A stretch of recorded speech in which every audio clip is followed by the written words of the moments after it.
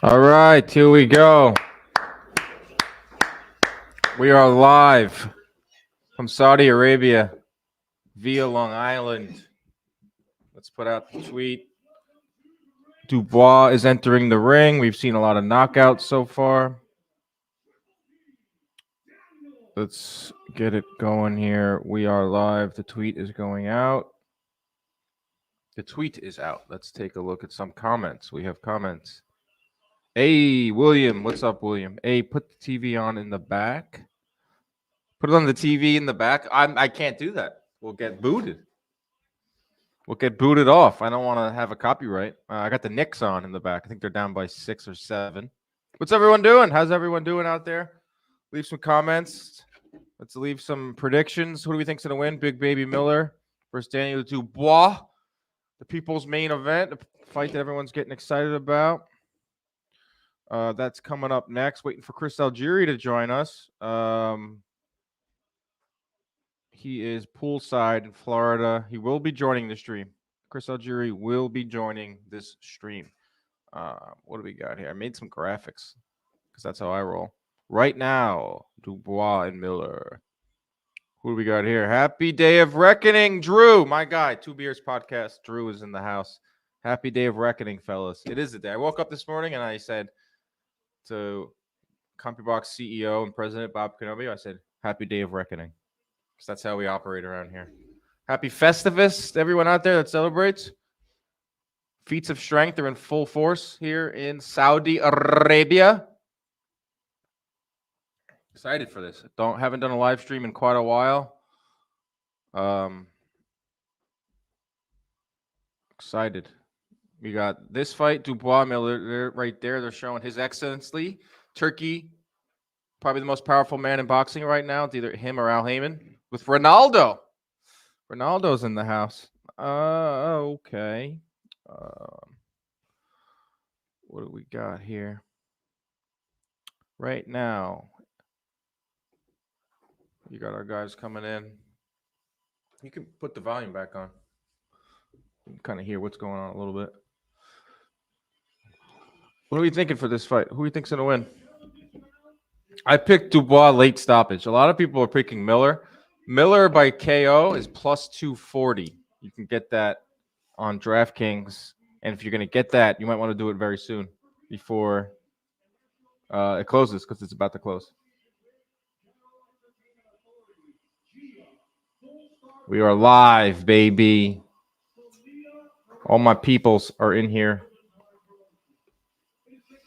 Waiting for Mr. Chris Algieri to join. The link is out. Go tweet him right now. Tell him to join. I'm going to text him right now.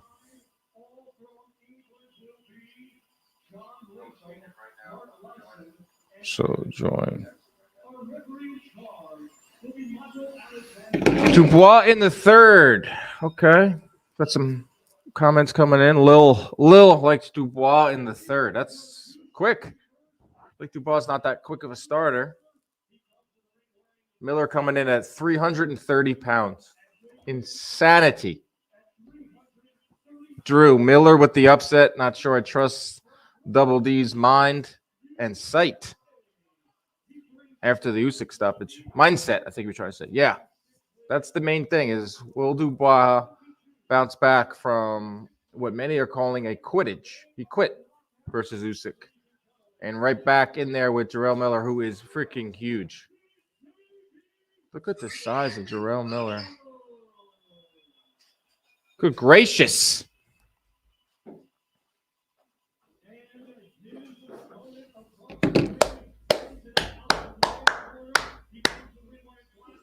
We had a lot of knockouts so far. A lot of knockouts. We had Frank Sanchez KO 6 or 7. One of those rounds. Junior Fa. Hrgovic not KO 1. Opatai KO 1. Kayabel with the upset over the scariest looking heavyweight who just looked scary but didn't end up fighting scary. Steve Cummings is in the chat and he says Dubois by stoppage under 6 rounds.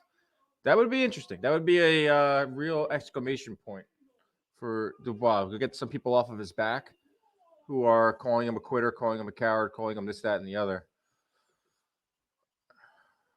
How concerned are we with Dubois' chin, says Jerry Collender? I mean, that's been the thing, right? It's not so much his chin. It's like he goes down. You know, he's chinny is the word, but not just for his chin. Like we saw his eye shut against the Juggernaut, Joe Joyce. Saw him go down a few times against Usyk. Here we go. Underway. If you guys want to sync up, it is 250, 250 right now of the first round. And it's Dubois coming out on the front foot. Going to the body. A lot of body to hit there. A lot of body of Miller. I like this. Dubois coming out throwing.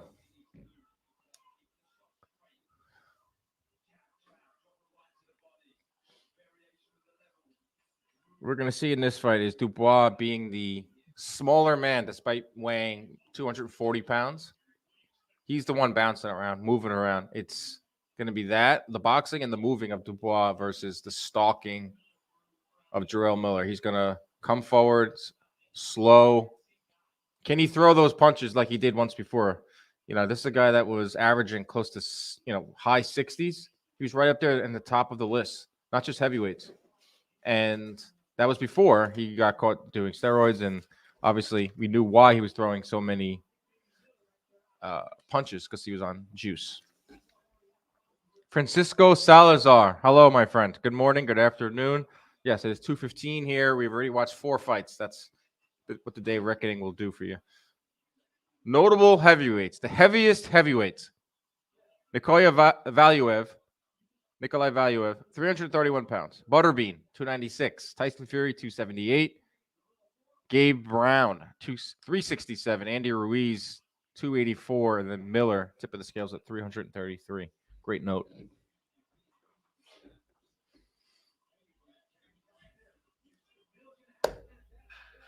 I think Dubois is winning this round. Miller hasn't done anything of note, kind of following him around.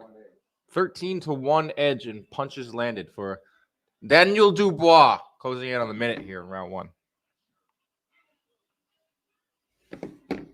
Steve Cummings. I don't believe Miller has thrown a punch. How many punches has Miller thrown? 6. Steve Cummings, but 6 might as well be 0. You need to throw a lot more than 6 punches to win a round, unless you land more than your opponent. This is a problem with Miller. Post steroids Miller, post PED Miller. He doesn't have that same motor.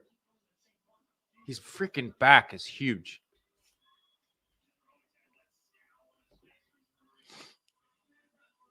It's all right, Cummings. It's pretty good. 6. You're only off by 6 punches. That's pretty good.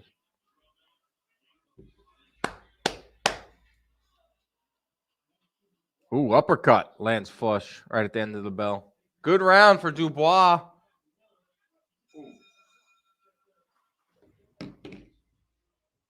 Where is everyone checking in from today? Happy Festivus.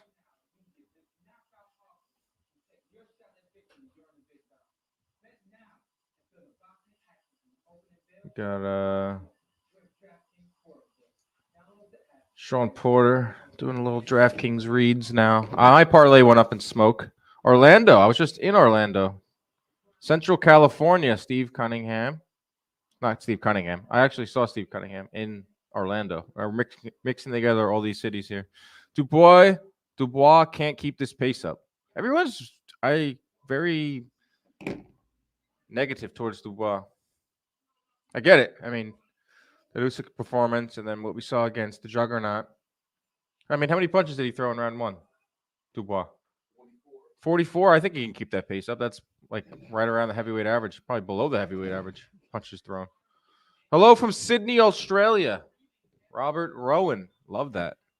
York, Pennsylvania. Wyatt Orman. Sorry. Hussein Omar, says Dan. Hello. How are you? Round 2 underway.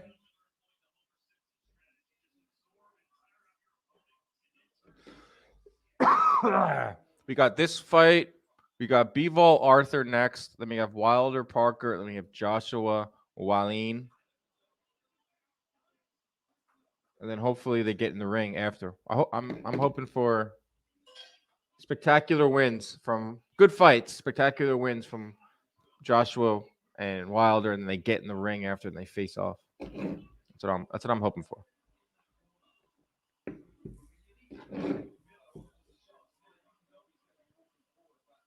All right, we're a minute in round 2, excuse me. Dubois boxing beautifully, moving around in there. Didn't expect Miller to come out moving around, so maybe Miller's game plan is to take Dubois into deep waters, then let his hands go. He's certainly not letting his hands go now.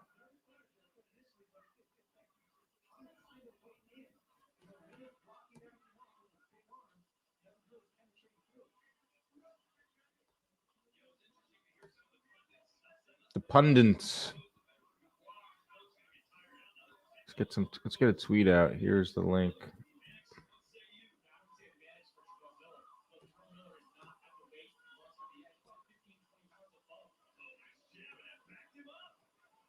What did I miss? Who jabbed who? Miller looks exhausted already. I mean, yeah, he's 334 pounds. His mouth is open, and we're in the second round with a minute to go. Hey, Robert Rowan may need a place to crash in April for Lomachenko. See, this chat, the Inside Boxing live chat is bringing people together. It's bringing friends together. Robert Rowan, Drew is a good dude. I would let him stay at my house any day.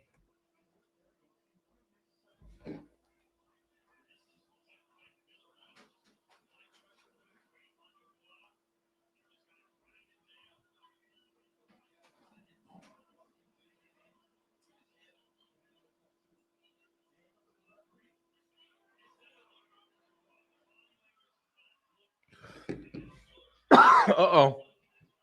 Uh-oh, here comes Baby Miller.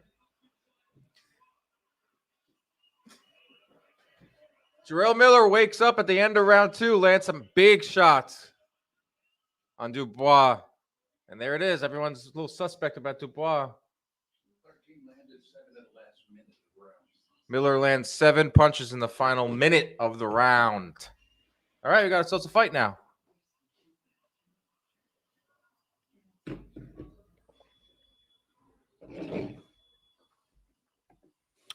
Hello, Ian. When will you and Out of the Cage Algieri host another cocktail party? We're definitely planning one. We're looking to do one for Fury Usyk. That will be more than a cocktail party. That will be a straight up watch party in the city, Manhattan. Also, Wilder Joshua, if they fight, which is March 9th, they're looking at. We're gonna do a live watch party at a bar in Manhattan. So keep it locked. All right, round 3 underway. Dubois is going to get tired pounding away. Better not get caught by one of Miller's bombs, to Steve Cummings. I tell you what, I hate that Miller's getting this stage. I hate that this reclamation project is allowed to happen. All right, they're throwing bombs now. Oh, boy.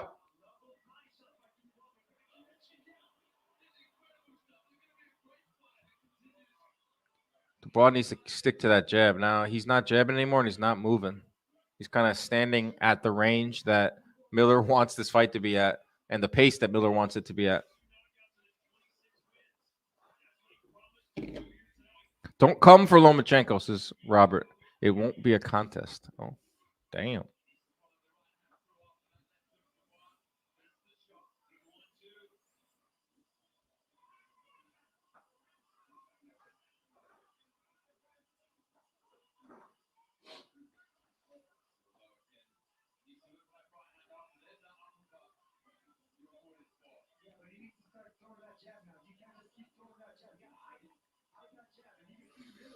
All right. Halfway through round 3, Miller having some moments. Dubois kind of keep him off with that jab. Man, Miller's just throwing bombs. I mean, he's going to gas out.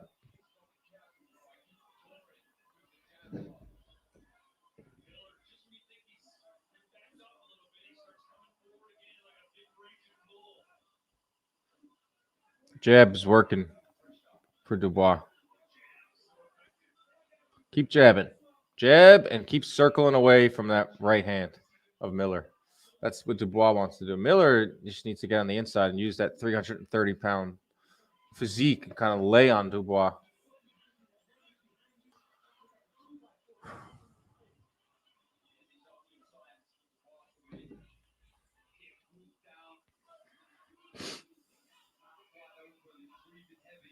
Yeah, Miller's mouth is wide open.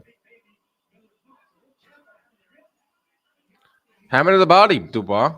Good body puncher. See, don't be there. That's where Dubois doesn't want to be, leaning on Miller and in the midst of those uppercuts.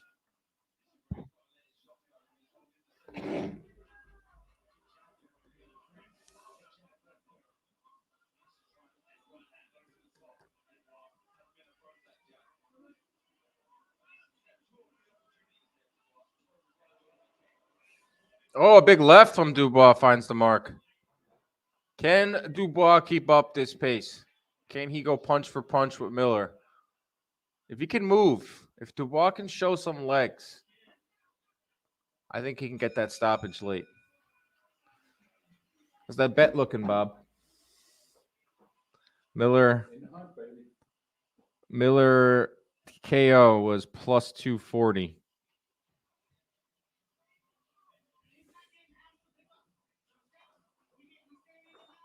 We are live.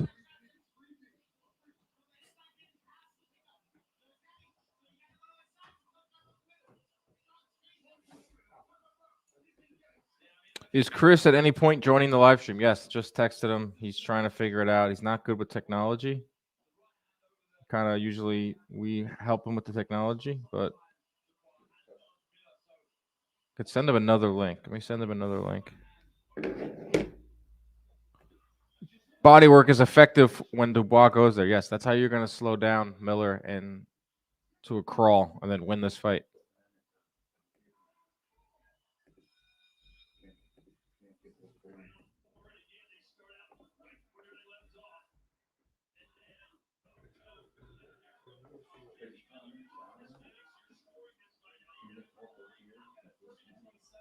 It's very easy. You hit the link and you're in. I don't know what he's doing.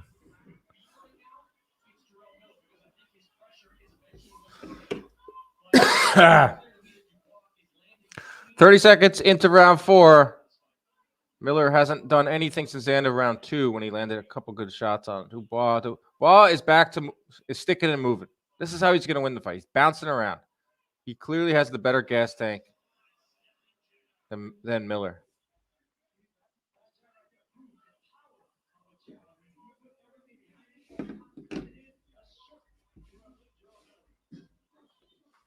Drew says, might be the first scorecard from Mannix that looks right. How did Mannix have it? I missed it. 3-0? Yeah. 3-0. Miller had that one moment at the end of round 2, but that wasn't enough to win the round. So this is how Dubois is going to win. He's sticking and moving, and he's jabbing. Miller just kind of stalking him. He's not cutting off the ring at all. He's just kind of chasing him. That's not going to work.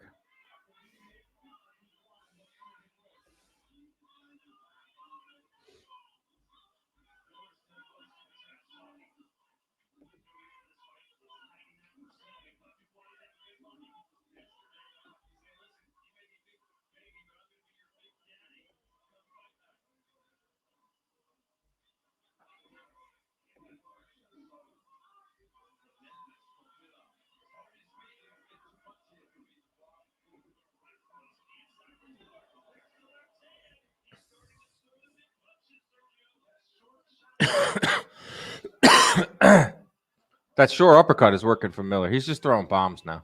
Oh, another uppercut with the right. He's catching Dubois. Miller's having moments. He's not winning any of these rounds.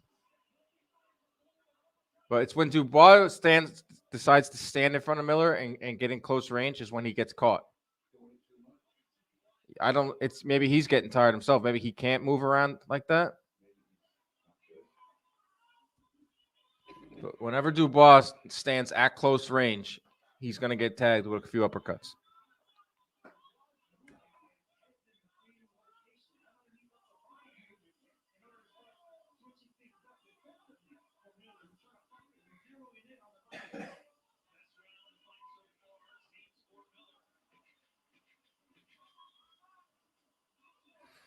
Maybe Miller won that round. What do you think?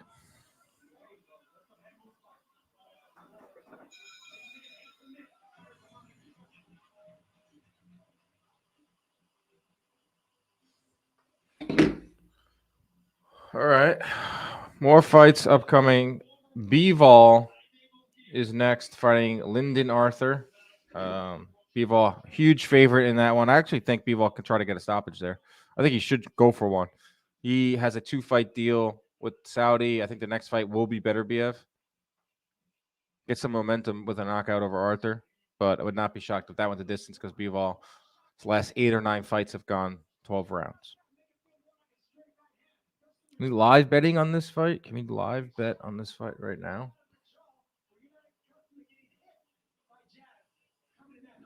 We can. No. Dubois by decision is plus 150 right now. Live. Should we take it?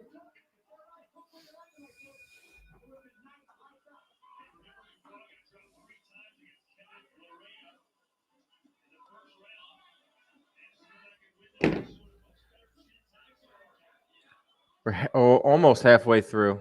I would say it's 4 rounds, 3 rounds to 1 for Dubois. I think Miller won the last round.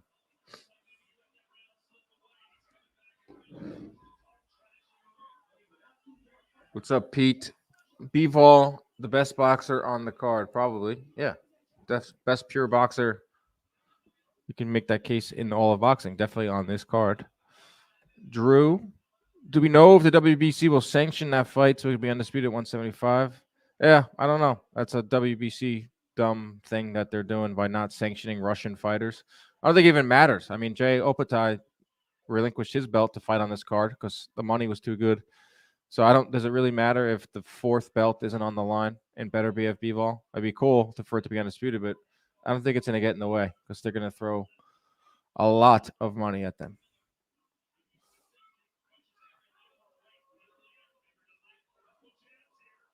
All right, what are we seeing here? It's getting sloppy in there. Miller likes a sloppy fight. This is the type of fight Miller wants. In close, sloppy. Let me take some time and catch my breath, throw a massive right hook, throw an uppercut. There's a nice hook from Dubois.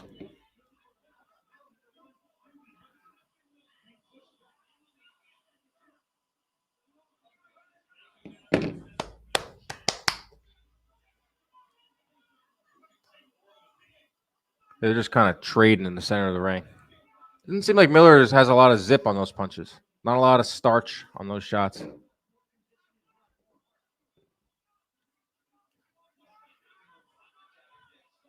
Dubois spending a lot of time in dangerous territory. Totally agree, Steve. He's tired too. So when he stands right here is when he is liable to get caught with something, which was what Miller would love to do, is land something real in close, not have to chase him around the ring.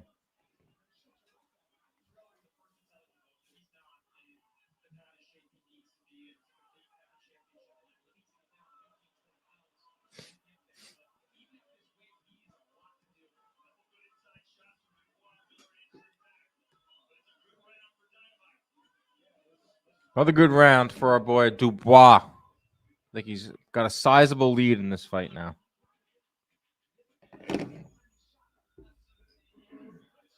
Halfway through, there's been pockets of some good activity. It's been mostly Dubois boxing, landing a few shots there. Miller has landed some punches of his own, but not enough. Deontay Wilder is in the house. Deontay Wilder, first fight since October of 2022, and that went 1 round against Robert Helenius.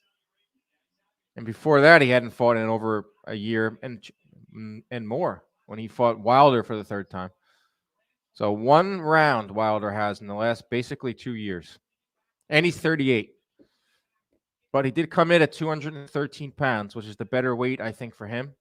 He came in way too heavy against Fury in the 2nd fight and the 3rd fight.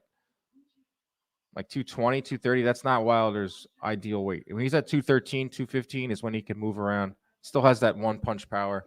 Will he knock out Joseph Parker? I think so. Gray Johnson. Hello, Gray. Imagine how much money the books lost on Hrgovic 1-2. I mean, that was the bet. That was the bet. That was one of the grossest mismatches I've seen in a really long time. It wasn't like Sinisa Strada versus that like random woman from the gym, but it was freaking close.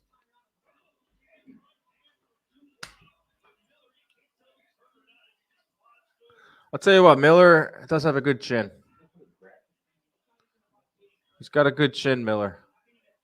Don't really like the guy. Only person to hang up on me in the history of Inside Boxing Live. I've had hundreds of guests. You remember that?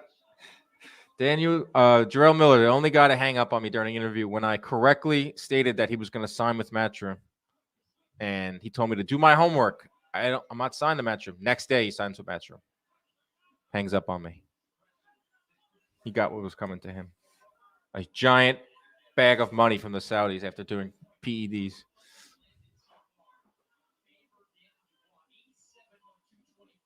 Nice. 87 to 67. He said power. Dubois outlanding Miller by I think 87 to in the 60 range for Miller. Get out. Chris Algieri is in the waiting room. Should we add on?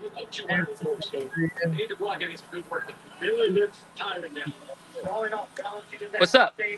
Chris, how do we get you in here? I'm trying to figure this out. I don't have Ronnie here. Hold on. He's here. I need to get him here. There he is.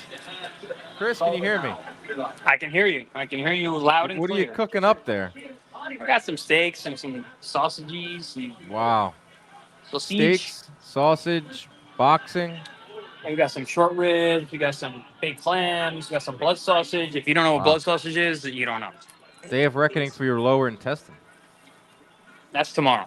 Okay, it's tomorrow. Tomorrow's problem. That's tomorrow. Are you? What do you think so far of this fight? I think Dubois is moving around, boxing pretty good. I think Miller looks like how I thought he would look, kind of having spots. Yeah, I think Dubois hits way harder than I think a lot of people expected. Definitely way harder than Miller expected. Also, drugs work because Miller is exhausted.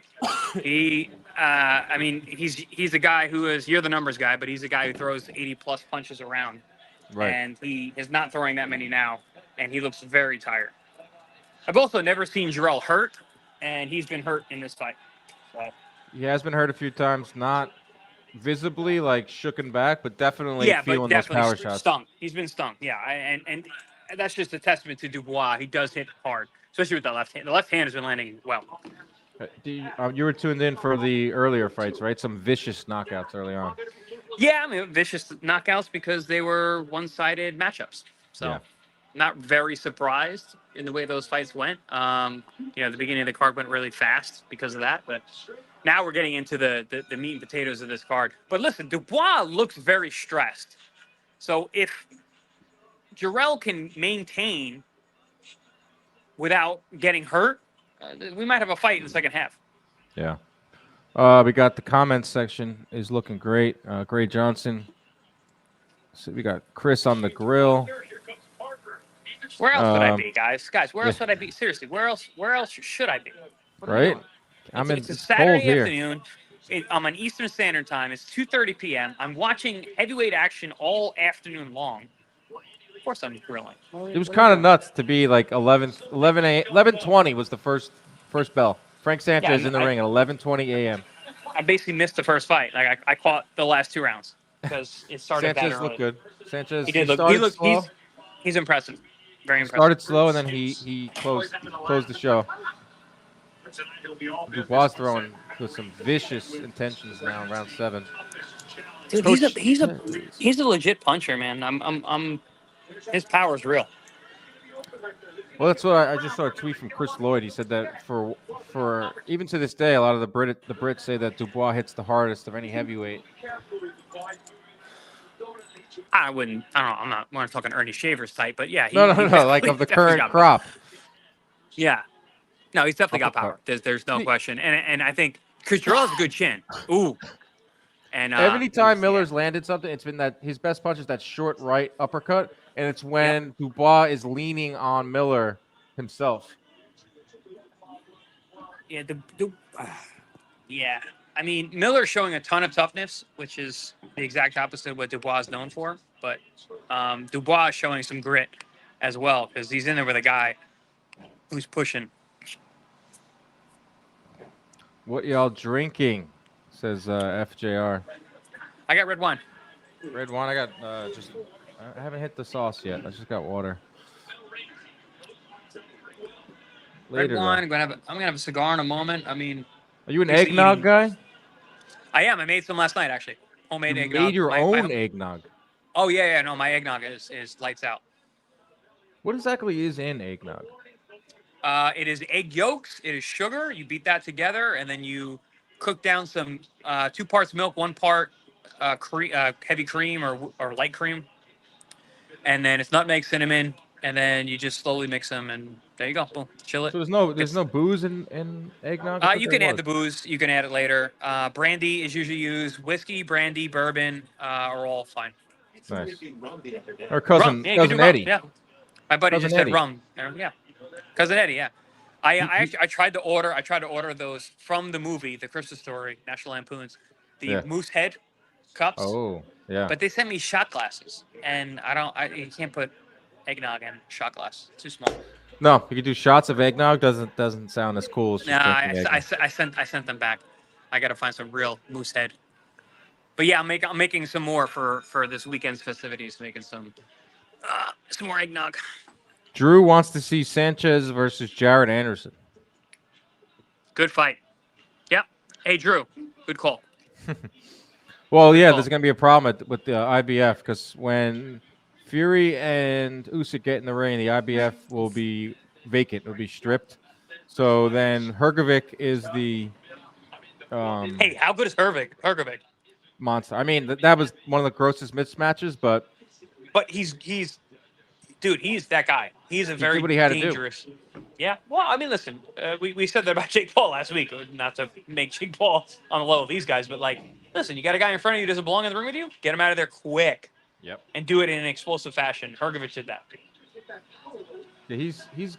I think he's completely gotten over that that rough performance against Zhang. I don't think it was a rough performance. It just turned out that Zhang's really good. That too. So yeah, I wouldn't say that as a rough performance because I mean, we know Zhang is really good. So I think he showed a lot in that fight, even though. Oh, good body shot from fucking Dubois. Dubois is fighting really well. Yeah, I like the game plan that he's had. He's boxed, he's moved, he's stood his ground, he's fought in the middle of the ring, he's gone to the body. Yeah, He's he's piecing him box-balling up up with right good now. power, and he's fighting a guy much bigger than him. He's doing the right thing. Oh. Get some of the this critics off his back. This is the end of Jarrell Miller, by the way. Good. He shouldn't have even been on this card. The end of Jarrell Miller. All I he needed hate- was one loss. Because if you, the problem with Jarrell is, yes, he has all those drug charges, but he's undefeated and he's brash, and people like Saudis love him. But as soon as he loses, it's over. Because that O is gone as a heavyweight. First of all, you diminish a lot, but also once you have all the derogatory marks that he has, he's definitely gone. Will we see a stoppage here? I picked what was my pick? I have my picks here. We just lost Chris. He'll be back. Where are my picks? He's back. Here are our predictions. Let's get that comment out of there. He's back. You were pretty spot on with some of your pick. Hrgovic KO 1. I picked for this one, I picked Dubois TKO 10. And you picked Miller TKO 8. So Miller's got to get him here right now, Chris. Your mic is off, I believe. Can't hear you, Chris. Come back to us. Can't hear you. Can't. No.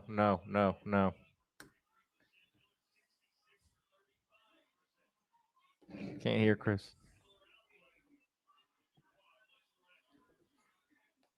Miller will be back on one of these Saudi shows just because he can talk. Oh, yeah. I mean, if they're going to do like super shows and they're going to do 7-8 fights, probably. I mean, he hasn't shown that much anything here that I would want to see him fight again. Can't hear you. Do I gotta do something? Turn his mic off? No. Unmute. I unmuted. Can't hear you.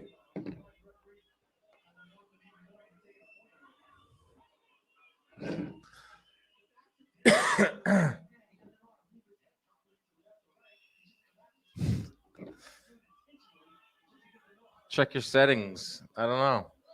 Shouldn't mute your mic. Like it shouldn't. Your phone shouldn't do that automatically.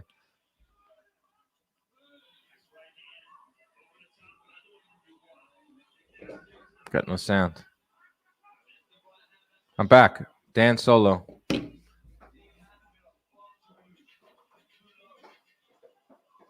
Dubois going for the kill now. Hammer to the body. It's only a matter of time now. Miller's got his body language sucks. Walking back to the corner as a defeated man. Chris is back. All right, can we hear me now? Yes. All right, good. Yeah, I had to sign out. Yeah, Miller's just about done. Is this Just a 10 about. rounder or a 12? 10. Wow. And you picked TKO 10. Yeah. Last round stoppage. I thought it was 12. That's why. Oh, that makes sense. Yeah. Yeah, Dubois is kicking his ass. Well, for people at home, drugs work.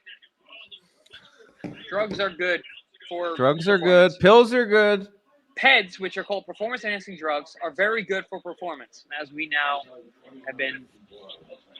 Yeah, I mean, I told you, we talked about it on the show. When Miller was on the PEDs, he couldn't stop throwing punches. 70, 80 punches around. Yeah, no, it's an entirely different guy. Then he just blew up, added 70 pounds. Yeah, but he used to be like 310, but still threw 100 punches around. So now he's 330. How many punches has he thrown in this fight, Miller? You would know, Dan. You're asking me. Talking to Bob. You're copy box. I got Bob in the room. How many? Oh, Bob's in the room? Hey, Yeah. Bob. Chris said hi. How many per round? 37 a round. Tell Bob I finally spoke to our guy today. Okay. So All right. we're gonna do some work over the holiday season. Love that. Look at Dubois leading in with his head like that. Remember when I was saying earlier that Dubois looked stressed? He no longer looks stressed. He is in complete control. He's in cruise control. He could stop this fight if he wants to, but I think he's going to be cautious. We got a comment here from Ian. Spinning, he's moving. Ooh, the body work from Dubois. Hey, Chris. Ian wants to know: are you still going to give me? Are you still doping Dan for Blitzball? I want to. I want to put on. I have a cocktail that I think would be really beneficial, especially since I've heard that he's spending a lot of time at the warehouse lately. So yeah, I got a cocktail that I think that'll be really beneficial for I'm him open being. to that. Dan, what are you? You're 34 now. 35? 36. Yikes! Primed. I'm a prime candidate for PEDs. Oof. Testosterone's like what? 17, 18. Is that true? You would know better than me. I feel good in the morning. I feel good in the morning after my first cup of coffee. Slowly fades. Gray Johnson. Miller was 250 when he started boxing. Yeah, maybe like 2010. When I met Miller, he was in the ones. Really? Oh yeah. Kickboxer. Yep. I've known Jarrell for like 20 years.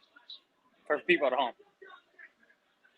I mean, you got to be limber to be a kickboxer. Well, he can still kick you in your head. He can still kick Dubois in his head. Like you think so? Oh no, I know so. I've seen right him now though. Maybe at the beginning of the round. Right now, I've seen him. I've seen him in the gym. His strength coach is literally sitting next to me, Dr. Corey Peacock, right here. He kicked guys in the heads now, like today. 330. That's probably his best. That might be his best chance to win. Yeah, at this point, that's the only way he's winning this fight because he's getting his ass kicked. Throw a kick. You know, it's weird because I'm torn because I know Jarrell personally, and I like Jarrell. He's a friend of mine. I've known him for, like I said, 20 years. And I've never had a bad interaction with the man ever. Such a nice guy in person. But I fucking hate guys who use drugs, especially in this sport. Right. But I also, so I have another reason to not hate him as much is because he came from kickboxing. And in kickboxing, drugs are like not really a big deal. Because everyone does it. Yeah, Very different world. Very different. There's no testing. And everyone's on it, so everyone does it. It is what it is. Boxing, obviously, very different world. Kickboxing, boxing. Kickboxing, I always say boxing's Wild Wild West. Kickboxing is whatever's worse than that. Wow. Yeah, because there's not as much eyeballs on it, there's not as much regulation. Nope. Gambling is big. Dubois is doing some good work here. He's putting a beating on him now. Last 5 rounds have been How many people we got in the chat? We got a bunch. Anybody know about blood sausage? What do they know about boisilla? Anyone? Yeah, Chris is cooking up some blood sausages. Oh my God. 73-22 edge over the last, how many rounds? Last 3 rounds for Dubois. That's 3-1 if my math is correct. Look at this. Algieri on the grill. I get a picture of this. Dan, you've never really been good at school or math or anything related to No. Education. Terrible student. So I was born to do this. Just talk. hey, be good at what you're good at, bud. I appreciate you. Yes, thank you, sir. You're doing a great job. Got some steaks or no? Yeah, we got some shrimp steak. We got some beef. We got some beef ribs here. I'll show you real quick. Beef rib. Had those earlier with some baked clams. Damn. Bake. Hold that up there. Hold that up right there. Which one? Whatever. This is chimichurri sauce. Hold up some of that red meat. I'm taking a screenshot. Hold on, chimichurri, yeah. Nice. Cutting it up. You're doing to that meat what Dubois is doing to Jarrell Miller. Cutting him up. Cutting him up, dicing him up, tenderizing him.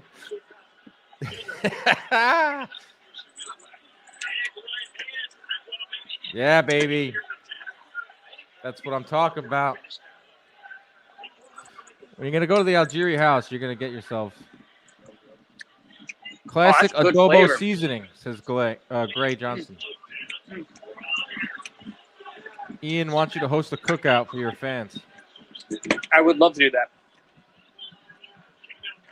The next Inside Boxing Live party, maybe we could do an outdoor one. We cook and we watch boxing.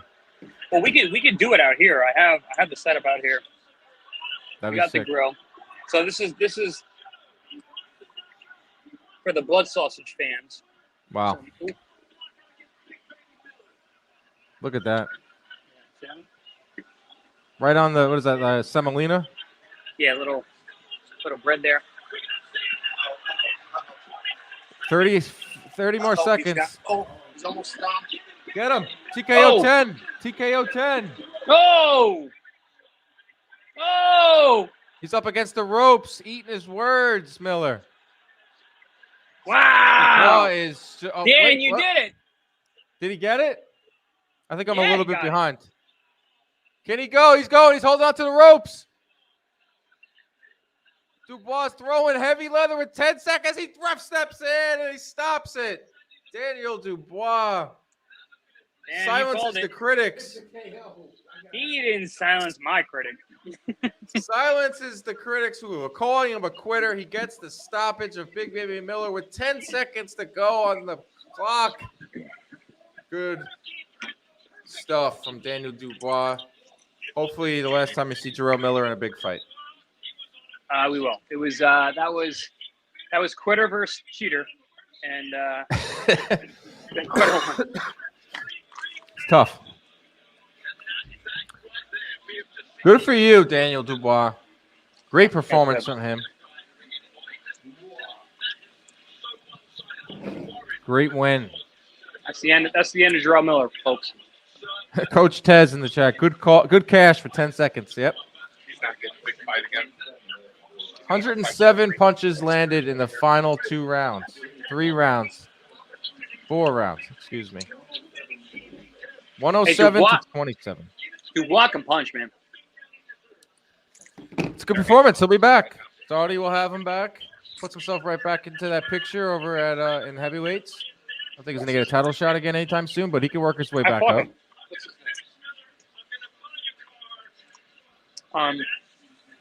Guzman. Jose Guzman. Oh, Jose Guzman, yeah.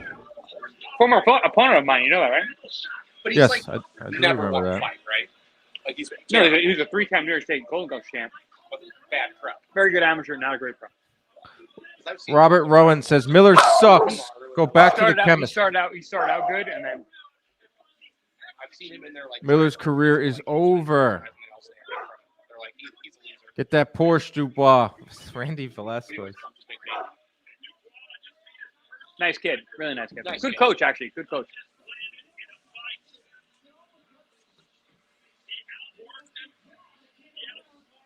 Bivol up next. Oof. Yes, Bivol.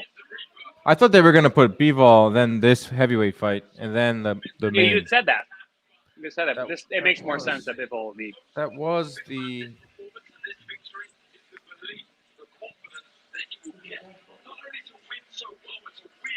Lost my wine?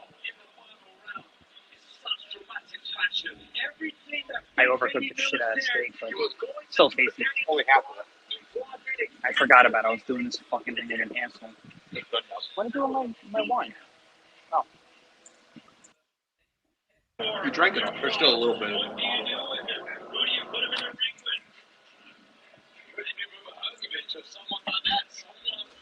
Ergovich.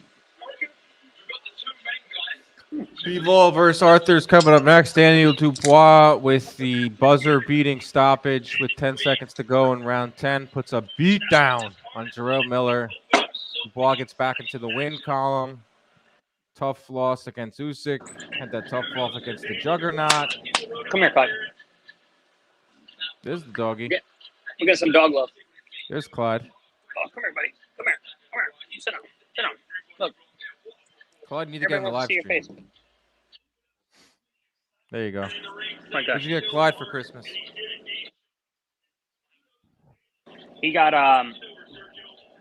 getting some a big old steak, and so he got some homemade cookies. That's all you can ask for. Yep. That's all he cares about. He's got more toys than anyone needs.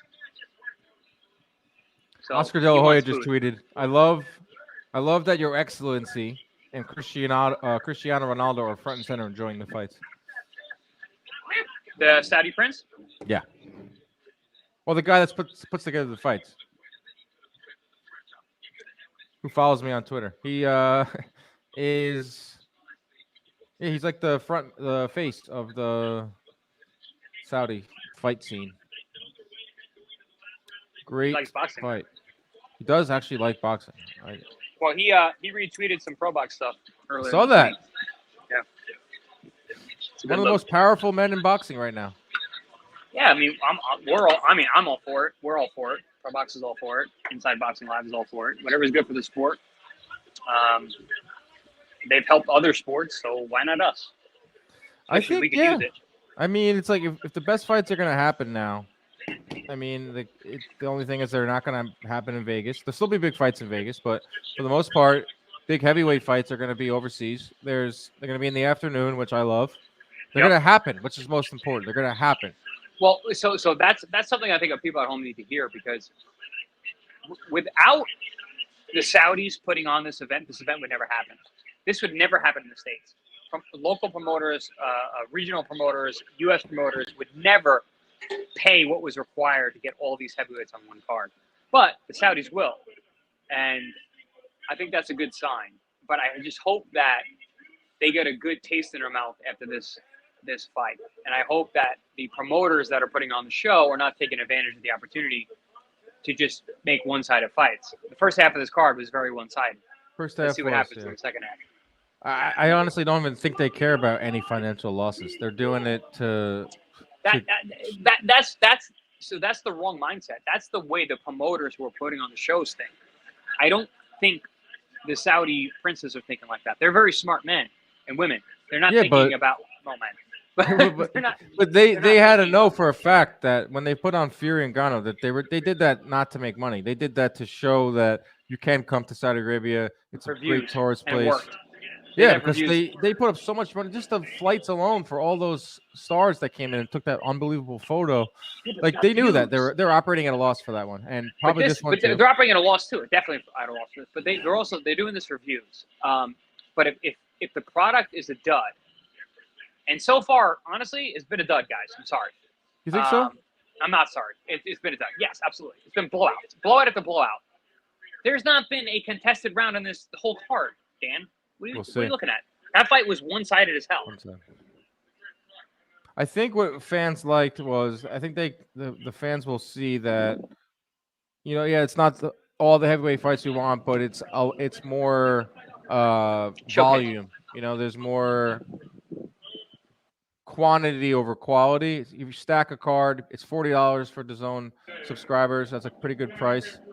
At least it's not $80 on top of your already subscription. So we'll see. There's 3 more fights to go. I don't expect Bivol Arthur to be competitive, but this card was always about the final 2 fights. This card was always about what Wilder can do in there. Wilder gives us a spectacular knockout, and then Joshua looks good, and then they get in the ring and they face off, and then we have ourselves a whole lot to talk about. I think this card is upside down. I think the final 2 fights are actually competitive, and they shouldn't be. And the rest of the card has been non-competitive, but they should have been. Right. They should have stacked the undercard with a killer lineup of guys just going at it, and there's a pick'em fight. And then the main events were like, all right, it's a foregone conclusion. We're both going to fight in March. Let's go fight some of the guys we're going to look really good at. We're going to make highlights for. Instead, they did the opposite. They made tough fights for the main events and ahead of a fight. I think it's very poorly done. And they went all heavyweight too, which is cool. I like the heavyweight thing. But all heavyweight is crazy too, because those you get knockouts. are either one-sided fights or what we just saw. Or hyper competitive or beat downs like that. This was a complete beat down. Jarrell didn't win a single round.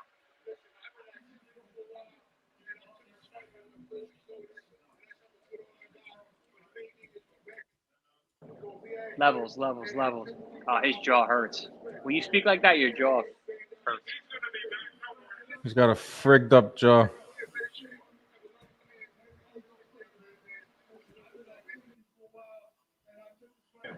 Now he's all hugged up with him. Okay. Well, the thing about Jarrell, he's a good dude, man. Like he's not like he talks a lot of shit, but I think a lot of understanding the sport. He's also, you guys got to understand, he's been to the highest level of kickboxing. He's fought some of the best fighters who's ever lived. He's fought legends in kickboxing. Crow Cop, I saw in the chat. Fought him twice. In Croatia. That's insane. Randy Velasquez in the chat. I am just enjoying the knockouts. Are you guys going live at 3 a.m. tomorrow? No, we won't be live for In a Way. I guess that's what he's talking about, right? That's not tomorrow, but yeah. That's 26. We're going to do something afterwards, but nothing. I'll be watching it at 6 a.m. I mean, we can go live during the main. Could do that. I'll be in a robe and have coffee. This guy says, I muted the TV's audio, rather listen to your commentary. Cheers from Japan. Nice. We love Japan. Let's go, baby. Well, Clyde's loving it, too. Clyde's loving the game. Loving it. Love to hear that. That's one of the... I got to screenshot that later. Love that. All right, we got 3 more fights to go. Dmitry Bivol back in the ring for the first time since beating Gilberto Ramirez, which was November of 2022. Of course, that year he beat Canelo Alvarez. He's on the shelf for the majority of 2023. Despite being top 5 talent in the sport, it's one of the curious cases of a career, Dmitry Bivol.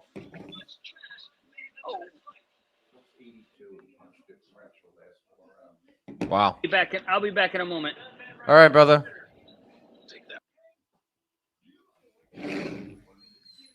Water. How's everyone doing out there? We're having a great time. Sad you guys couldn't make it out for Arizona for the band fight. Yeah, no. We got to pick and choose the types of fights we go to.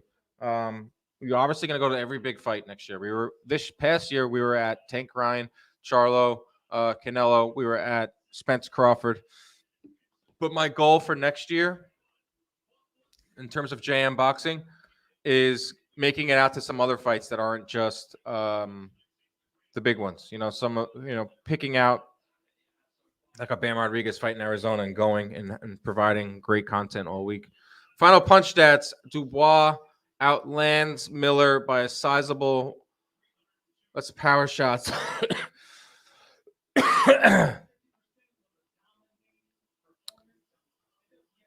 Jarrell Miller only threw 80 power shots. Dubois landed 48% of his power shots. When you get close to 50% power, you are going to win the fight. All right, hopefully we don't have too long of a fill here. They went nuts with the last fill. They interviewed Sonny Edwards.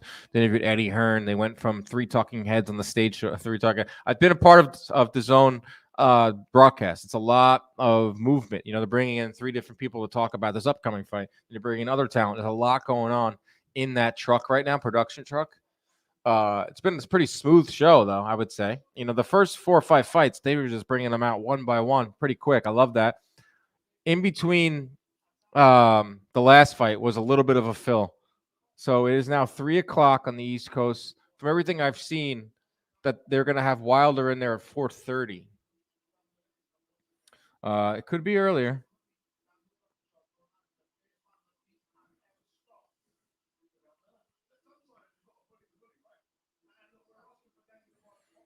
We got let's see what I had here for our official predictions. Here's what we had going on this one. I picked let's get this banner out of there. Hrgovic KO3, that was dumb. Chris had Hrgovic correctly at Hrgovic KO1. Opata got a knockout in round 1. Bivol, I picked knockout. Dubois TKO 10. I was correct on that one. Wilder KO 9. I have Joshua unanimous decision. Chris has Wilder decision. That right there is an interesting pick from our very own Chris Algieri. How do you get rid of this now? Goodbye. All right, so we're waiting on some other fights. Anybody make any money out there watching right now? Who were some of your guys' picks? Any parlays? My parlay blew up in smoke because right away. I picked Hrgovic over 2.5 rounds. I don't know why I did that. I did it last night quickly. I was just trying to put together 8 picks in a row. I thought it'd be funny. Put like $2 down on it. Didn't get it.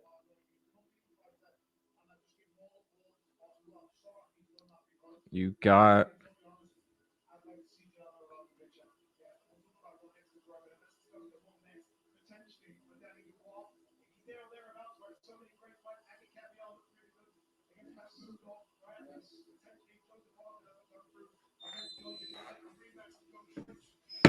Dubois leaving the ring there. Of course, Gareth Davies right next to him. Dubois got to be feeling good. He's got a smile on his face. Barely even marked up. Landed almost 50% of his power shots. Probably made a nice sizable purse. And he's going to get himself into more big fights. Kind of can remove himself a little bit from the stink that was around that Usyk fight. Good for him. Young guy, too. What is he, like 25, 26 years old? How old is Daniel Dubois? He's got a big old grin on his face.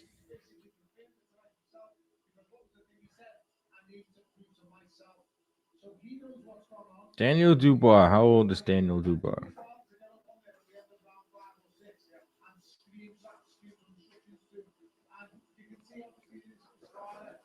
"26 years old. Young buck.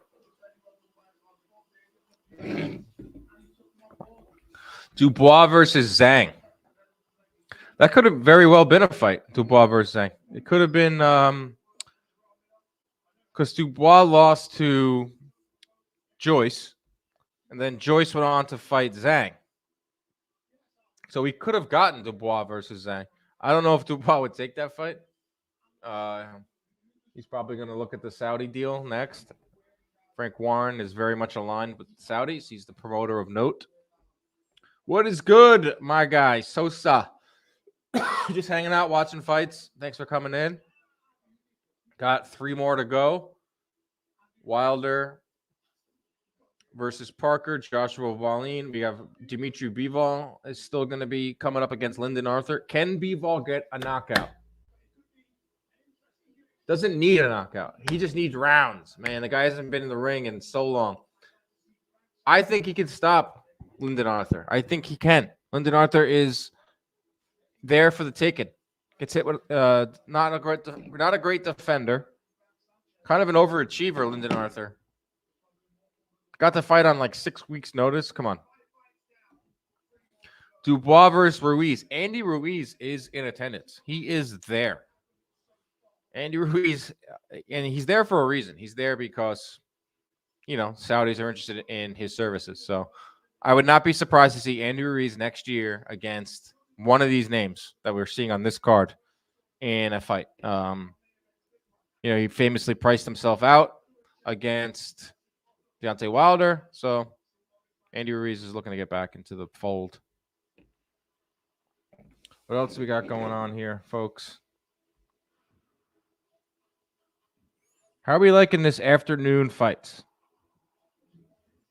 How are we liking starting at 11 a.m.? It's something different. I thought it was pretty cool. I mean, we're all home for the holidays. We're all around, probably hanging around the fam. Hit the fights on. I think it's pretty cool.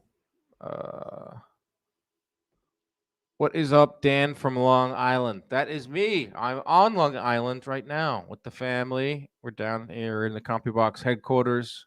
Chris Algieri is from Long Island as well. He's not here right now. Can you remember a better year in boxing? I got to go back and look. We're going to do our year-end review show. But I honestly can't remember a better year in the last 20 years. I'll say that.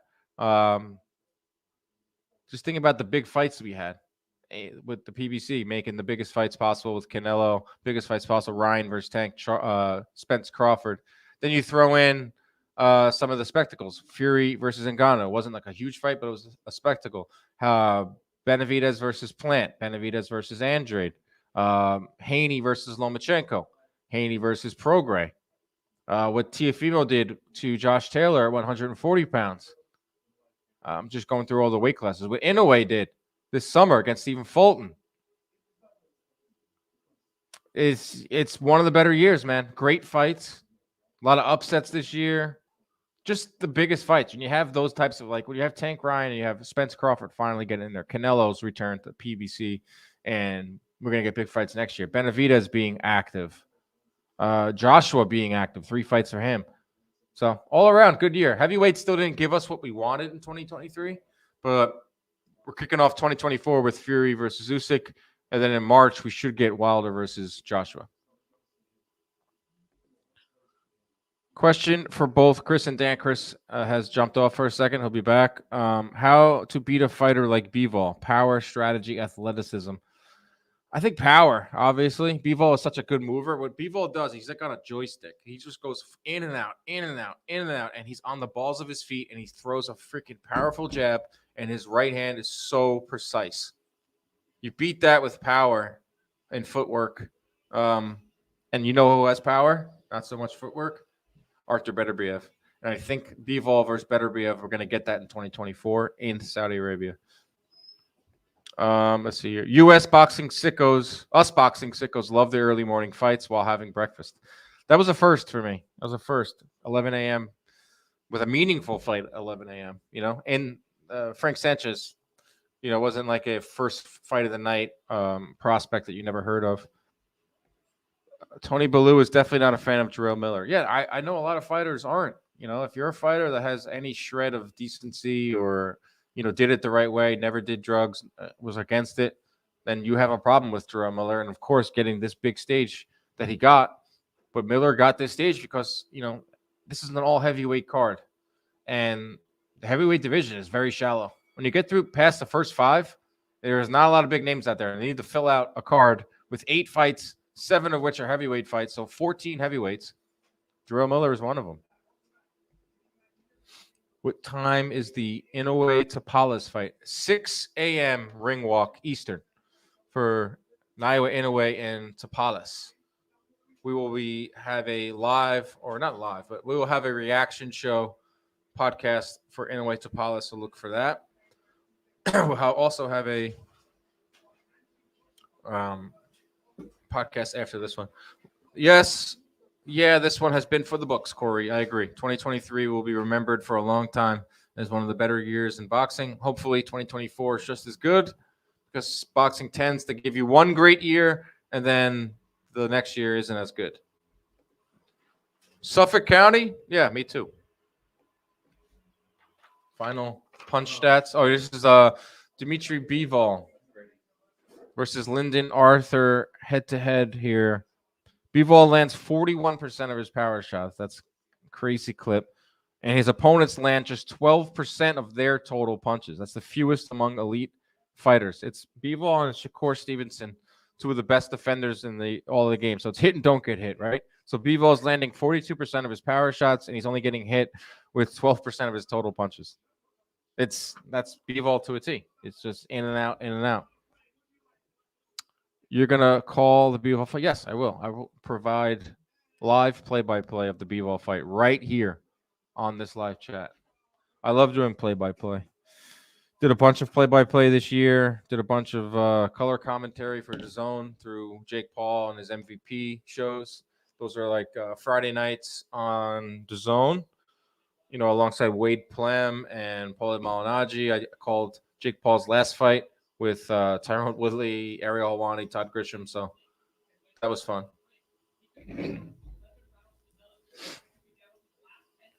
Wilder, they're showing Wilder now. He's getting his hands wrapped. It's been a long time since we've seen Deontay Wilder, man. What do we think's going to happen in that fight? Parker has been active. It's his second fight in the last 56 days. It's his second fight in a row in Saudi Arabia. Has Parker recovered from that massive beatdown that Joe Joyce put on him? I thought that was a career ender for Parker. He got beat bad by Joe Joyce, and credit to him. He's back. He's only 31 years old. Durable guy. But we'll see. Wilder hasn't been in the ring in so long. So many variables for Deontay Wilder. Obviously has that devastating right hand on the highest knockout percentage in the history of heavyweight boxing, and 90%. 38 years old. 1 round in the last 2 years. Ton of money secured already in his career. I don't know. Curious. Urza Barahona checking in from San Francisco. Salute to you, my friend. Drew says that Wilder will send him to the multiverse. Probably, but when's it going to come? Is it going to come early? Is it going to come late? Is he going to be down on the cards? That's what makes Wilder fights so exciting, because he walks that tightrope. He's down on the cards like he was against Luis Ortiz twice, and then he finds a way to end it. Tony Yayo is up in here from G Unit. I really thought Dubois was going to tire out after the 4th round and find a way to get clipped. Happy for him. Yeah, a lot of people were doubting Dubois, and I understand why they were.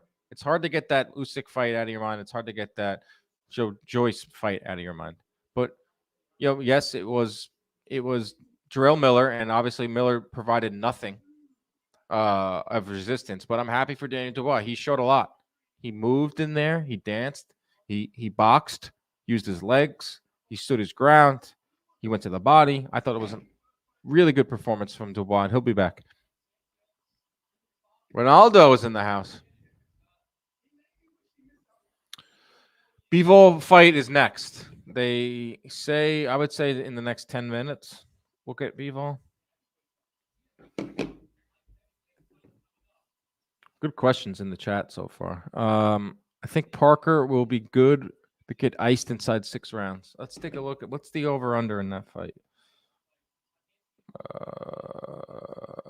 Over-under in Wilder versus Parker. 6.5. The under 6.5 plus 100. So we got to get through 7 rounds into the halfway through the 7th. I would take the over. I think Parker's too crafty, too much of a veteran. Wilder's gonna be rusty. Yeah, I like the over. I think Wilder will win by knockout, but it's gonna come in the later rounds. Tony Yayo, Wilder is too happy. He's on that Aaron Rodgers psychedelic stuff. Definitely has a way different demeanor, Wilder, than he did 3-4 years ago when he was telling people he wanted to catch a body. I was actually there when he said that at Gleason's. It was chilling when he said that. It was scary. Way different vibe now. I think he's got more money. I think he's happier. I mean, it's interesting because you do have to look into the psyches of these fighters. You know, look at Anthony Joshua. Like, Anthony Joshua was cold this whole week.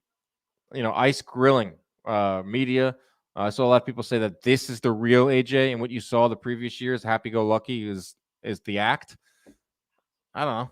It's hard to tell at this point. These guys change their mindsets so often, and you know, Wilder's a tough guy to read. Joshua, people are constantly trying to figure out Anthony Joshua, what's going through his mind. I prefer the menacing till this day Wilder.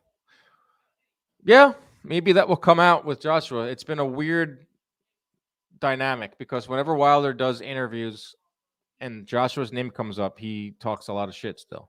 But whenever they're in front of each other, Wilder's like all love, like, yo, man, I wish you nothing but the best. And it's all love when they're together, but when they're not, Wilder is a different guy.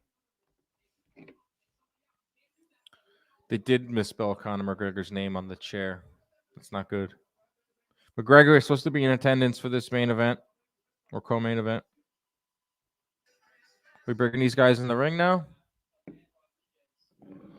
More Phil. This is one of your when you're doing a live show, not like this. When you're doing like a live broadcast, you have to prepare for long fills. What they're doing right now is filling up time until the next fight. You have the truck has graphics built for every type of scenario. A scenario where there's a lot of first round knockouts, a scenario where something goes tragically wrong in the ring and you have to figure out a way to fill the time. They'll put up graphics. They'll have everything built. Most of it doesn't even see the air. Some of these graphics that are built. But for this one, you knew that there was going to be big fills. If you watched the Fury and Ngannou broadcast, that was like they had like performances. They had all sorts of stuff. It was a very dragged out one. This one has been paced pretty good. I can't complain too much. First 5 fights went quick. It's slowed down a little bit since then. What do we got from What can we expect from Lyndon Arthur? Lyndon Arthur throws 34 punches around. That is 20 less than Bivol. And Bivol is not someone who lights it up in terms of volume. What's his defense? That's what I want to see. Lyndon Arthur opponents land 37% of their power shots. It's a lot. He's going to be there to hit. My God. Lyndon Arthur throws 7 power shots around? I've never seen that before. 7? He throws almost 22 less power shots per round than the average at light heavyweight. All right, so Lyndon Arthur's not going to throw any power shots. He throws 27 jabs. He's going to jab. Both guys jab a lot. Bivol's got one of the best jabs in boxing. He does it to a fault. And Lyndon Arthur doesn't even have any interest in throwing power shots. Wow.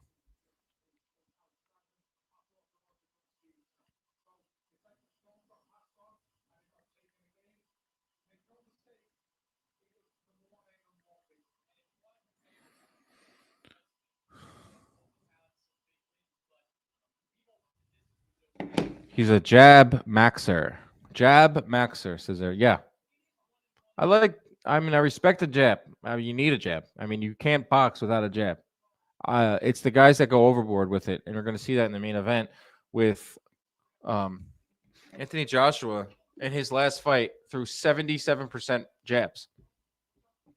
he's been trending towards that since the Klitschko fight. Is jab first, Joshua, jab first. Not really going for knockouts, going for the distance wins, trying not to get clipped. Same thing with Wallin. Otto Wallin threw the most jabs in the history of the sport in a heavyweight fight in his last fight against Gassiev, 873. So we're going to see a lot of jabs in the main event. I think we're going to see a lot of jabs in this one. Ernest De La Cruz, do you think Lopez versus Matias can still happen? Yes, I think the plan for Teofimo Lopez was February fight. He wanted to fight Ramirez, JC Ramirez. I think that's what Top Rank wanted. I don't know what the hell is going on with Jose Ramirez's career. Turned down a title fight last year because he said he was getting married. Not in the mix. Hasn't been in the mix in 12 to 18 months. So they went and they found Jermaine Ortiz. I think Jermaine Ortiz versus Teofimo Lopez is a perfectly fine defense for Teofimo. Put it Super Bowl weekend. Jermaine Ortiz is a big 135 pounder going up to 140. Really like that fight. And then from everything I'm hearing is that Matias versus Teofimo will be in the summer at Madison Square Garden, a unification fight, a shootout, like two power punchers, two quick twitch. That's going to be an awesome fight. Teofimo Matias, I think that happens in June. Could be wrong. What else we got? I love these questions. This is really cool. Carlos Negrete. Do you see Opatai as a top heavyweight? Wouldn't he be smallish? Opatai. I'd rather see Opatai Bivol than Opatai at heavyweight. I think that's just kind of Eddie Hearn just kind of hyping up his guy. You know, the cruiserweight is not much a cruiserweight. In fact, there's no one. I mean, Opatai is going to fight Maris Briedis next year, I guess. Try to get his IBF title back. That's not a huge fight. Briedis is well past it. That jump up to heavyweight is no joke. Just ask Usyk, and I feel like Usyk is bigger than Opatai. I could be wrong there, but I feel like Opatai's a smaller cruiserweight. I don't know. I think he does have the power. I just don't think he'll stack up against some of these giant heavyweights. I mean, geez, look at some of the heavyweights that are in boxing. They're super heavyweights. But if Usyk wins and sticks around as a top heavyweight guy, beats Fury, you know, Opatai versus Usyk could be a fight. It's not the top one I want to see. Why did AJ dismiss Errol Spence's trainer? I heard AJ's now Ben Davis. I don't know what's going on with that. I don't know. I don't know if it's AJ not wanting to work with Derek James anymore. I don't know if it's Derek James being too busy. I don't know if it's AJ wanting to go with a UK-based guy. But I'll tell you what, Anthony Joshua has had so many trainers in the last 5 years. Rob McCracken, and he went to Robert Garcia, Derek James, now Ben Davison. Man, for a guy like trying to still figure out what style he is and having 4 different trainers, 4 different voices, 4 different mindsets. He's teaching Joshua to set up after the jab. Yeah, I mean, what you see now from Joshua is what he's going to be for the rest of his career. He's not going to go back to that guy he was before Klitschko. It's just not going to happen. He's going to be a jab first type of guy that looks for openings like he did against Hilliness. What you saw against Robert Hilliness is what Anthony Joshua would love to be. Jab first, land a crushing power shot combination, get your guy out of there.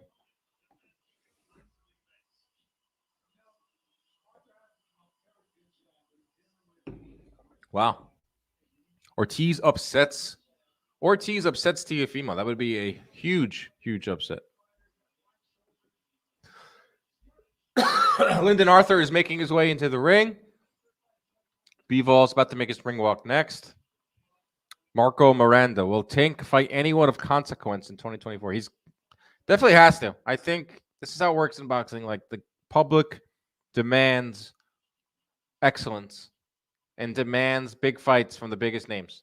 And right now, I think the public is starting to turn the tide on Tank. Obviously, he's an awesome fighter, and Tank fans will support him to the end, even if he doesn't fight top guys.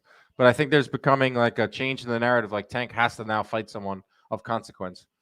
Like, Ryan Garcia is at one level. I think we saw that. Like, Tank needs to fight Haney. I don't even know who's at one. Shakur. That's the problem, is that all the better guys are now at 140. And Tank has fought at 140 before, but I don't think he'll do it anytime soon. I think he'll stay at 135. All right, Bivol's coming in the ring now.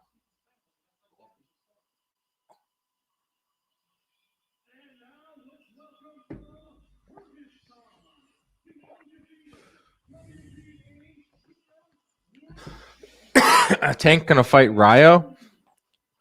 I mean, what does that fight do for you guys? Tank versus Jose Venezuela.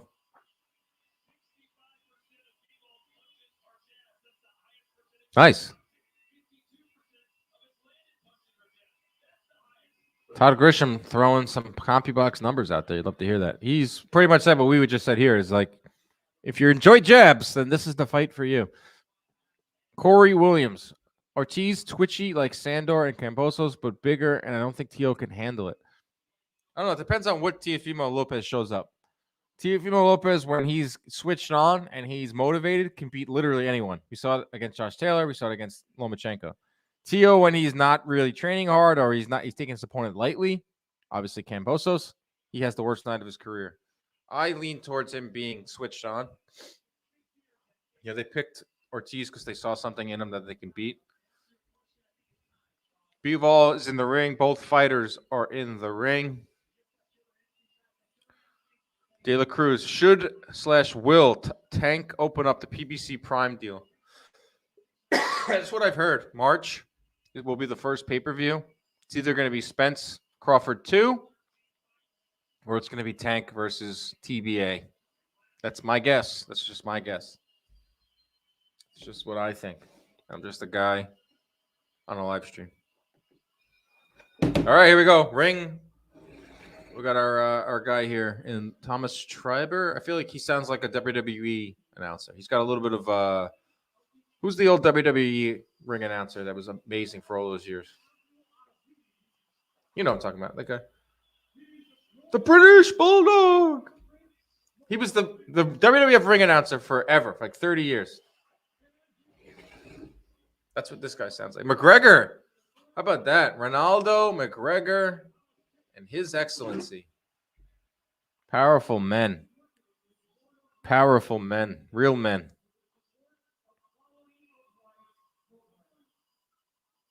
What do we got here? I don't need to wear the headphones. If Chris isn't here, I don't need to wear the headphones. Chris will be back. He's hosting. He's cooking. He'll be back for his for the heavyweights.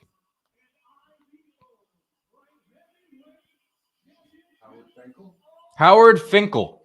Yes. Tell me, yes, Drew, Howard Finkel. Perfect. Tell me this announcer doesn't sound like Howard Finkel. This announcer definitely is paying a homage to Howard Finkel. That's the voice of my childhood, Howard Finkel. He would, Royal Rumble, Ultimate Warrior. I'm gonna pull him up. I can get a picture of Howard Finkel.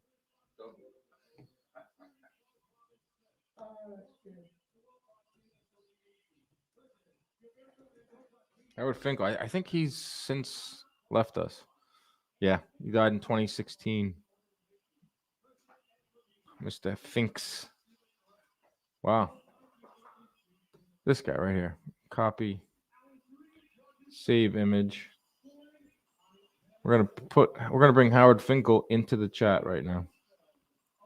Add overlay. Downloads.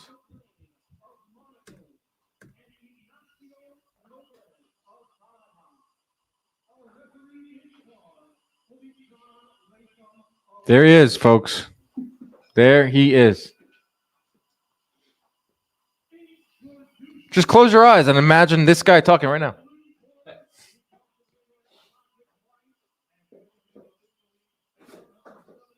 Legend, Howard Finkel. R.I.P.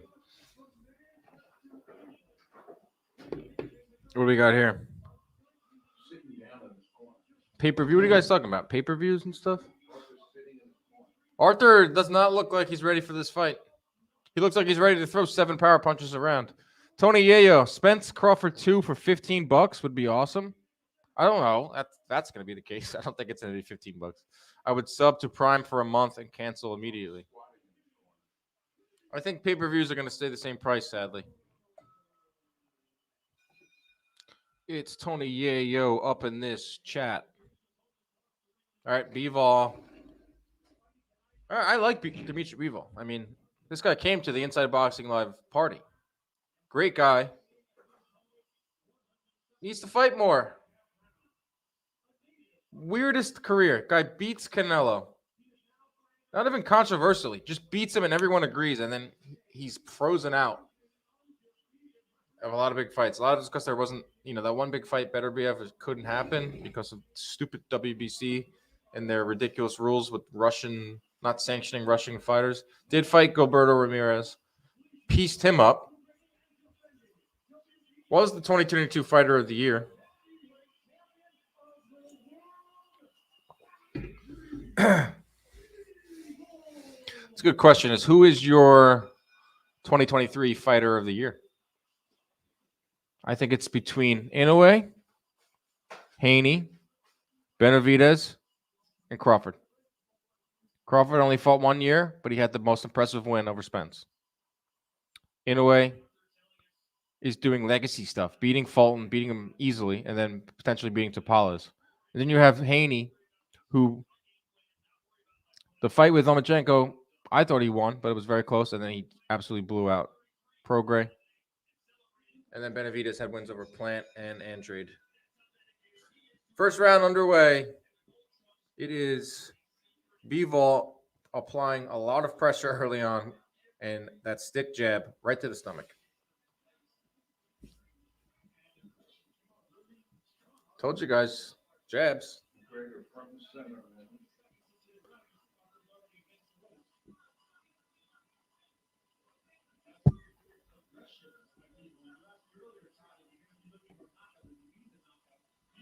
When will Beterbiev be back? January 13th. Beterbiev is fighting Callum Smith, which I think should be a fun fight. And then if it all goes to plan, we should get Bivol Beterbiev second half of next year in Saudi Arabia. Yeah, lack of respect because he doesn't have any power. This is what you're going to see in this fight. You're going to see Bivol on his front foot a little more because he has zero respect for Arthur's power.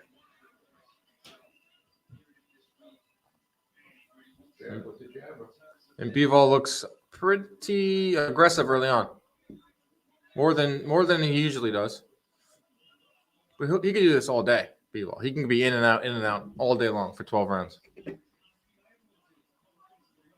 What do we got here?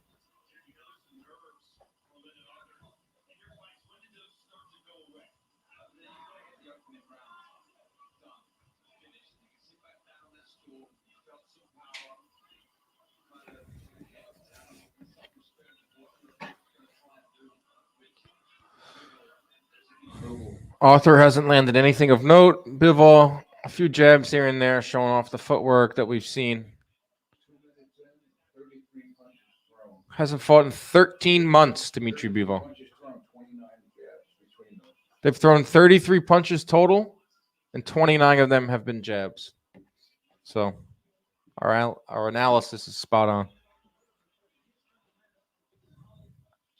Haney is the sneaky pick for the amount of tickets he sold in the Bay. I don't exactly think they factor that into Fighter of the Year, but it was an impressive buildup. Haney versus Prograis. Sold out in a market that doesn't usually sell a lot of tickets, San Francisco.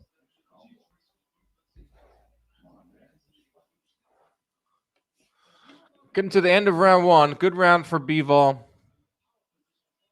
Double left hooks there.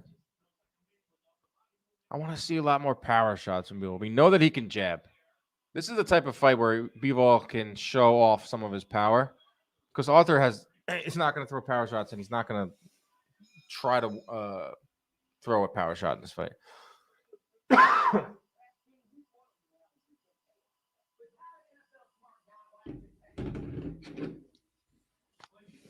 Algieri is back.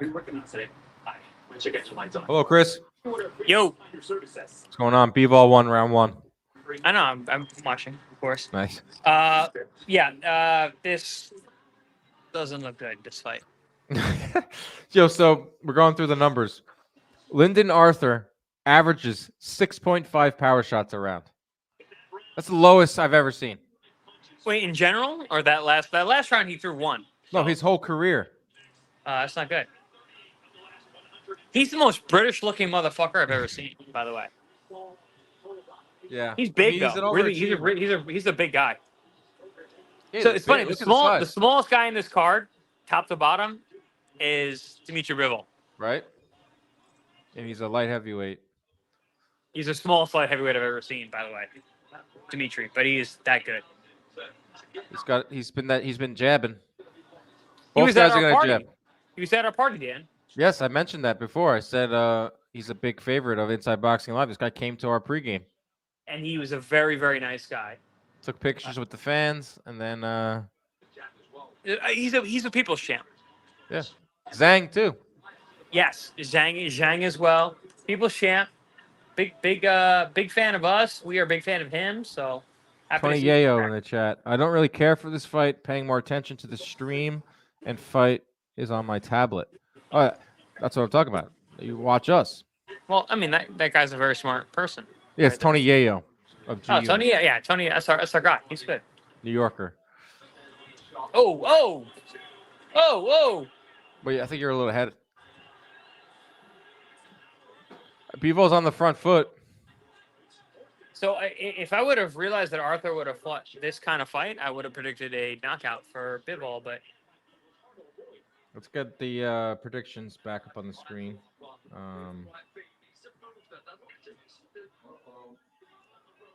There's the predictions. Bivol United States. I picked Bivol KO 10. This might not go 10. I mean, Arthur's big. He's a much bigger man. And he's fighting very cautious, so maybe he might not put himself in position. He might try and survive. I didn't like an earlier interview this week where Arthur said that he thought Bivol would beat Better BF. Yeah, right? What was that? In which case, I'm like, can you beat Better BF? Probably yeah, not. just totally take yourself out of the equation. Right. Lyndon Arthur. Oh, Chris is gone. Lyndon Arthur has been stopped once, and that was by Anthony Yard in the 4th round. And he has landed one power punch in this fight.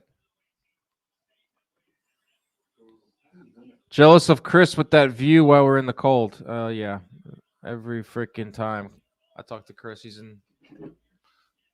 at the pool or he's doing something like that. All right, better be Bivol is gonna, if he wants to knock this guy out, he can do it in this fight. I want to see Bivol go for the kill. Enough of this jabbing, enough of this going the distance.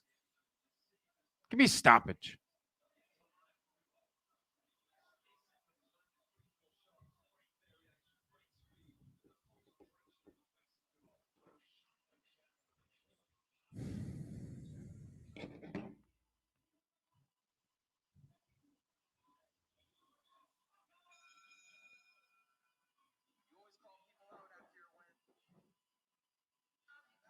What is that round? What round was that? End of 2. It's been all Dmitry Bivol. Canelo can't beat Bivol. I think Canelo has kind of finally let that go. He's not bringing his name up anymore. He's not talking about how he needs to fight him. I think Canelo is pretty set at 168. He's got his work cut out for him with David Benavidez. I do think we get that fight next year. But I could be wrong. 7:30 on Sydney, Australia. Robert, boxing, bacon, and eggs. Love that. Sean Singletary in the chat. What's up, brother? Oh, you're the man for joining us here. Ernest de la Cruz. This is not making it past the 6, and I think I'm being nice. It's up to Bivol. Arthur is not going to push the tempo in this fight. He's not going to try to land anything of note. He's surviving in there. Look, he's not even trying to throw his. Look at his right hand. It's pinned to his chin. So this is up to Bivol. If Bivol wants to get on the front foot, wants to be aggressive, he can get his first stoppage in years. Bivol hasn't had a stoppage win since 2018. Sullivan Barrera. I think that was an HBO fight, or I could have been wrong. This guy hasn't had a knockout win And that gave me the 12th round since March of 2018. And back then, he was knocking everyone out. He was on a 5-fight knockout streak. I mean, these aren't heavy hitters. Trent Broadhurst, Cedric Agnew. He stopped Barrera. He went 12 rounds with Chilemba. He went 12 rounds with Pascal. 12 rounds with Joe Smith. Dominated Joe Smith. 12 rounds with Craig Richards, who's gone on to get to be a decent journeyman. 10 rounds with Solomov. 10 rounds with Alvarez. Here he comes. Bivol is now sizing him up. He's got Arthur on the ropes, and he is unleashing some shots. That was reminiscent of when he had Canelo up on the ropes. Throws a combination, and then he gets out. We got the chat is talking about chopped cheese. What exactly is a chopped cheese? They are hamburgers, essentially. Yes, you get red meat, throw it on a grill, chop it up, throw some cheese on it, put it on a bread. It's like a janky Philly cheesesteak. Actually, not bad. Probably the best drunk food you can eat is chopped cheese or pizza. I'm starving right now. I can eat anything.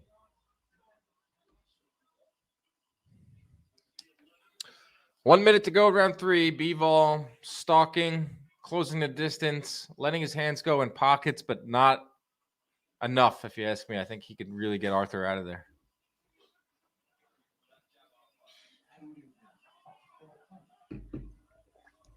If Bivol goes a distance here, then it's a win, but it's just like, come on, man. Put you on this card for a reason. Haven't seen you in years, it feels like.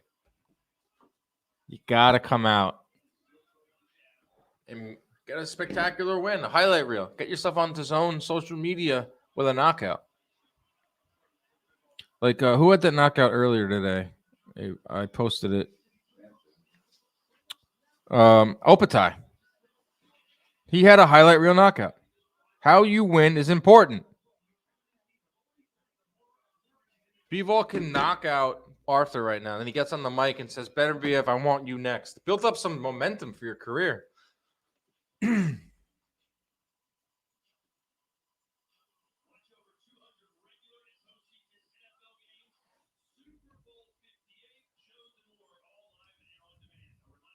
That's the crowd, right? It's just not. That's the thing with the Saudi fights is it's not your typical MSG or Staples Center or it's a place in Carson, California. I will not call it the Punch Bowl. What was the original name of it? The War Grounds? The crowds in Saudi, I think, are going to be are never going to match the intensity that you get at a Vegas fight or a New York City fight, Texas. But the trade-off is you're getting the big fights. So you're most people aren't fortunate enough to go to live fights. They watch them at home. So I would assume, like, where does it matter what the crowd is like if you're not there? For future live streams, can we have a timer to sync up with you? Too much work. We can get a timer next one. I kind of put this together last minute, and we're going to work on the streams and get all different bells and whistles. Right now, there's 2 minutes and 30 seconds. 4th round. If you guys want to sync up. Can you add a timer? Maybe I can add a timer right now. That's something you can, like, add in. I'm not great with technology. I'm using StreamYard, which is a pretty idiot-proof way to do live streams. There's the left from Bivol. He's got Arthur on his back foot, backing up. How many punches has Arthur thrown? Power shots. 12 power shots. He's right on. He's below his average. 12 power shots in 4 rounds. That's 3 rounds, folks. He's cut his power punch production in half, Lyndon Arthur. Oh, threw one right there. Missed.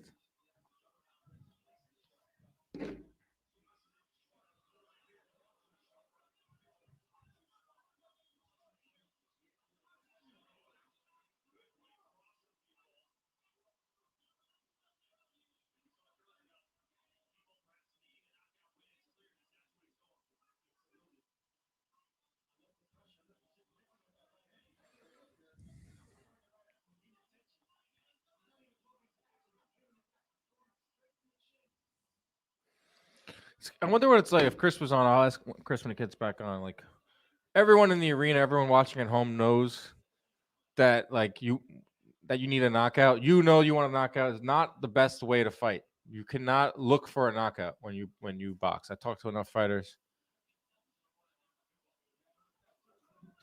But you got to figure someone of Bivol's skill can figure out a way to do that.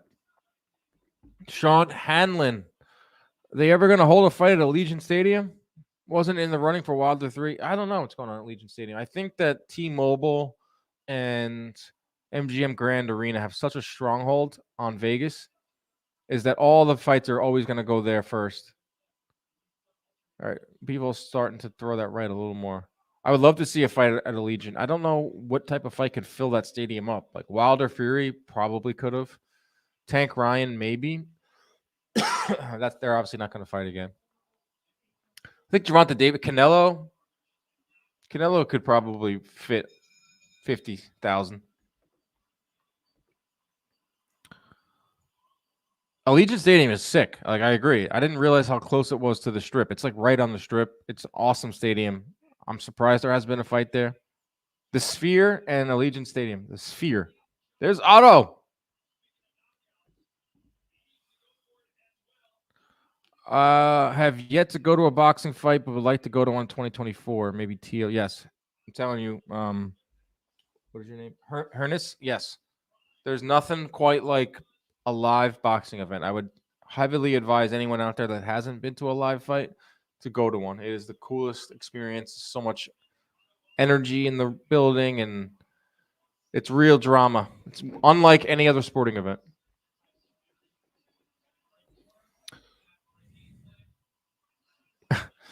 Bivol versus Arthur is like watching a predator playing with their prey. Couldn't agree more, Mr. Fuentes. That's been kind of the story of Bivol's career. He reached a mountaintop by beating Canelo, handing him his first loss in 8 years. But still, I wouldn't say people are like lining up to watch Bivol fight. Well, there won't be 50,000 to watch him fight Better BF. That's a fight that fans have wanted to see, but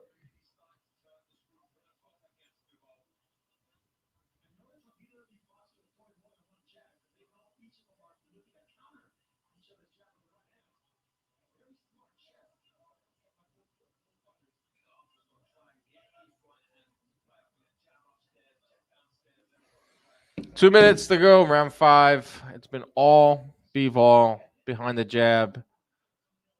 Arthur is not even trying to throw a power shot, not even trying to land anything. He's in full survival mode. Outmatched. Took the fight on 6 weeks' notice. He's never been in the ring with anyone the likes of Dmitry Bivol and Dan Arthur. He is the IBO light heavyweight champion, whatever that means. So I guess Bivol can collect another belt. And then that's another sanctioning fee for Bivol. He fought Anthony Yard, Dan Arthur, in 2021. Lost in 4 rounds. Beat Anthony Yard by split decision in 2020. I don't know how. I got to go back and watch that. Started his career in 2016.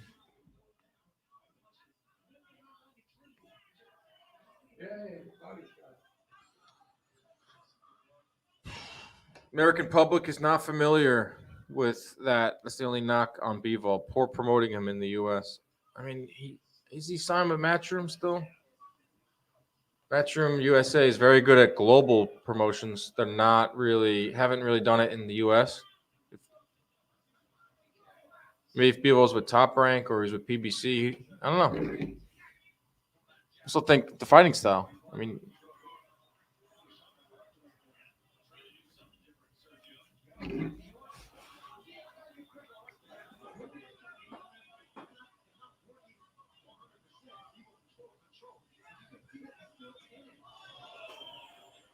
throw something of note.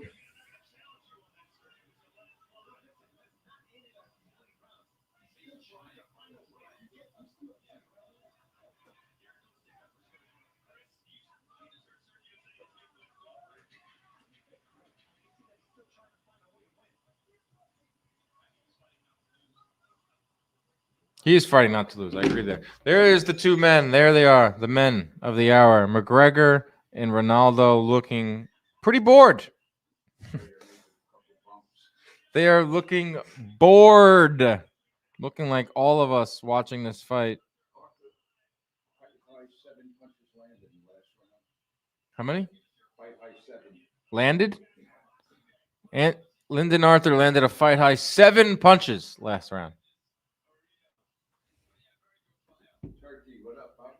Never been a fan of short notice fights. There's always room for some type of excuse. Some guys make excuses after fights, other guys don't.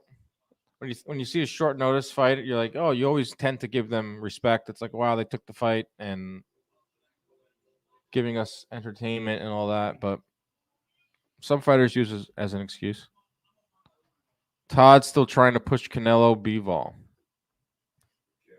I don't think that's ever going to happen. I think Canelo knew that it was a mistake.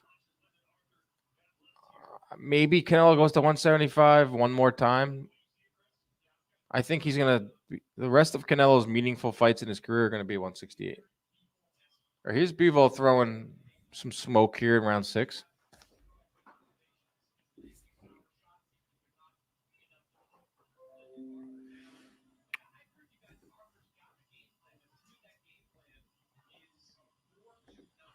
Coming up next, Deontay Wilder and Joseph Parker. That's how you create excitement. You bring out Deontay Wilder.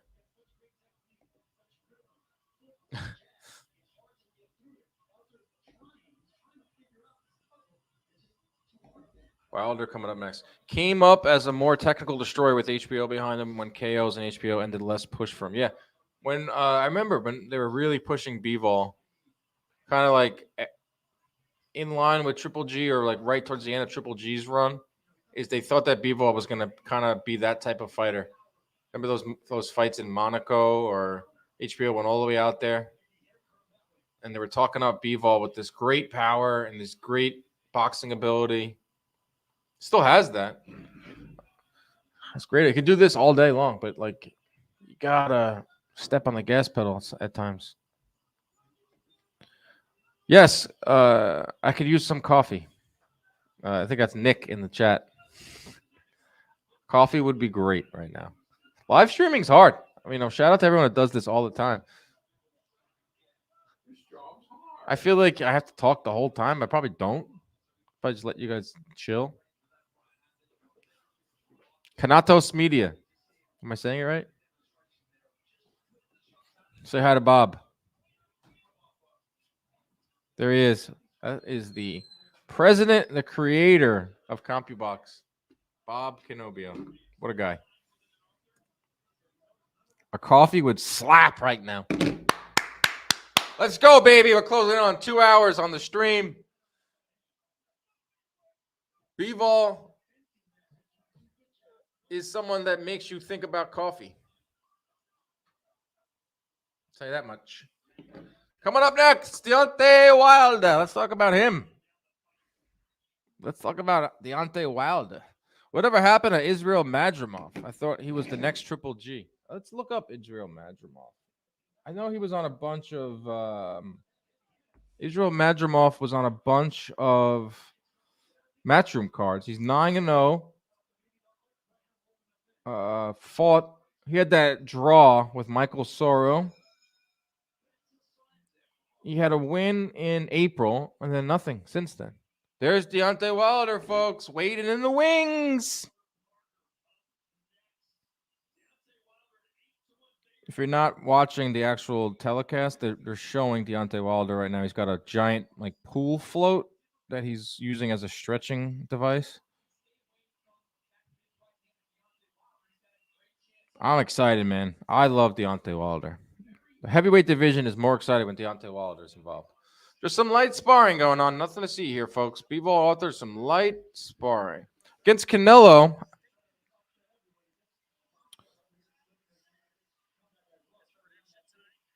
Against Canelo, Bivol, all Bivol did was punch and then cover up when Canelo got off. Canelo literally had no jump to uppercut. Yeah.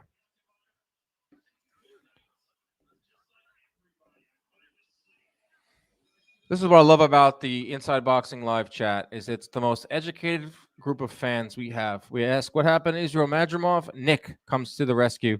Promoter issues and layoffs for Madrimov. Thank you, Nick. I use a PVC pipe as my stretching device. I need to start stretching more. I'm getting up there in age, and I'm not really flexible. I got to start stretching more. I got to start working out. Chris Algieri is going to give me PEDs. Just kidding, but maybe. We're in round 7.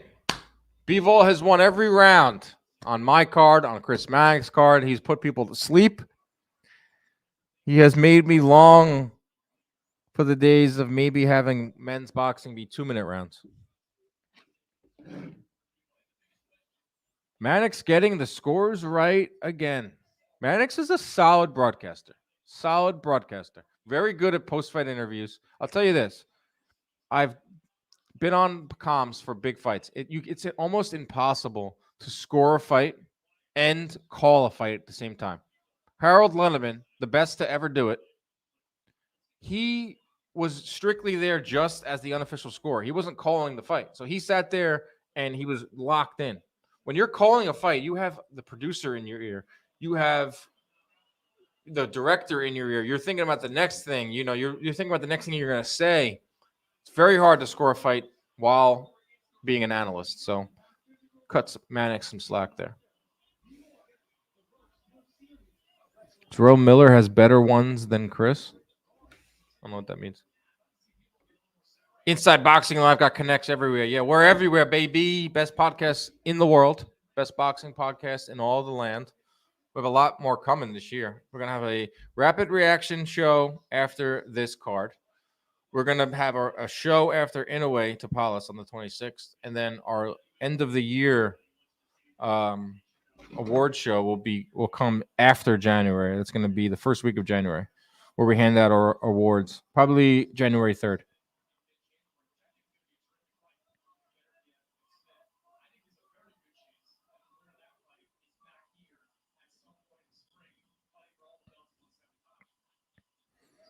Here we go. Bivol is winning on all the cards, including Stevie Wonder. Yeah, you don't even need eyes.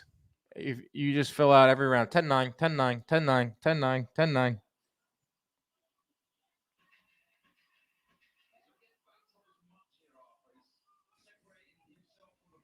What's everyone doing for the holidays? Is everyone home? Does everyone still have to travel? I'll be locked in for the next couple of days. Look at this. Coffee delivered by the boss man. Mom's cookies, too. Wow. I am going to show this off right here. We got some gluten-free cookies. Seeded cookies. Those are the best in the biz. Coffee, baby. Inside Boxing Live mug. Dmitry Bivol is the type of fighter where you need caffeine to watch him fight. Love him, though. Friend of the show. Just wish he would. It's probably frustrating for him, too. There it is. Jamie Lannister's severed hand. One of the better Inside Boxing Live fans. It says CompuBox legend, Bob Canobbio. Damn right. He is CompuBox. We are now closing in on 2 hours on the stream. We're closing in on 5 hours of live boxing. We still haven't gotten to the co-main event yet. I'm doing a little dip here. A little dip. Dip. You dip the cookie in there. I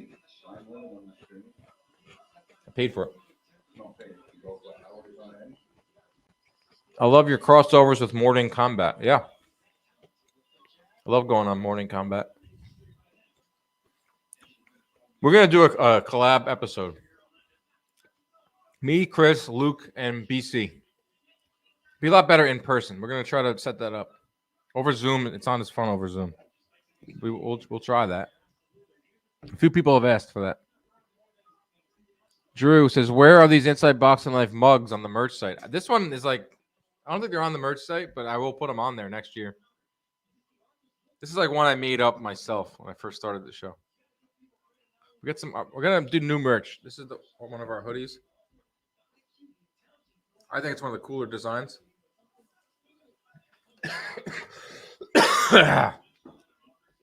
Brian Campbell is a funny guy with his 90 references. Yes, one of the coolest, funniest, down-to-earth people in boxing media. Brian Campbell, one of the only few guys I'll actually hang out with in boxing media. Here's a very wrinkled inside Comfy Box shirt. Who wants it? I'm giving it away. Let's get a trivia question. Who landed the most punches ever in a fight? If you can get the answer, who landed the most punches in a fight, you get a free t-shirt.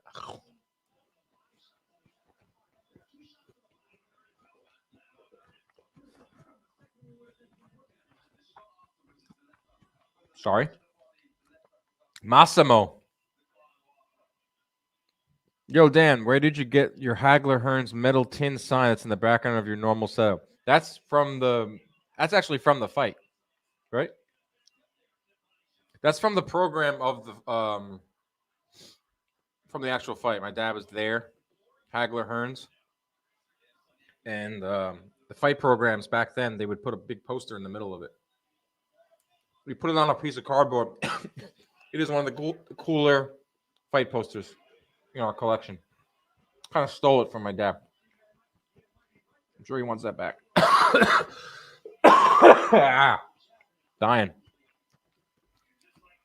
We're opening it up to the chat now. This fight is secondary. We're going chat. Going into the city tomorrow from the Ronkonkoma train station. You know, Latin people celebrate 24th and the 31st, not the 25th and the 1st. I'm learning a lot about the Latin culture from my guy Joe's McFly at John Boy Media. I learned how late Dominicans eat on Thanksgiving. They eat at 8, 9 p.m. And I know that I'm Italian, so Christmas Eve is fish. And it's still fun, and it's almost as big as Christmas Day. But I know in Latin cultures, they party hard on Christmas Eve. Gustavo Rivas, that's a new name in the chat. Kind of wanted Miller to win, so this AJ trash talk could continue. Well, I don't think Miller's going to stop talking shit, even despite getting humbled today. And I'm happy to see him. I don't want to see him fight ever again. I don't want to. There's nothing about Jarrell Miller that intrigues me at all.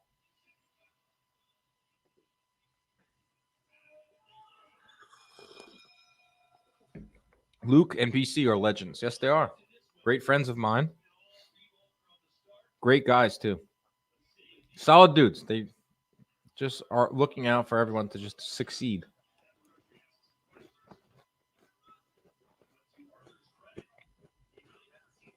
We're in the 9th round, by the way. For those of you who still care.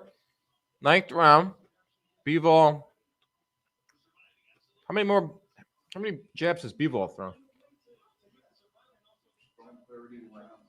30 jabs around for Bivol. That's a lot. 8 of 30. That's around his average. Coming up next, Deontay Wilder, Joseph Parker, and then Joshua versus Wallin. I'm having fun in the chat. What's going on here? No.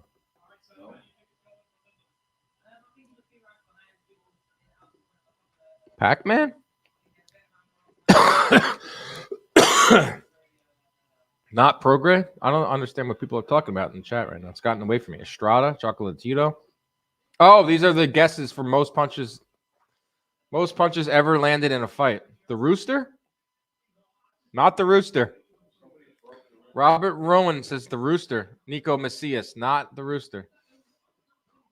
Not SSR. Sirlungvasai. Pac-Man, no. Not Pac-Man. Good guess. Landed. Not Zepeda. No.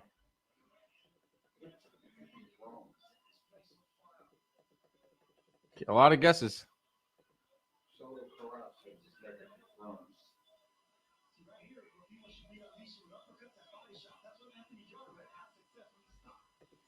So is this good for Bivol at all? He's obviously winning, but it doesn't feel like he's dominating. I don't know. I've kind of lost how to properly analyze Bivol in his career.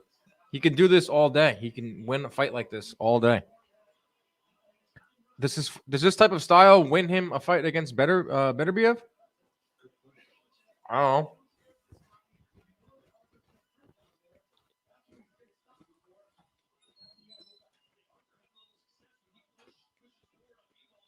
Dominicans.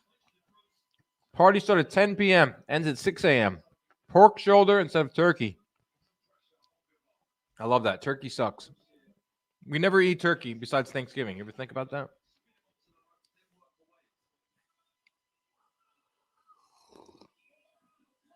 This Bivol decision is about to destroy my parlay. Yeah, Jamie. Jaime. Jamie or Jaime. I predicted Bivol to win in a knockout. Here's our predictions. These are our predictions. I picked Bivol 10. Are we approaching the 10th round? Chris picked Bivol UD, which is probably going to be the case.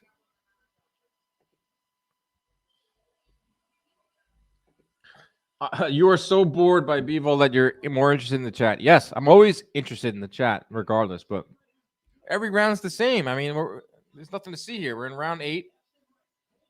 Bivol has dominated. Arthur's not throwing any power shots.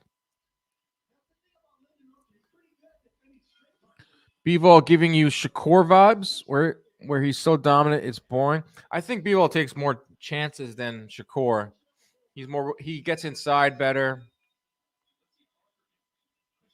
But yeah, like you don't want to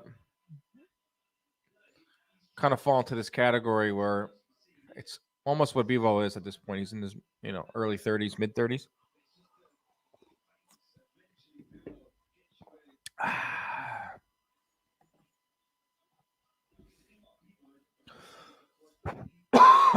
My guy Drew went to Beterbiev Smith at the Hulu the other year.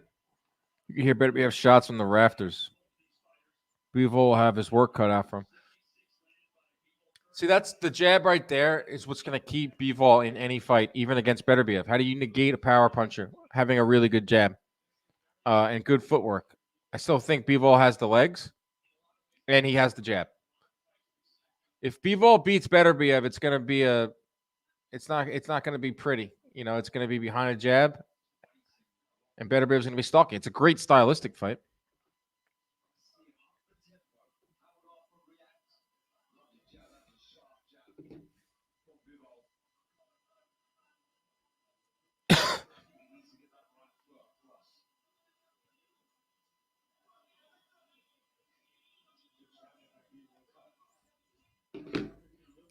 All right, well, past 2 hours of the live stream, we are in the 10th round. This is where I predicted that Bivol would stop Lyndon Arthur.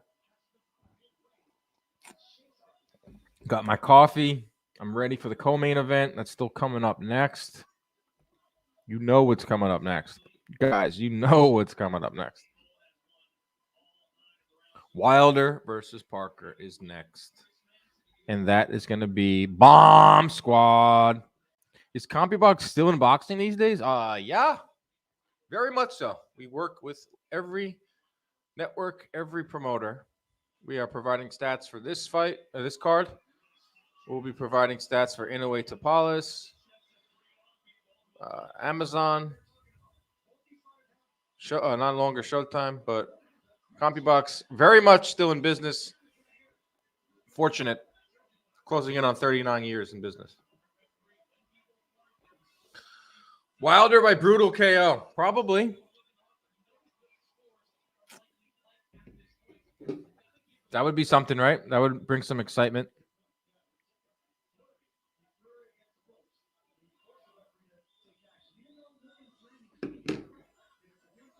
Bivol got you, us, and even the announcers napping. I listen. I've called fights that are boring. It's really hard, especially when every round looks the same. You kind of have to find a new way or a different way to talk about the same thing that keeps happening.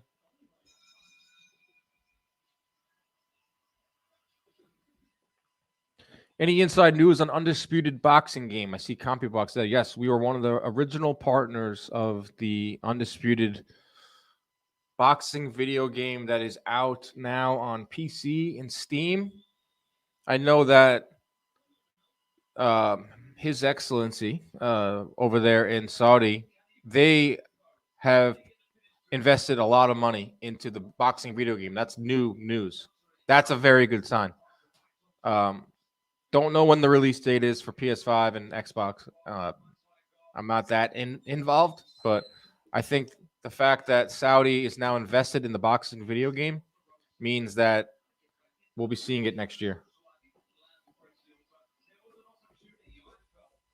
With an asterisk, I don't know. Because last time I said that we're going to see it next year, someone made a headline off of that, which was hilarious. How do you feel about Parker knockdown in rounds 1 and 2? Plus 700? Why not? When the odds are that big, you sprinkle some money on it. $10 for Parker to go down in the first 2 rounds? Why not?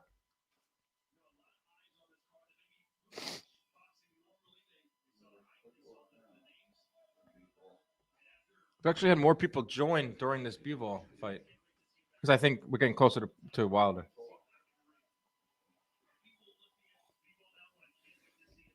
He tweeted at Grisham about a console release of Undisputed, no response. Well, I was with Grisham last weekend. We just don't know. You know, that's the last thing we wanted is for the game to come out.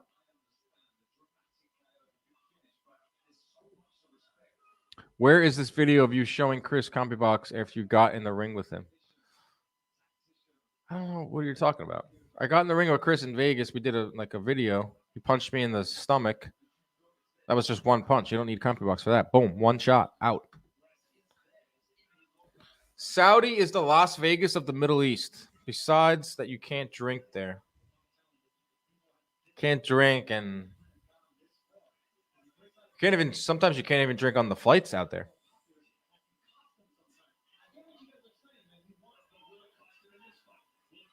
It's kind of weird you can't drink at a fight.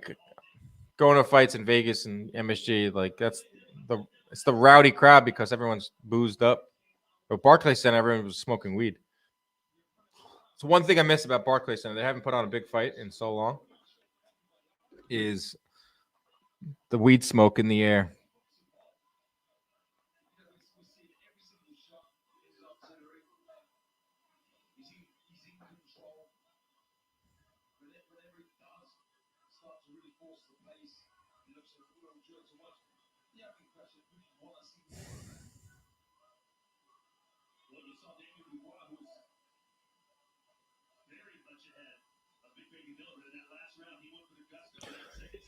Ah. 30 seconds to go in round 11. Dmitry Bivol doing the unthinkable. Going the distance with Lyndon Arthur, who didn't try for 1 second to win this fight. You said you were planning to show him how CompuBox works. Oh, yeah.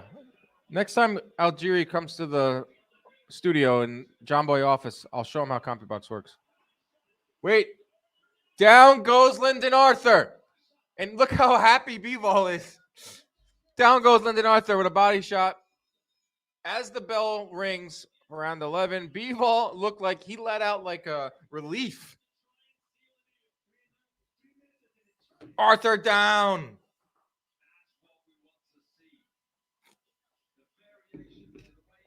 Oh, boy.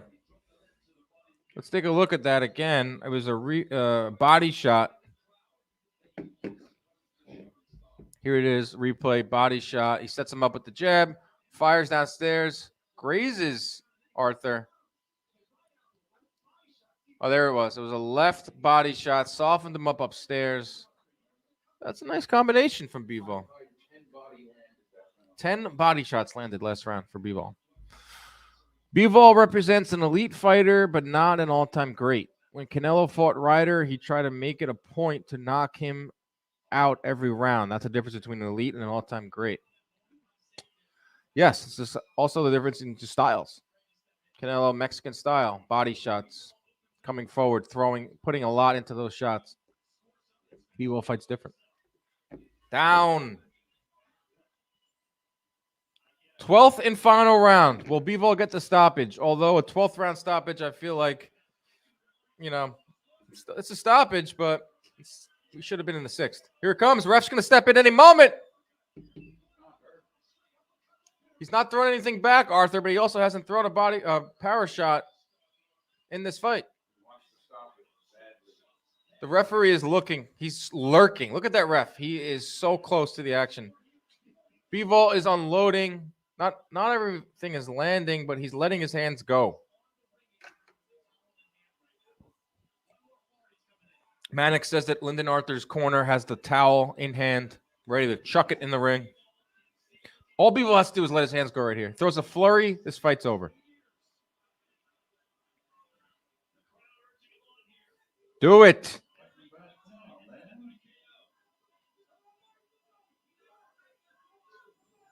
Friggin' do it, man. All right, he goes back to the center of the ring, Bivol, and gets back on his jab.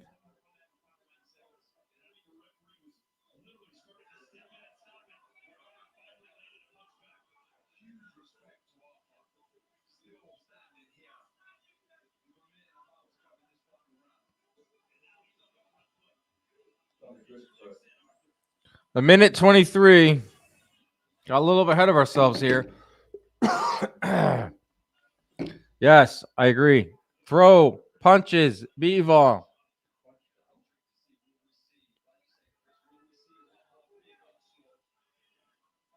A minute left to let his hands go and get a stoppage. Even though at this point, a 12th round stoppage with a minute left, same thing as a decision to me.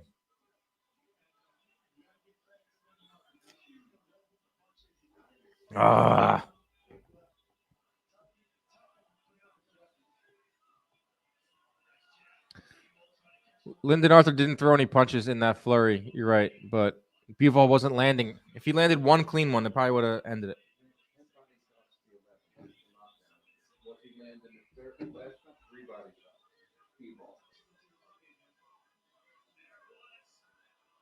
goes.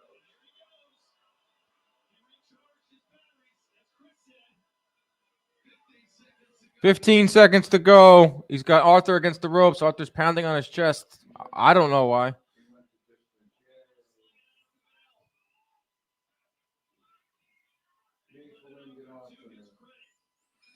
That's the final bell of what was a glorified sparring match. Proud of himself.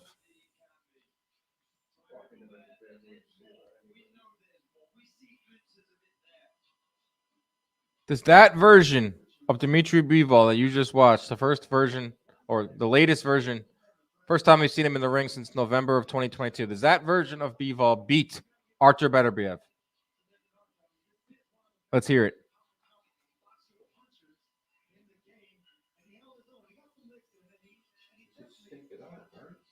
He can win behind the jab. Like I said before, he still can jab with the best of them. He still has some of the best defense. The best way to negate. Oh, the referee was so ready to throw in the towel.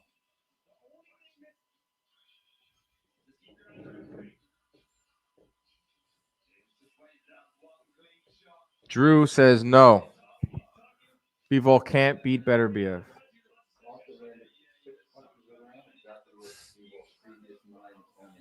Wow. I'm officially done with Bivol. Highly skilled, but no passion. I wouldn't say he doesn't have passion and doesn't incite any emotions in me. Okay, you're entitled to that opinion. Ref robbed us of a stoppage. Anyone who had Bivol stoppage, yeah, you got some ire towards that ref. That's why gambling on boxing is brutal at times.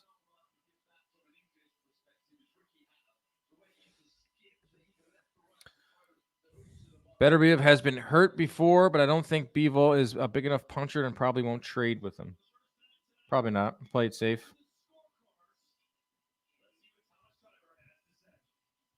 Thomas Schreiber.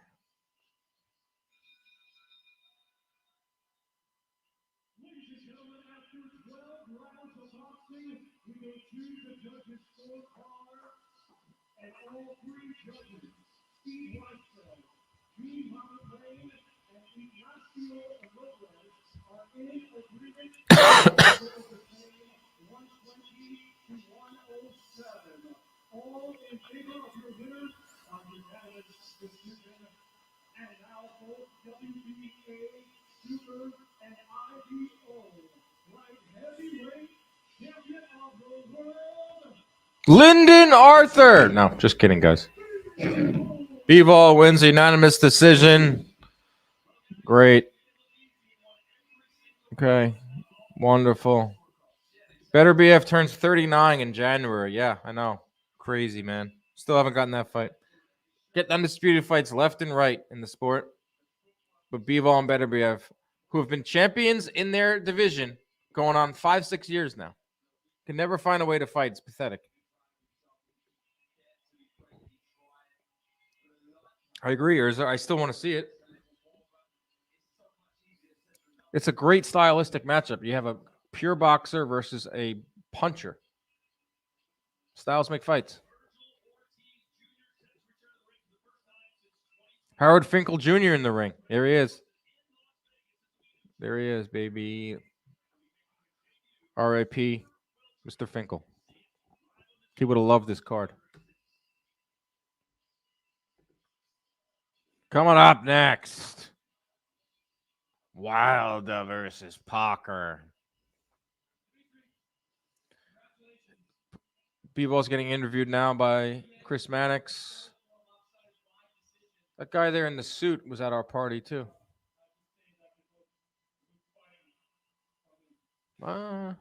He said it was sparring for him? Okay.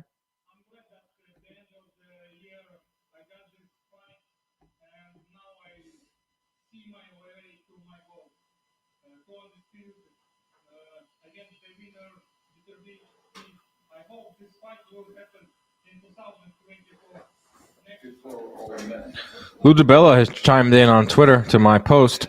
Does that version of Dmitry Bivol beat Arthur Beterbiev? No, likely not. Adam Abramowitz says that's the normal version of him. Typical Adam Abramowitz comment. What else we got? Have you ever invited Sergio Mora on your podcast? I had him on a bunch before I added Chris Algieri to the show. Not opposed to it. Try not to do too many interviews because the audio is never good. It's hard to get interviews. Guests are going to start doing more fighter interviews in 2024. Bivol, a longtime amateur. Sometimes they just don't have that killer instinct. Workman-like performances. Yep, for sure. IBO. Wow. Bivol adds the elusive and coveted IBO title to his repertoire. Don't even bring it up. What are we doing? Why are we even giving the IBO any shine? IBO title. Give me a break.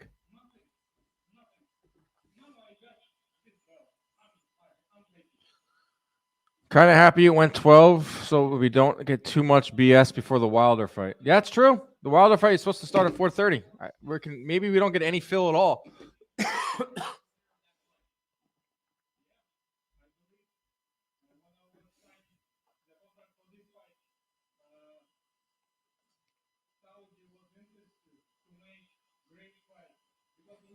I love the fighters that get on the mic. They are so complimentary of Saudi Arabia. Of course, giving them so much money.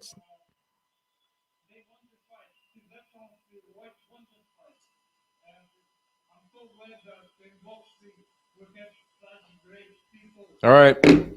Wilder Parker is coming up next. Okay, let's get people out of the ring. And let's get to our co-main event.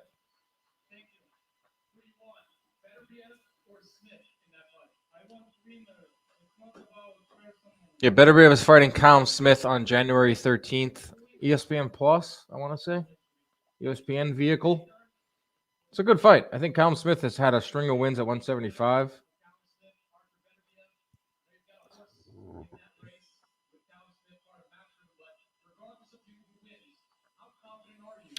Mannix is now talking to Hearn.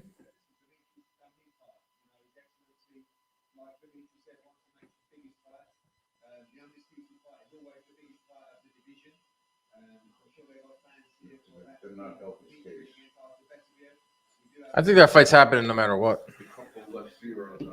It's happening no matter what. Beterbiev versus Bivol will happen next year. Bivol versus Arthur needs to happen so David can move up and fight one of them. Yeah, Benavidez will be at 175. Matter of time. What new talent are you ready to watch in 2024? Xander Zayas, yeah. Floyd Schofield. There's a lot of good young fighters coming up. Why are we interviewing Lyndon Arthur? Are you filling?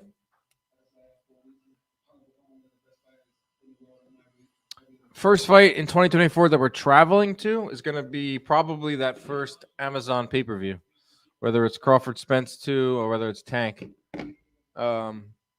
Unless there's some fights in New York City in February that pop up. Teofimo versus Jermaine Ortiz for Super Bowl weekend could be something we hit up, but I'll keep you posted about that.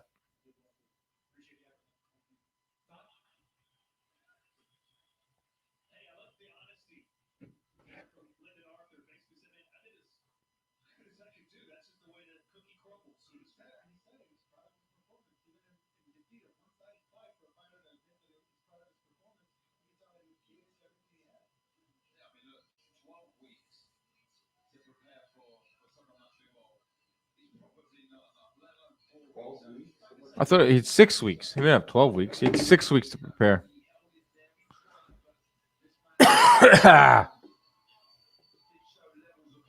Wilder Parker is up next, folks.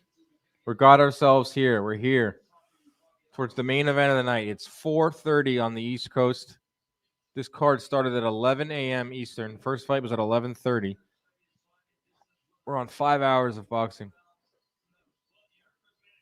What's next for Bivol is Beterbiev. If Beterbiev gets past Callum Smith, that's not like a foregone conclusion that Beterbiev is going to beat Callum Smith. Beterbiev is 39 years old. Callum Smith has looked really good at 175 since he came up from 168 after that loss to Canelo. He's comfortable at 175. It would suck if Beterbiev we don't get Beterbiev Bivol, but they have no one to blame if they don't get that fight because they had 5 years to make it.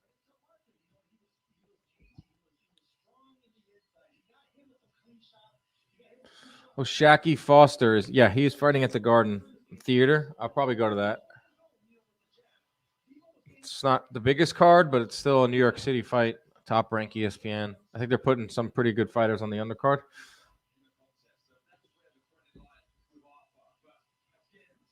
Yes, let's talk about our next fight. Deontay Wilder coming back for the first time since October of 2022 when he knocked out Helenius. Before that, it was the 3 fights with Fury spread out over 4 years. Luis Ortiz fight in between that. Obviously has the knockout power, but where is his punch resistance? That's the big question. Parker can crack. He's not really known as a power puncher, but Parker can let his hands go. He's a vet.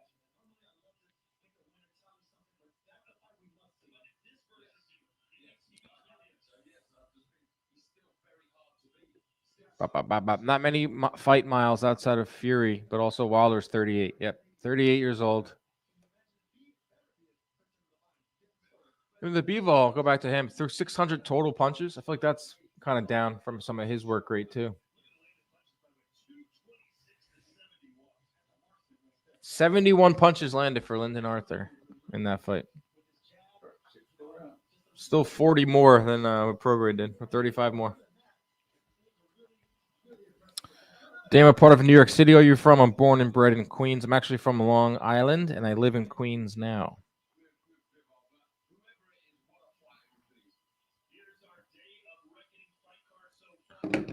All right, so Frank Sanchez knocked out Junior Fa. Philip Hergovic knocked out Mark Demori. Jay Alpatide knocked out Ellis Zorro. His first 3 fights of the night. It was Ajit Kayabayel who had the upset over Makhmadov. That's one of the upsets of the day so far.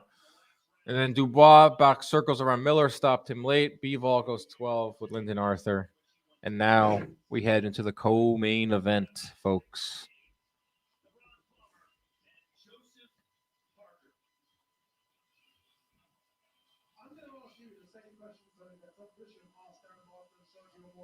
Does that version of Dmitry Bivol beat Otto Obviously, Conservative got down coming up. But let's give the unified light heavyweight champion his credit. Does that version beat Conservative? No. Oh, right in the telecast, Bellew says that Bivol can't beat Better BF.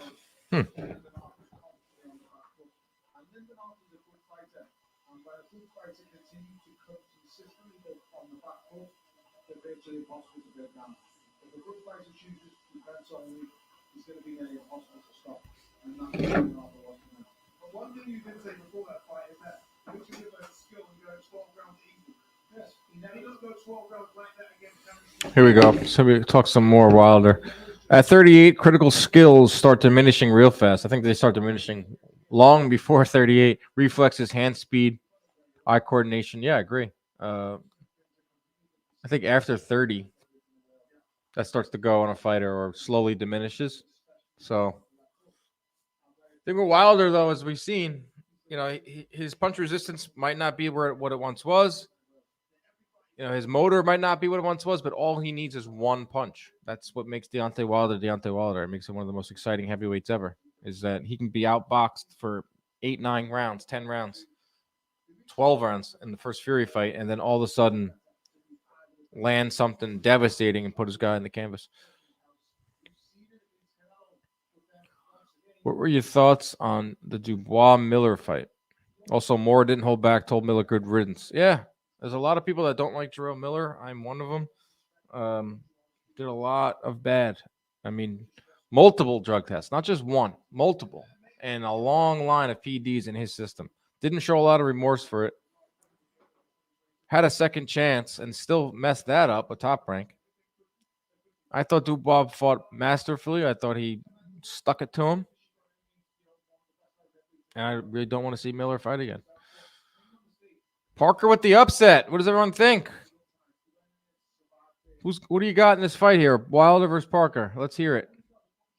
Hagler is starting off things, but a Parker upset. I know my guy Rob Tebbett picked Parker by upset too.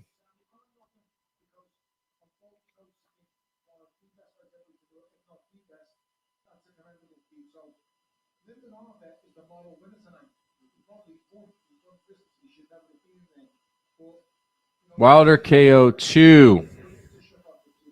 You can get a lot of money. If you bet Wilder KO 2, Raymond, if you put your money where your mouth is, you can. I think it's like plus 500 or more.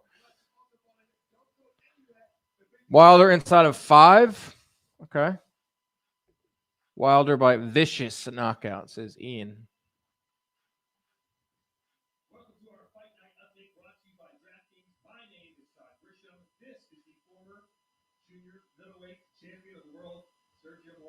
Why does it make you laugh? Yeah, well, not a lot of people remember that about you, but I don't ever forget. Let's talk about our co-main today. Okay, what are we saying here? He got caught with all the drugs before the Anthony fight. Yes, and then he signed with Top Rank, and then he got popped again. People forget that he failed twice. Once Top Rank. He served that initial suspension for the Joshua fight, and then he signed with Top Rank, and then he failed another drug test. So, get him out of here. Wilder rounds 1 through 2, plus 750. Wilder in 7. I would say I'm leaning more towards that second half. Wilder. What did I pick? I picked. I think I picked Wilder 9. I picked Wilder KO 9. It's my official pick. And Wilder within 5 after losing all 4 rounds. Yeah, probably. You could probably just keep adding it on. Wilder in the 8th after losing all 7 rounds.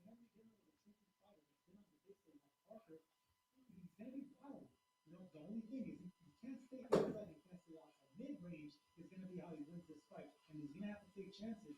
And what I've been hearing from any media trainers, that's exactly the game plan they've been doing. They got to take chances early, and they got to stay in the mid-range, and if you follow that, which he has experience to do, hey man, listen, Justin, when you say Mike do something, do you think he can win this fight? He might be on with, he might be doing something else. Aside from punch resistance, how hungry is Wilder? For months after the Fury fight, Wilder openly discussed retiring. Then he apparently changed his mind at the sight of a new statue being erected. Yeah. He was pretty much out of the picture after that 3rd Wilder fight. And he been out of the picture after the Helenius fight.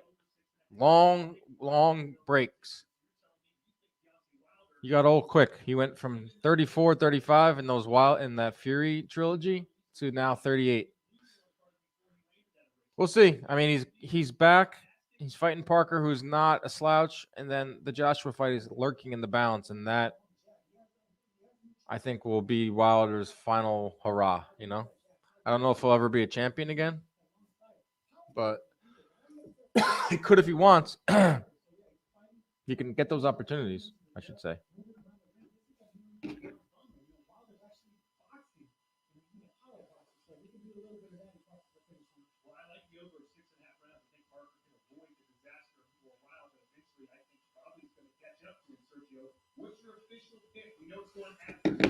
All right. One good thing about Bivol fight going a distance is we were able to watch boxing during it because there's not going to be a fill. There's not going to be. I think they're going to bring the fighters right in here and get this one going. How do you feel about fighters that changed so much during their career, from wanting to catch a body to Jolly Wilder? I don't know. That's tough. That would be a good question for a fighter. I think with Wilder, he just like matured. He made a lot of money. You know, a different phase of his life and career.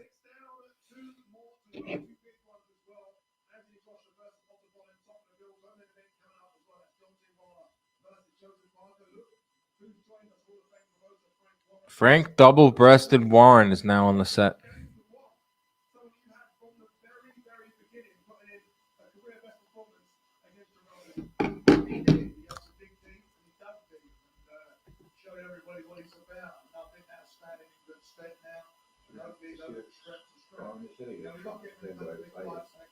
I didn't know that. I just found out that Frank. How do we feel about Frank Warren sharing the stage with Eddie Hearn? I know this is a big deal for the UK fans. I personally think it's kind of embarrassing that we finally now, like we're just seeing it now, like this late in their careers, that they're finally coming together to make a fight. I didn't know that Frank Warren got shot in the head by a disgruntled fighter. You can see there's a little divot in his right side of his head. How did he survive that? Frank Warren was shot in the head. I gotta look that up. Frank Warren shot by Terry. Frank Warren on the night he was shot in the Tyson Fury win. See images. So it wasn't shot in the head. That divot is something else. He was shot. Oh no, more filler. Yes, they're always going to do filler no matter what. We're doing filler right now. We're talking about how Frank Warren was shot in the chest by whom?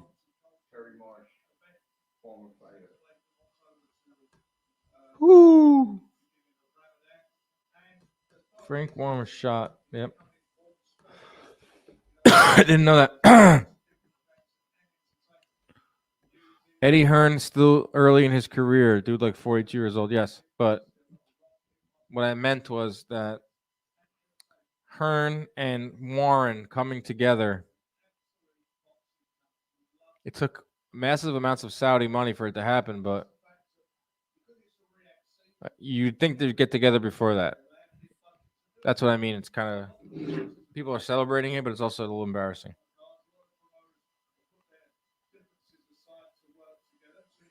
All right, we're getting closer and closer to the co-main. Wilder versus Parker is coming up next. Everyone in the chat, love you all.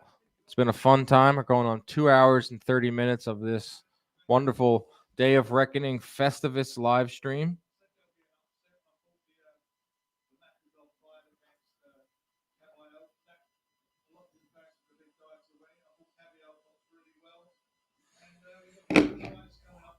Just bring him in the ring. What are we doing? This card has been pretty bad, says Turtle. It's been interesting. I think the Bivol didn't help. Dubois fight was one-sided action. Early knockout. I mean, it was what you expected. We if you were a fight fan and you were looking at this card, you were like, okay, it's a lot of big names, but it's not. They're mismatches. They're not fights that we technically need to see. It's like a stacked card for sure. Going back to Frank Warren getting shot, there's a guy in Washington Heights who got shot in the cheek 2 weeks ago and is alive. Wow. Crazy stuff like that happens too often.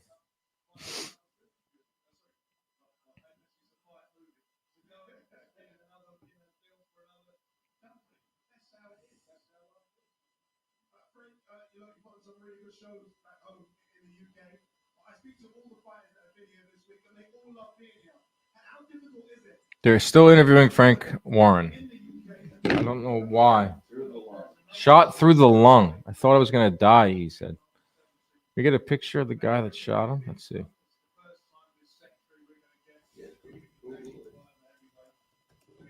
Frank Martin shot. Frank Warren shot. Frank Martin is a lightweight in boxing.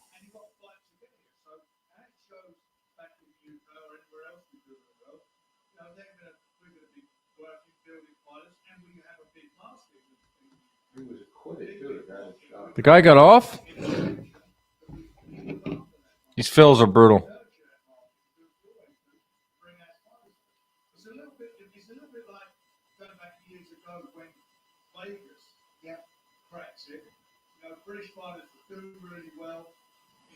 A lot of people checking in on will Dmitry Bivol. Can Dmitry Bivol beat Arthur Beterbiev? Lou DeBella says likely not.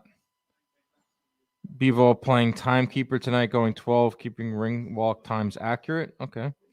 Yes, I mean this version was a good version, even with more aggression. Okay. We've never seen Bivol really tested. He seems to fight to get wins onto the level of what's in front of him. I don't remember seeing Bivol have to go into a higher gear. That's why we really need to see that fight. Yep. Totally agree.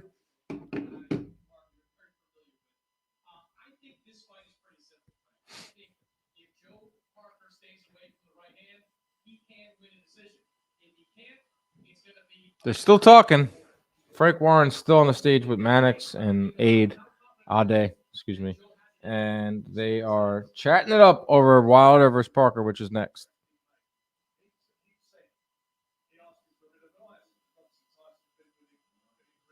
Well, they're putting some type of hat. Oh, God. They're putting a big crown on Wilder's head right now. It's not as big as the one he wore for Fury, which famously was the excuse for him losing.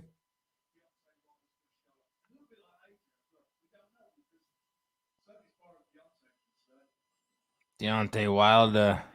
What's going through his mind right now? How do we feel about Deontay Wilder? Why are we still asking Frank questions? I thought Bivol going 12 would help us. I don't know. This is the one thing about these cards I don't like, and a lot of fans don't like either, is this stuff right here. I was told 430 for Wilder.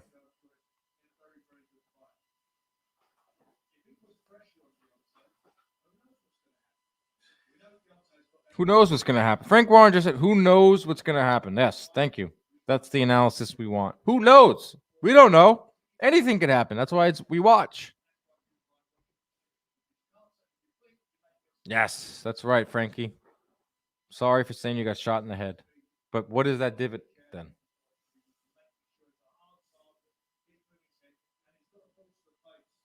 Let's go, baby. I'm ready. Got my coffee. I am ready to watch some heavyweight boxing. Are you guys ready?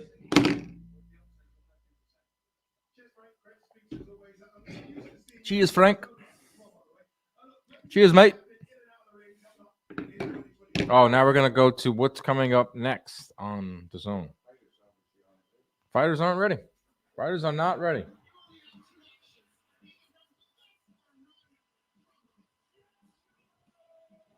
Let's see.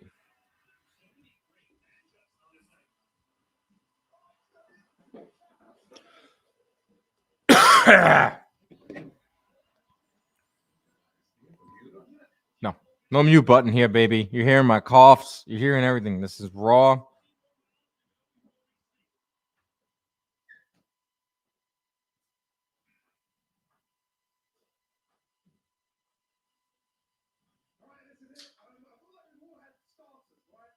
Okay, here we go. They're telling us that this is it. They're telling us that this is it. Heavyweights are some of the worst fighters to watch, says Turtle. Turtle's not happy. This card has been bad, says Turtle. Heavyweights are the worst to watch. She's still here in the chat. I appreciate you being here, but not everyone is happy. I like that. That's what I like about our community and our chat. That we're gonna get everything. You know, we're gonna get fans that understand the sport, fans that are not happy with it. Yeah, I understand. The Frank Warren interview has ended. They are now showing some type of Wilder Parker video, a vignette. That's what we used to call them, right? A vignette. 5 p.m. here on the East Coast. Oh, no. They've brought Andy Ruiz out. Andy Ruiz tucking his ears into the hat. He also famously turned down the fight with Deontay Wilder. Talk about a guy who hasn't boxed in forever. He's going to throw out so many cliches right now, Andy Ruiz. One of the funniest interviews ever. He never says anything of substance.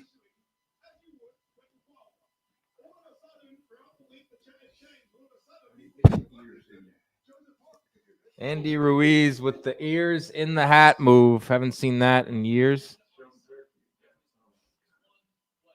His Excellency. Andy Ruiz has not fought since September of 2022. And that was against Luis Ortiz. Before that, hadn't fought in a full year against Chris Arreola, where he was famously dropped. Before that was the rematch with Joshua in 2019. 3 fights in 4 years. This guy is not serious about the sport. Don't really care about Andy Ruiz, not going to lie. Fun fighter, but I think he got that big payout from that Joshua fight and then has 3 fights in 4 years.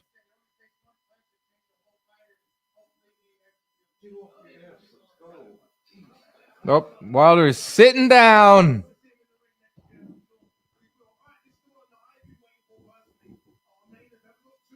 Why? He looks ready. Wilder looks ready. We're going to throw it back downstairs, they say. Who are we throwing it to now? Todd Grisham. Who is he standing by with? Take a wild guess. Wait, Grisham is at his is he at his table? Buffer is in the ring, folks. You know shit's about to get real. Michael Buffer flew all the way from Los Angeles to do 2 fights. Talking about Ruiz, it's a shame because he's so talented. Yes, I agree. He's very talented. One of the more exciting fighters to watch. Just doesn't fight. If they both win, who you got? If Wilder gets made, I go with Wilder in that fight. Here comes Joseph Parker. Joseph Parker making his way to the ring. I like Wilder in the Joshua fight because I don't think that Joshua is comfortable fighting at a distance. I think he likes to get inside. And if you get inside or in between distance against a guy like Wilder, you're going to get splattered. Tony Yayo, why is the zone feeling time? A lot of times that comes from the promoter, or a lot of times they wait for like timing of countries, but I don't think that matters because right now it is 9:50 in the UK, and right now it is 5 o'clock here in the East Coast. I hope there is 0 national anthems. We'll see. I think we have to do all the national anthems for every person represented today. His Excellency is going to come in and sing all the anthems. Buffer in the house, folks.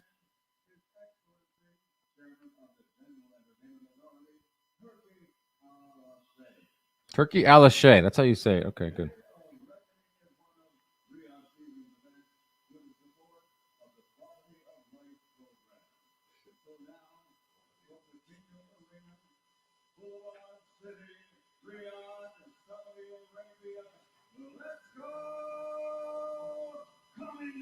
Oh, okay. Coming to the ring. Here comes Joseph Parker, folks. Joseph Parker.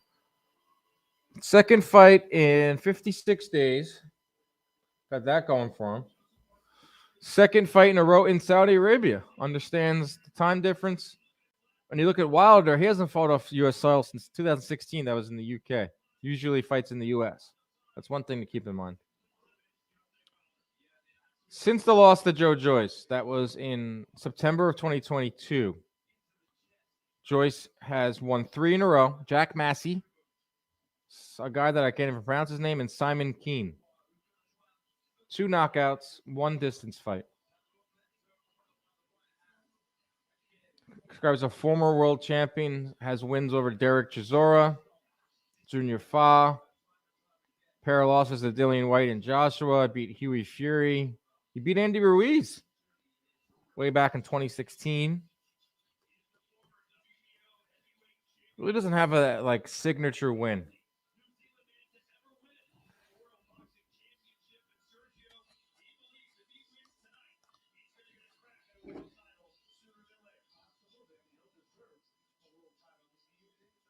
Upset alert, says Tony Ayo. How many people are picking Joseph Parker to win? Let's hear it.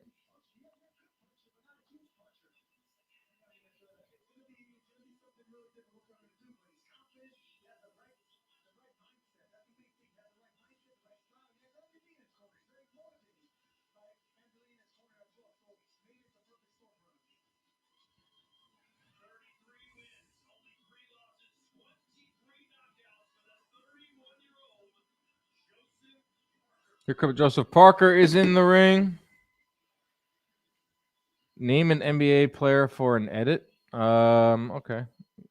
Detlef Schrempf. Tony Yayo says that he looks confident. Yeah. This guy's been around, man. Here comes Deontay Wilder with the crown. Let's get some tweets going. Comes Wilder. But got Shelly Finkel with him. He's got Malik Scott. He's got the crown on. I'm feeling upset. Says Fuentes. Power attack. Gonna chop Wilder down. Body attack. Okay. I thought Andy Ruiz won the fight versus Parker. Interesting.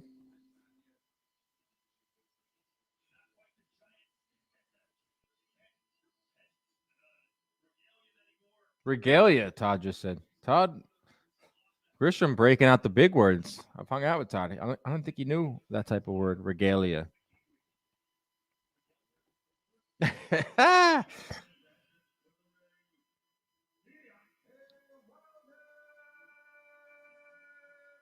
Shout out to Buffer. He's 79 years old, still making these flights, flying all the way over, making top dollar, too.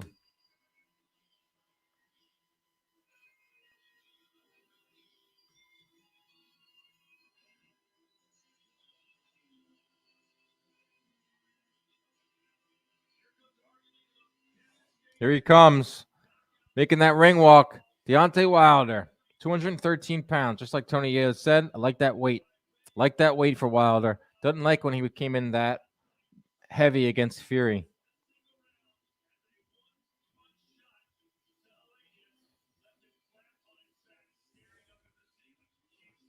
Here he comes. Deontay Bronze Bomber Wilder fighting in Saudi Arabia for the first time.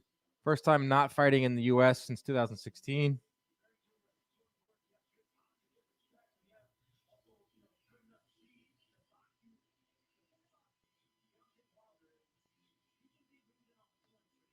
Yes, the talking points now. It's like, yes, Wilder can be losing on points and then land that one punch. It's that type of time in the fight week where we said everything we could possibly say about these fights. Don't let Wilder get the necessary extension on his punch.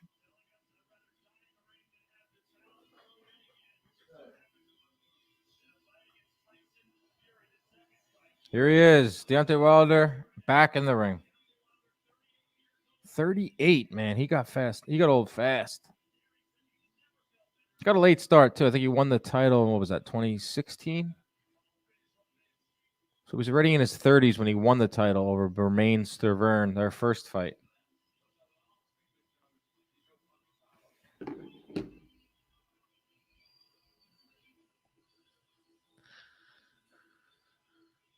All right, both fighters are in the ring. Here we go. Buffer's in the ring. Co-main event about to begin.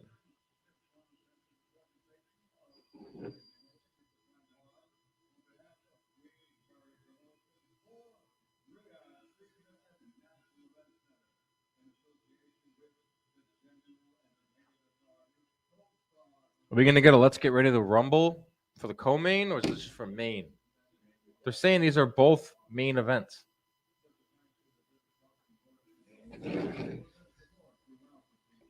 Really hope this is better than the Hellenius fight. That was one round. I was there at the Barclays Center. This is going more than one round. I will say that. Right now.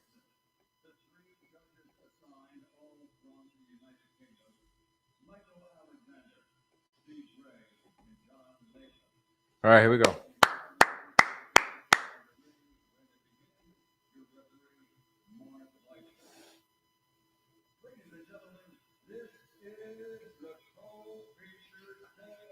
The Knicks win. Knicks lost by 18.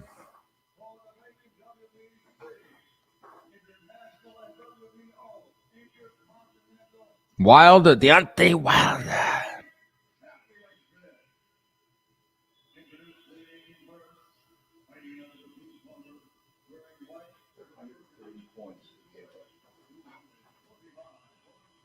Knicks can't beat the good teams.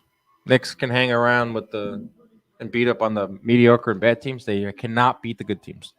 Talking Knicks here.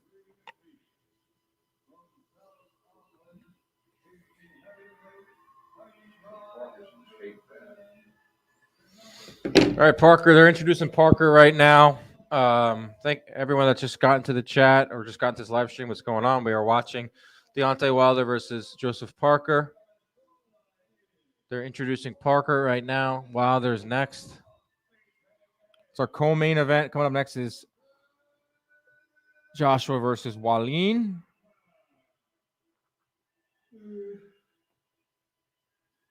Stare down time. Here we go. Here comes Wilder. Been such a long time since we've seen this guy. And I actually think heavyweight boxing is a lot more fun when Wilder is involved.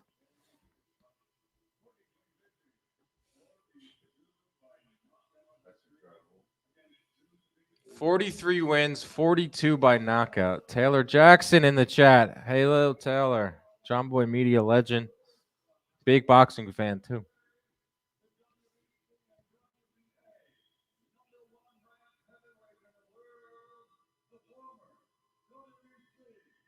Heavyweight champion of the world.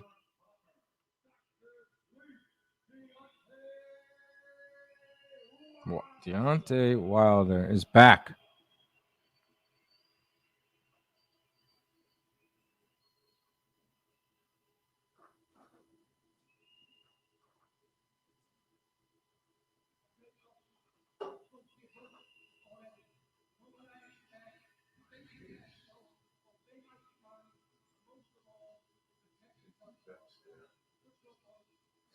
All right, here we go. First round about to start.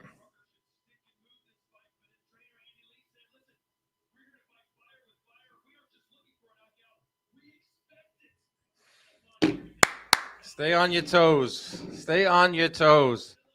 Wilder. Anything could happen in this fight. Anything. Miles is tuning in from Alaska. We got Alaska, Japan, Sydney, Australia, Long Island. We're underway. Size difference is kind of staggering off the jump, but we knew that. Wilder's a tall, heavyweight, slender, 213 pounds. Parker, probably around 6 foot.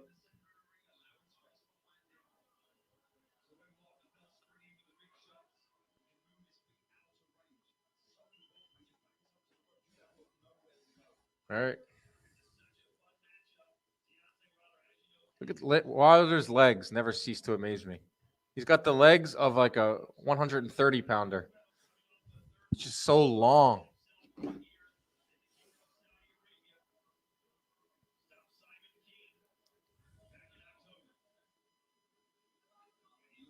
Wilder's stalking, looking for that right hand. When Wilder's at his best, when he was knocking dudes out, he was on a 7-fight knockout streak. He was throwing his jab a lot, 30 times around, landing eight of them.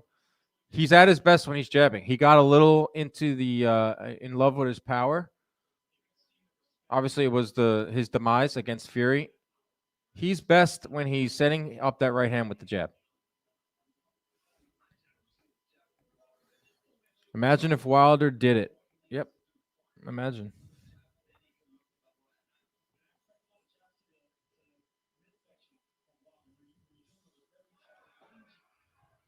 Not much action so far, about halfway through round one.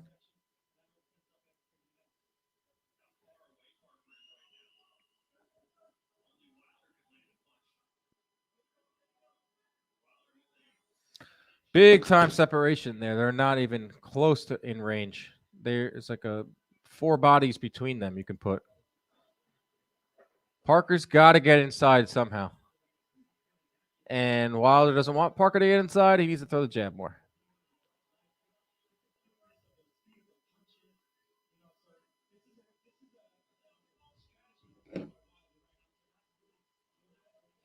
Here we go. Throw something. 1 minute to go. We have barely had anything land. Neither guy has landed a punch. Parker lands a right hand there with 33 seconds to go.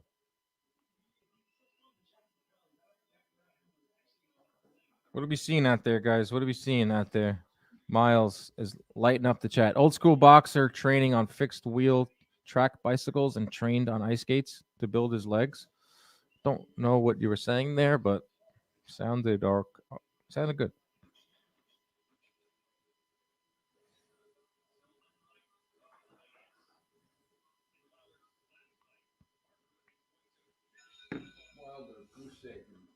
Wilder does not land a punch in round one.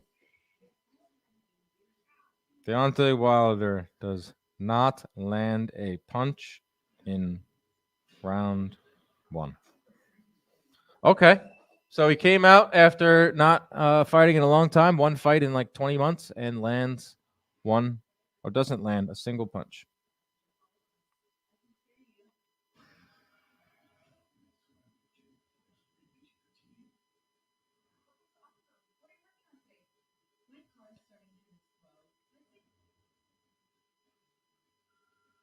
You got to give that round to Parker. They actually landed a punch in that one. So 1-0 Parker. So he is down on the cards.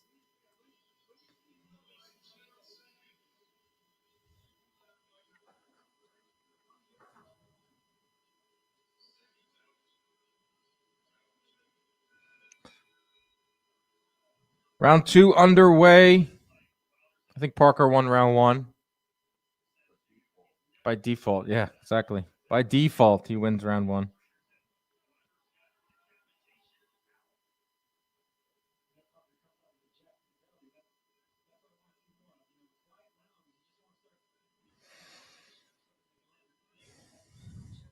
Still a lot of distance and to make up between the two. I think Parker has to try to get inside. He is fighting at long range right now.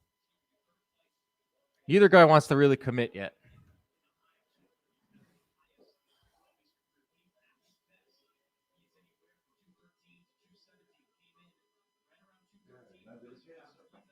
All right, Wilder has landed the first punch for him, a jab.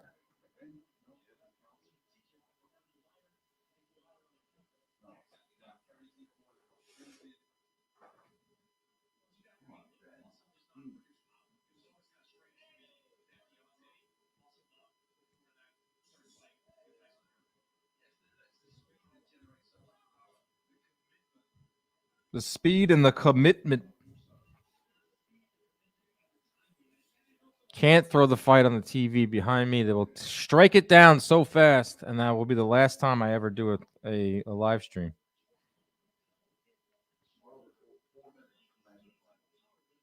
Has Wilder landed anything yet?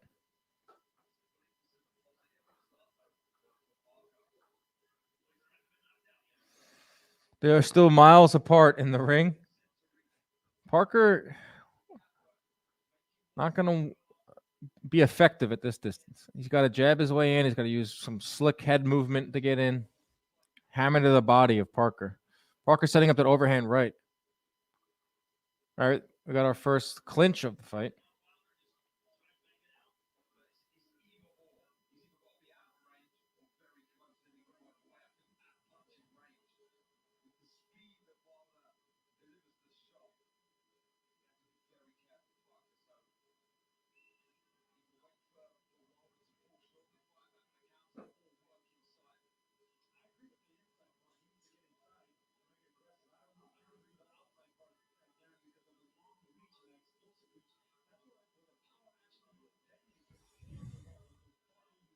All right.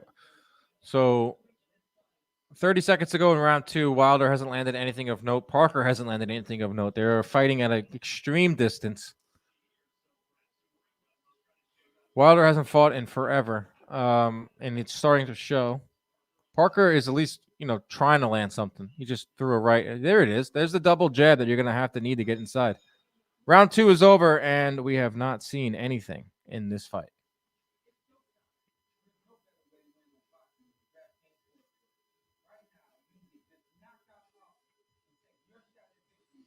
I guess it's 2-0 Parker once again.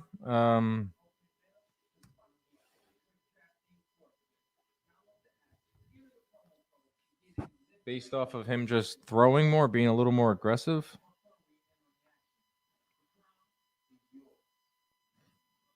What do you guys think? Nothing's really happening in this fight. Step it up. Come on. 2-0 Parker, says Hagler.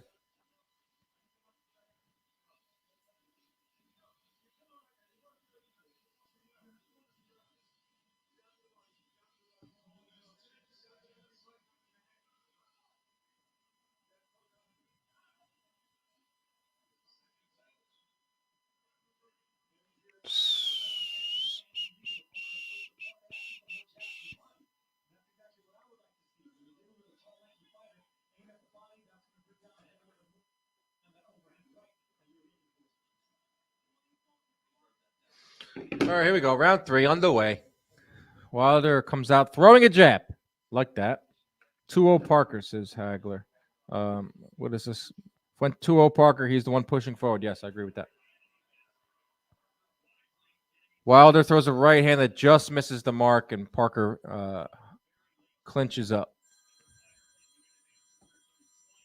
Mark D, I've seen some great fights since 2015. Wish they could hold these fights here.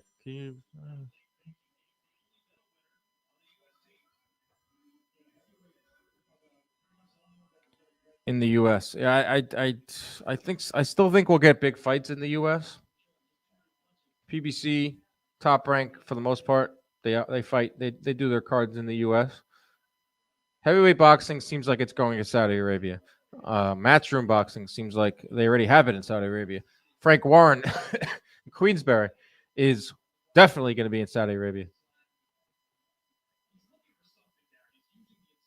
You got Devin Haney there in Saudi Arabia. It says he will fight there at some point. So if you're a professional boxer, you're definitely calling your manager. You're definitely calling your promoter and saying, can I get a fight in Saudi Arabia? Can I get this game-changing money?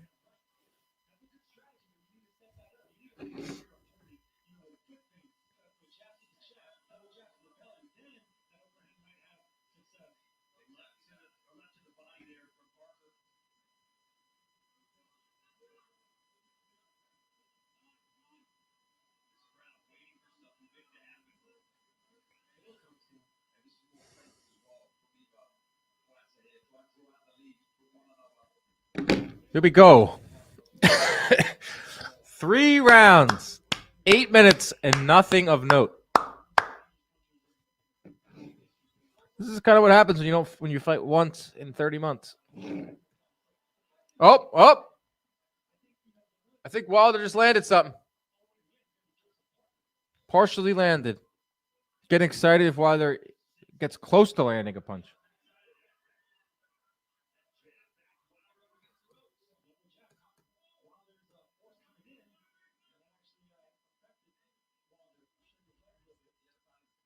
Chris Algieri is back with a cigar. Let's add him in.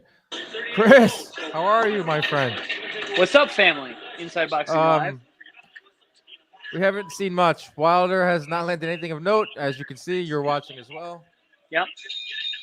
What do we think? So this is a lot like we expected, right? We talked about that. Wilder, if he's not knocking you out, he doesn't look that great. And Parker is a very solid guy. He looks good. He's not afraid either. Yeah, I want to see Parker try to get inside, maybe double jab, head movement, but they're fighting at a crazy distance. Yeah, I mean, well, Wilder has that crazy reach advantage and distance ability, and Parker is going to need to get inside. He is the physical guy. He's physically strong. He's durable, but he has to get past that middle distance range, because otherwise he's just sitting duck. Look up the size of Haney. Yeah, Haney, he weighed 65 the night of the fight against Prograis. He looks like he's a good 75 tonight. He's eating good over there in Saudi. He might be able to box Bivol for sparring after this fight. All right, what do we got here? Round 4. How many punches has Wilder landed, Deb? 6 punches landed for Wilder. Yeah, not much more than I thought. At least Parker's trying to push the fight. Parker doesn't look afraid, which I think is really important. He's pushing the pressure. He's putting a lot of mental pressure on Wilder, which is to be expected. Clyde agrees. Clyde is loving this fight right now. Clyde is loving the day. He's got all friends here. Barking. There's meat being cooked. Hey, buddy, chill out. The day of reckoning over there in Florida. Oh! What happened?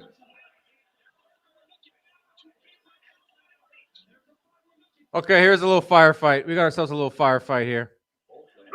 Both landed. First time in the fight, both guys have landed something of note. It comes 2 minutes into the 4th round. Honestly, I think so. This is always the case with Wilder. He's fragile. Wilder's now holding on.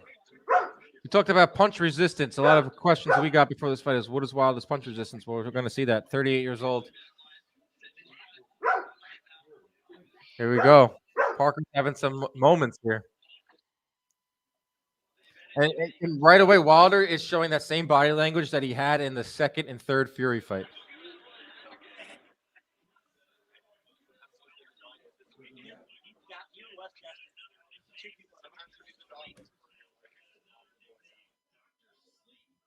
Dr. Sleep? Whose nickname is that? I mean, I would imagine it's Wilder's nickname, Dr. Sleep. Is that his the new version of Deontay Wilder? You know it's what I mean? weird. It's weird to have a new nickname when you have fought 1 round in 27 months. So. Crazy. And he looks like he hasn't fought in 27 months. He does not look smooth. He does not look clean. Parker just fought 57 days ago, 56 days ago. Yeah. Yeah, he looks to be the much more comfortable guy in there, surprisingly. Parker, also, he looks strong. He looks good. He looks fit. He looks prepared. Yeah, Parker, it's his 2nd fight in 56 days. Yeah, that means a lot, especially with heavyweights these days who don't fight often, and Wilder being one of the worst versions of being inactive. And good right hand from Parker. Big time punch there from Parker. Best punch of the round for him. Parker's winning this round. Parker looks good. Oh man, we might have a shocker or multiple shockers tonight, honestly. Well, you look at it, like everyone wants to see Wilder versus Joshua. We said I still think it could happen if one loses. Look at If Joshua. both He's loses, fought three times. if both lose, do we still get the fight? Both lose? I've heard that if both lose, that's maybe in the contract that they don't fight. I disagree. I think if they both lose, they still fight. Well, the thing with Joshua, this is now his third fight of 2023. You know, he's been active, and he can box. He's not seen that from Wilder. Well, I mean, I think we said this from the beginning with Wilder. We don't expect him to outbox Parker. We expect him to knock Parker out. And until that point happens, which is how Wilder tends to fight, you know, he boxes not well until he knocks you out. But I don't know, man. An upset might be brewing. Upset is definitely brewing. I mean, this is the one fight that a lot of fans out there thought that Parker would come out on top. This is the one where. Well, I think him and Otto could both come out with victories. That Parker is dominating the fight in terms of the scorecards from what Chris Maddox says, which I think is pretty obvious to see. Maddox has Parker winning every round. Okay. Is that really unexpected? No, it's not, because the first two rounds Wilder didn't land anything at all. Like literally didn't land a single punch in the first round. He never does. So it's not an uncommon performance from either man. And Wilder's not throwing that jab. When he was knocking dudes out on that run, he had a heavy jab. Yeah, but that again, I bring back the coach that is no longer there. Mark Breland, who is a fantastic coach, was an even better fighter, especially as an amateur. And his style was very similar to Wilder's. He was a power puncher, but he set everything up with a jab. And when he was working with Wilder, Wilder's jab was a problem. It's no longer a problem. He doesn't throw it. We're watching. Look. He hasn't thrown a jab in the last 30 seconds. And he's at distance to throw it, too. I mean, it's right there. Yeah. He got in love with his power, and he's still in love with it. So that's one of the things that, as much as Wilder is a power puncher, he was sneaky with the right hand. And he would find ways to get the right hand in there where guys didn't see it. The punch you don't see is always the one that hurts you the most. And Wilder was actually used to be really good at that. We're not seeing that right now. But we're all sitting on the fact that if Wilder lands one, that's all that matters. But Parker is solid enough, physical enough, strong enough, durable enough that I don't think one punch is really going to do it.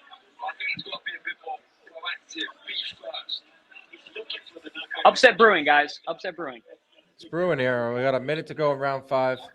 Maddox has Parker up 4-0 on his card. Hard to disagree with that. Hard to disagree, yeah. Wilder is not throwing his jab. He's not really throwing the right hand. Parker's doing just enough, landing some right hands when he gets close. I will say this, though, about Wilder. Normally in fights, Wilder looks confident. He looks like he knows he's got the answer. Tonight, he doesn't look like that. I don't see that in his body language. I don't see that in the way he's reacting. That he looks like, hey, listen, I got the answer to this puzzle in front of me, which is Parker. Parker's savvy. Dude, he's a savvy guy. Miles says Ortiz looked good versus Wilder right into the KOs. But yeah, that was like 2018. Yeah, but he looks stressed. Parker doesn't. Parker looks like a guy that's, in rhythm. Yeah. In rhythm, and he looks like he's in a sparring session. And we've seen Wilder have trouble in sparring sessions. I'm thinking about that David Hayes sparring, which we've all seen the clip of him getting hit with a right hand. He got rocked. That's another thing about Wilder. Like, as dangerous he is, he's also vulnerable. That's why we love him. He's like an Arturo Gatti, right? Like, he is always there to be hit because he is vulnerable, but at the same time, he can end a fight at any time.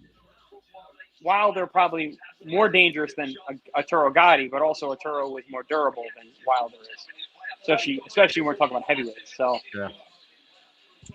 I don't know, man. This is going to be an interesting fight, and not just because of where we are in the fight, but because listen, on paper, this is interesting. For anyone who really knew what the hell was going on. I love that Day of Reckoning in the background. That looks awesome. It's massive.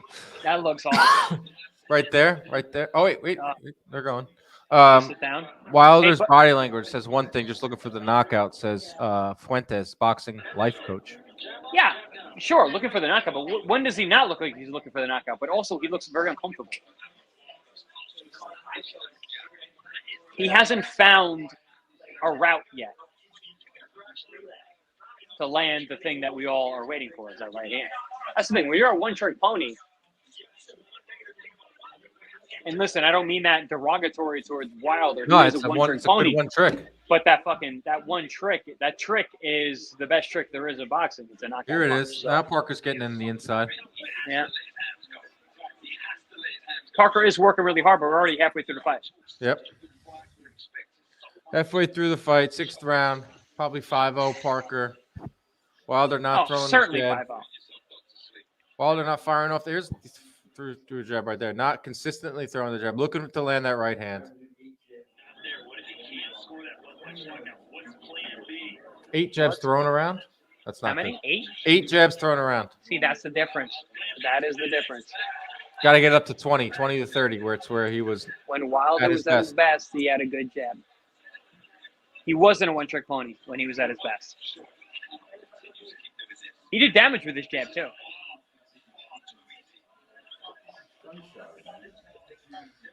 Probably doing it right either. Is it right? Do you notice? Do you notice? Does anyone else notice in the chat? Wilder keeps touching his gloves together. Is that a sign of frustration? No, it could be a sign of an injured hand. A lot of times guys will try and shift the glove when your hand is issued. Because listen, if you have a fractured hand, those bones in your glove are literally just floating. So you start to move them in the right position. And you're seeing him start to kind of move his left. See that? Right there. Yeah. He's taking his right hand and he's trying to move the left glove a little. And I've been in fights where my hand was broken and I could feel my bones shifting around. And you try and shift them into a place that they're more comfortable.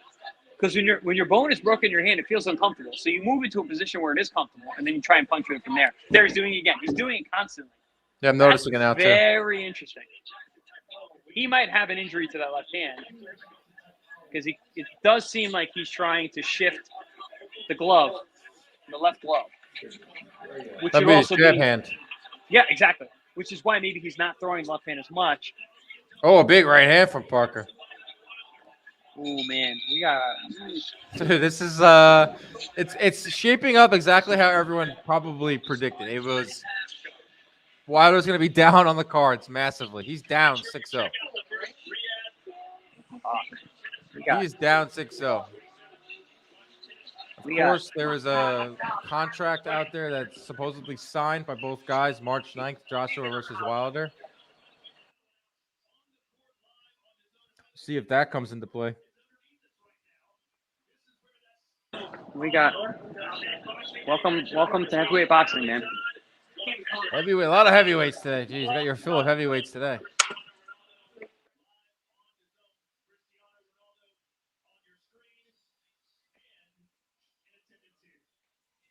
McGregor's having a good time. They showed McGregor before, and he was getting his he was chewing Ronaldo's ear off. I got a new beer.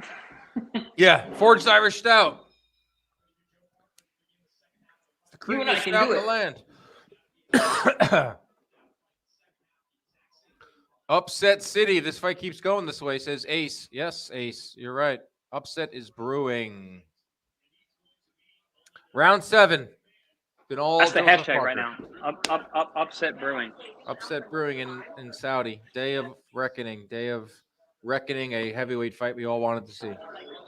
I'm getting uncomfortable, so I'm going to have a beer right now. Nice. There's a jab from Parker. Maddox has it 60-54. So do we.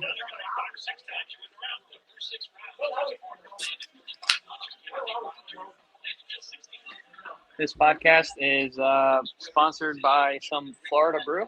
Nice. Free ads. Love it.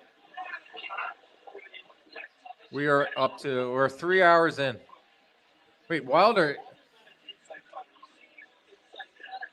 He's looking so uncomfortable in there. which is not that uncommon. But he doesn't seem like he has, like I said, I keep saying the route from the right hand, right? He's not setting up the route. Now we're going into the position where it has to be luck, which I hate the word luck in boxing, but when you got one Suzy Q the way that Wilder has, luck does matter. Yeah. He's down. He gets into the 7th, 8th, and you're down 8-0, then you gotta go for the knockout. Which Wilder was pretty much, that's his game plan since the first bell. Yeah, but you got to set it up, man. You got to. Yeah, he's throwing more jabs now. 3 jabs in a row. This is Joseph Parker. Like, he's not a slouch. This is a good fighter. He is a world-class guy. He went 12 with Joshua. Joshua was a big puncher, especially when they fought. When they fought, Joshua was a killer. Wilder just missed there with the right. Getting a little closer now, Wilder. He's been just missing all night. Yeah, good point from Bob. Timing is off. Timing is off. But also timing, you know what timing is about? Jabs. The jab finds timing. Oh. See that? So there, Wilder took a right hand. He tried to fire a right hand off the cuff, off of reactions, and he got beat to it. Uppercut from Wilder. You don't see that too often. But also, I don't know, man. Parker is durable enough. I don't see a single shot getting Wilder, getting Parker. You can hurt him for sure. Maybe even put him down. But putting him out. That's the thing with Parker. He's very durable. Very durable. I know. So the Vegas odds are looking at him being stopped by Joyce. Yeah. But Joyce is a combination puncher. That was an accumulation. Correct. And Joyce is also a big guy. Parker is the bigger guy in this fight. In terms of bulkiness, you know what I mean? Well, in terms of weight. Yeah. He weighs Wilder by 213 to what a Parker weigh? 245? Something like that. That's a 30-pound difference. That is very considerable. And Parker's durable. And Parker's been in with big punchers. And Parker is as talented as he is. You see Joshua there? He looks freaking ready. Ready or worried that Wilder's going to lose? Well, he said all week long that he's been focused on Wallin, not anything else. That's a cute thought. Fuentes, boxing life coach, would like to see Parker get some feints in and follow with the jab overhand combination. Thank you, Parker coach. Yeah, he's been awesome in the chat. Chat has been great today. Like, Parker's winning, but he's not doing anything like extraordinary either. He doesn't have to. Right. He doesn't have to, and that no one has to against Wilder. Wilder, you have to be somewhat aggressive, but not too aggressive. You don't want to get drunk off your success. And you need to just box because you got a guy who's not a good boxer. Wilder's feet, his footwork is all over the place. But also, his feints are terrible. Look at his arms. The elbows are way out. He looks like he did when he was like staggering around when he fought Fury in the second and third fight. Honestly, if Parker were to step on the gas and take some chances, he has a good chance of stopping Wilder, but also getting stopped.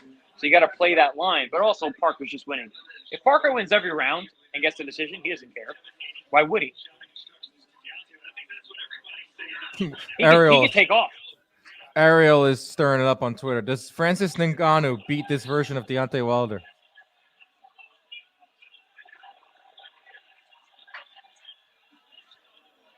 All right. All right. Here comes Wilder. Body shot there from Parker. Haven't seen too many of those. Wilder is the least skilled heavyweight contender I've seen in 60 years. 60 years. I saw an interview with Ken Norton, and he was talking about George Foreman and Ali, and he was so well spoken, and he understood the game so well. Right. And he was a guy that people looked at like, he's a good athlete. But they're wrong if they think that. Because Ken Norton really knew the sport of boxing. All those guys, way different. It's a whole different world, man. I saw Larry Holmes recently at a fight. Oh, Larry, you're like, damn. So underrated. No, I mean, yes, underrated to people who don't know, but everyone who's in boxing knows that Larry had one of the best jabs that's ever lived. He was also Underrated one of the best because ever lived. Underrated because he came along right after Ali and right before Tyson. Well, oh, timing. a big right hand for Parker. Parker's got him hurt. Oh, he might be going down, folks. Wilder's holding on. Here comes Parker landing bombs. Oh, no. Short time. Parker has got Wilder up against the ropes. Wilder is hurt. Wilder's got no legs, man.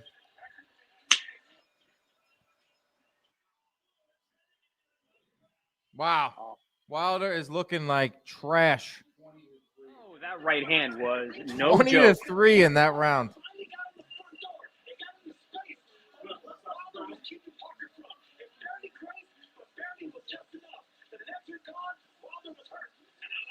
Hey, listen, Parker did exactly what he should have done in that exchange.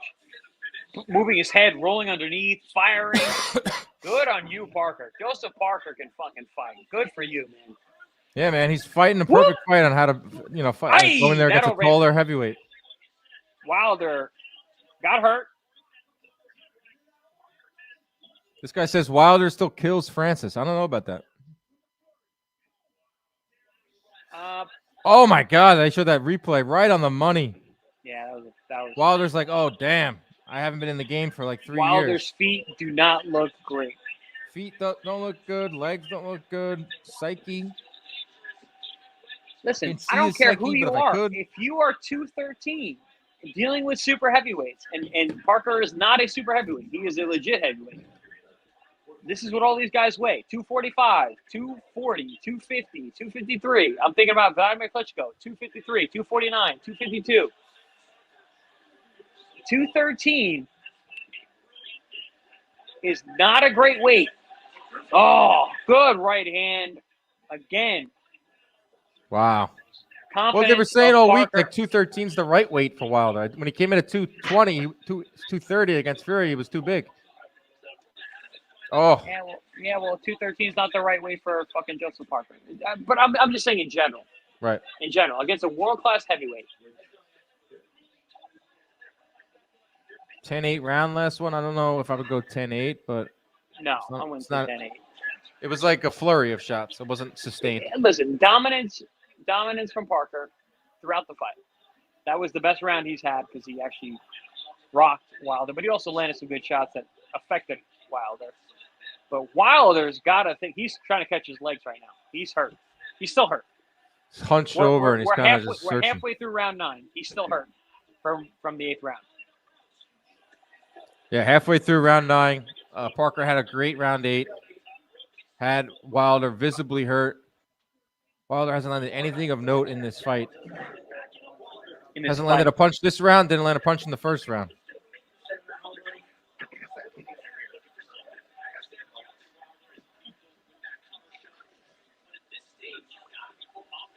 Man, I said this fight was going to the distance. Right. Which it looks like it's going to.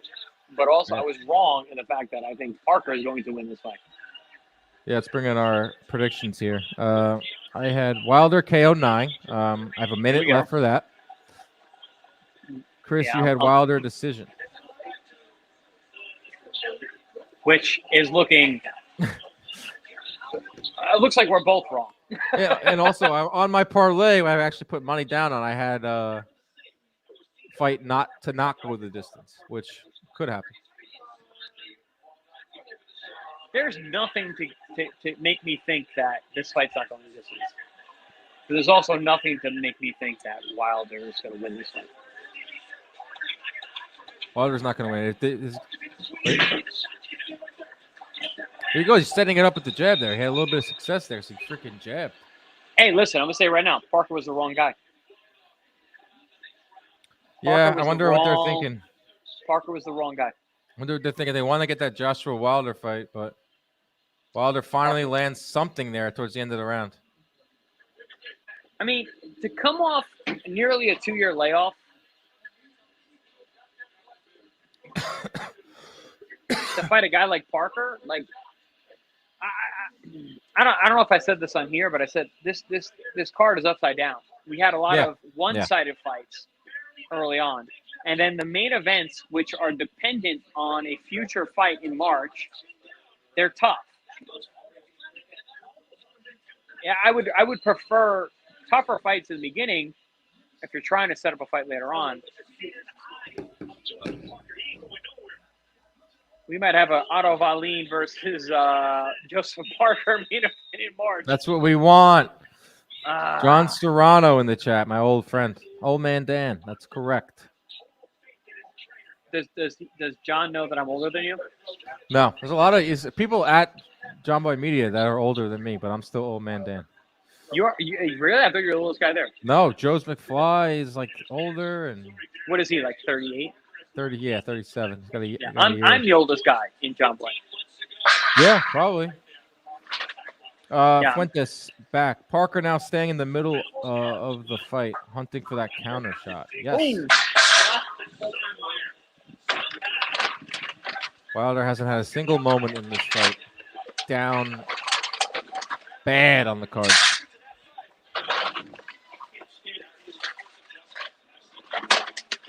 Wilder jab, non-existent.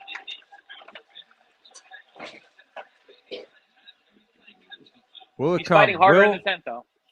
I'm Will telling you, man, Wilder he find that keeps, one moment? He keeps pulling that glove. Oh, he threw a big shot there.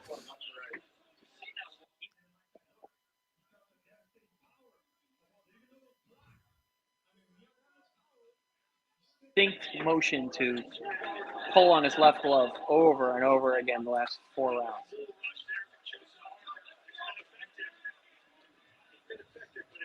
But I will say, Wilder does not look tired. He's not in the corner. He didn't look out of breath. Another right. I think he looks tired, but he looks like, I mean, beat up. He looks like he's staggering around. Like he looks. I don't think he's out of defeated. breath, though. I think he's, defeat is one thing, but he's not out of breath. He still has gas in the tank. And he's not throwing with authority anymore.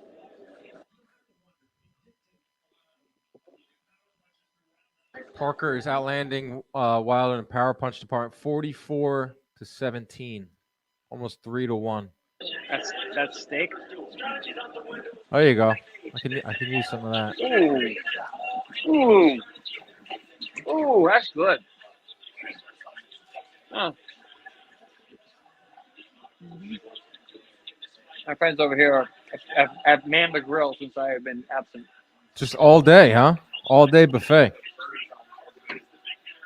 It is the Argentinian way. We cook all day. We have You do fish tomorrow? 7 fishes tomorrow night because I am an Argentinian Italian. Love that. Italian Argentinian. I don't know. We don't do the 7, but we'll do some fish. I'm Argentinian. There's not many towns that do the full 7 anymore. No, we do a full 7 at my house. Pasta and Get 'em. clams.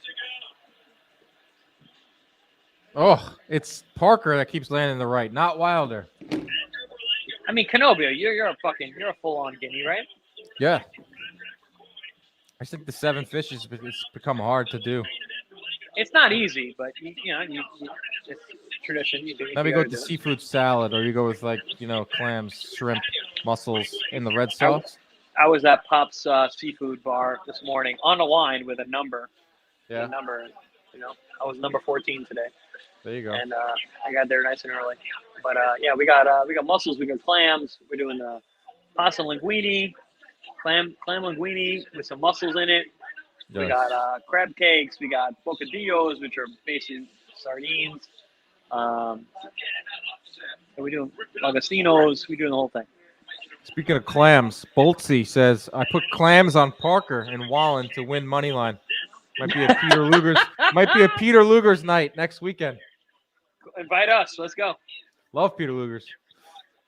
Yeah. AJ demolishes Wilder. How fast everything has turned, right? Yeah. Everyone in the lead up to Joshua for the last year have been like, "Oh, keep Wilder away from Joshua." Yeah.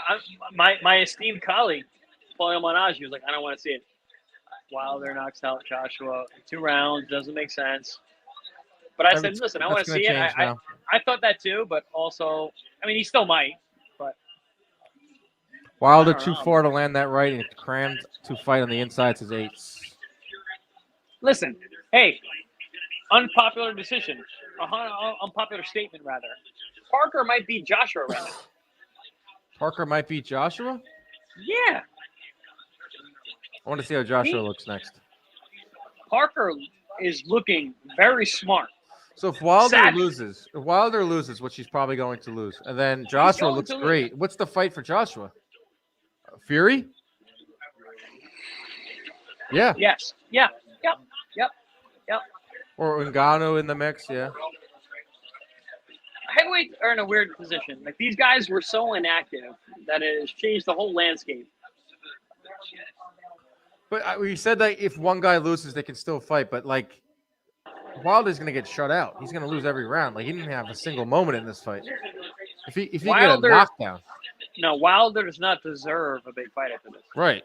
There's no case you can make for Wilder losing and still getting the Joshua fight. I'm a big Wilder fan. I like Wilder a lot. I love Wilder. I think he's really good for the heavyweight divisions. But this is not good.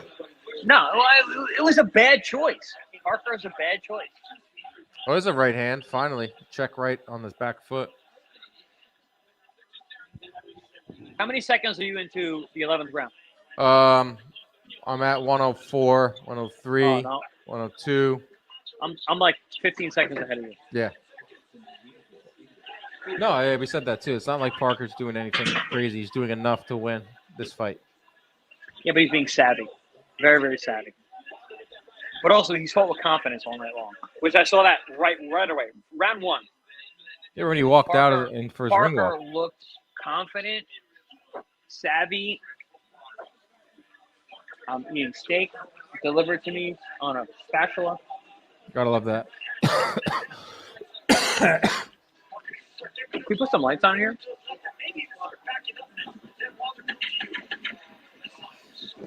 Final remaining seconds of round 11. Hard to give Wilder even one round in this fight. Could be looking at a shutout win for Joseph Parker. I really hope Wilder's corner is telling him, hey, you need a knockout. Say it again? I'm hoping that Wilder's corner is telling him, you need a knockout. Yeah, of course. I mean, you've got to be saying that. I'm not hearing it. Got to go to him. It's too late for go to him. Malik Scott, get in there. Nah, that wasn't the right. That was not the right information. Parker taking the business approach on the last 2 rounds. Secure the bag, says Fuentes. Doing the biz. Ace, I'll say it again. Wilder wins on scorecards. There's no way Wilder wins. Workman-like. Guadalupe says Algieri versus Teofimo 2024. Teofimo? Out of your mind. I don't think that's happening. It's funny. 2 years ago, that fight might have been a thing. Because it's funny. So I got a really good funny story. So I watched Comey beat what was his name? The kid who gave Rolling a nightmare. Oh yeah, Martinez. Marinez, yes. So right after the fight, I run into Tio, and Tio's a friend of mine. I love his dad. He goes, I hear you're coming back, and I go, yeah. He goes, I hear you come back at 140. He's like, I'm thinking about going up to 140. This is before he went to 140. Yeah. And I hugged him hard. I squeezed him, and I went, "You're too little for this weight class." What did he say? And he goes, he looked at me crazy. Yeah. And I go, listen. He goes, you moved to 140? He goes, yeah. I go, that's fine. I'm like, you got enough power, you'll be fine at 140. I'm like, but I squeezed him hard. I was just like, listen, I'm a much bigger guy than you. Like, just keep that in mind. He's fighting a taller guy in Jermaine Ortiz.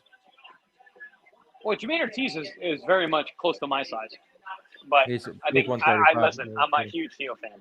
Oof. Huge Theo Wilder is swinging for the fences now. As much as I like Theo, I told my manager, I was like, I would welcome Theo to 140. This is 3 years ago. Yeah. That's not Wilder, even on the table anymore. Nope. Wilder's showing some energy now. A little too late, says Fuentes. Uh-oh. Right hand. Another one. Hey, Holding the back of his head, though. listen, That might Parker fucking won this take fight. us off. Parker just needs to circle around and not try to get caught. Yeah, but he's not doing that, and I respect that. He's not sitting on his laurels. He's not assuming he won every round like we all think. He's fighting. He's being the same guy. Hey, listen, put respect on Parker's name. Yep. Put Big respect win on for Joseph Parker's name. Joseph Parker has been around for a long time. What? He's had some No subpar way. performances. He's 31 years old, which is crazy because he's been around forever. But Parker is no joke. He's a sleeper.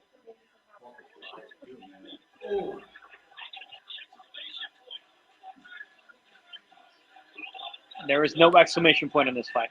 None. And that's exactly how Parker would win this fight. John, And he he's didn't not let it acting- fly. Parker's not acting like he won.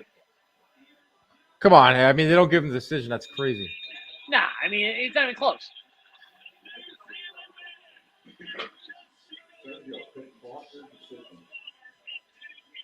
That's it. Final Joseph bell Parker, has rung. man, you're the Joseph fucking man. Parker should get himself a 12-0 win over Deontay Wilder.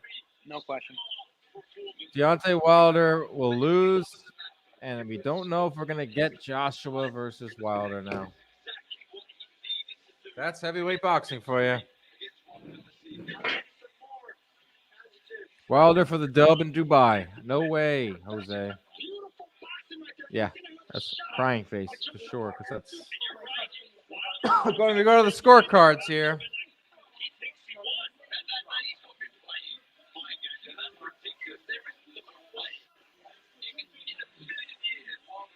Shutout for Parker. Shutout. One round, maybe. I don't know which round that was, but Maybe find one round for Wilder here. Maybe.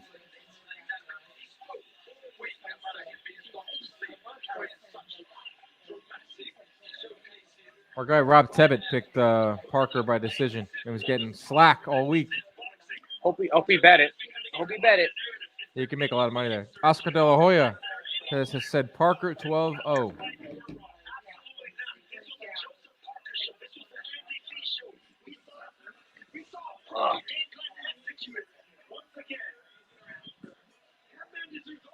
What are you talking? They're saying, is there any way that Wilder could get the win? No. No. Absolutely not.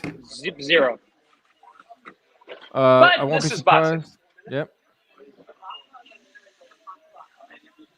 Wilder should retire, says Luis Garcia. Oh, let's not get that serious. 38, People a lot of money. I'm saying we got to put respect on Joseph Parker's name. And here are they're showing the highlights now. Wasn't many highlights in this one. Workmanlike from Joe Parker. Did enough. Parker did what he had to do. Wasn't spectacular. Wasn't a sexy win, but it's a win in the heavyweight division. For Over the a guy most like part, Wilder. though, listen, if you fight Wilder, you got to survive. Because I've been saying this from the beginning. Wilder does not look good until he knocks you out. So if you make 12 rounds, how do you not win?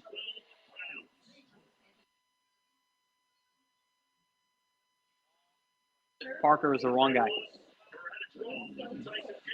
What the hell was Wilder doing tonight, says Chris Santos. What a horrible, disappointing performance. Just horrible. I didn't realize that Wilder raised his arms and celebrated.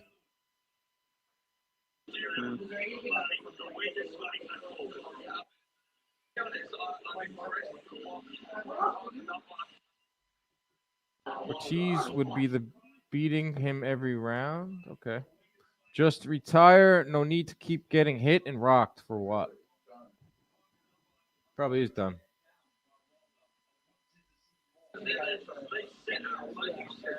Yeah, mentally he didn't look like he was in this fight. Physically, he looked probably the worst I've seen since those Fury fights, and look reminiscent of the Fury fights. Compared to all right, score. Buffer's got the scorecards.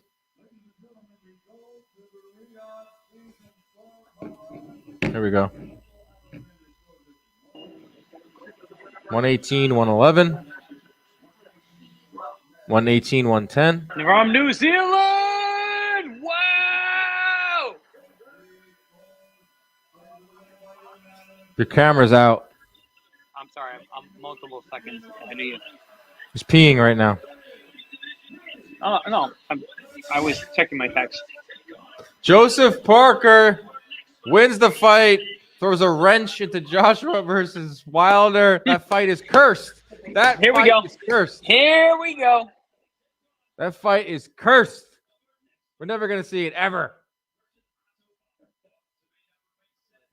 Yikes. Wrong guy. They picked the Takes wrong a guy. lot of steam out of that main event now. Joshua versus Wallin in a jab fest. Oh, boy.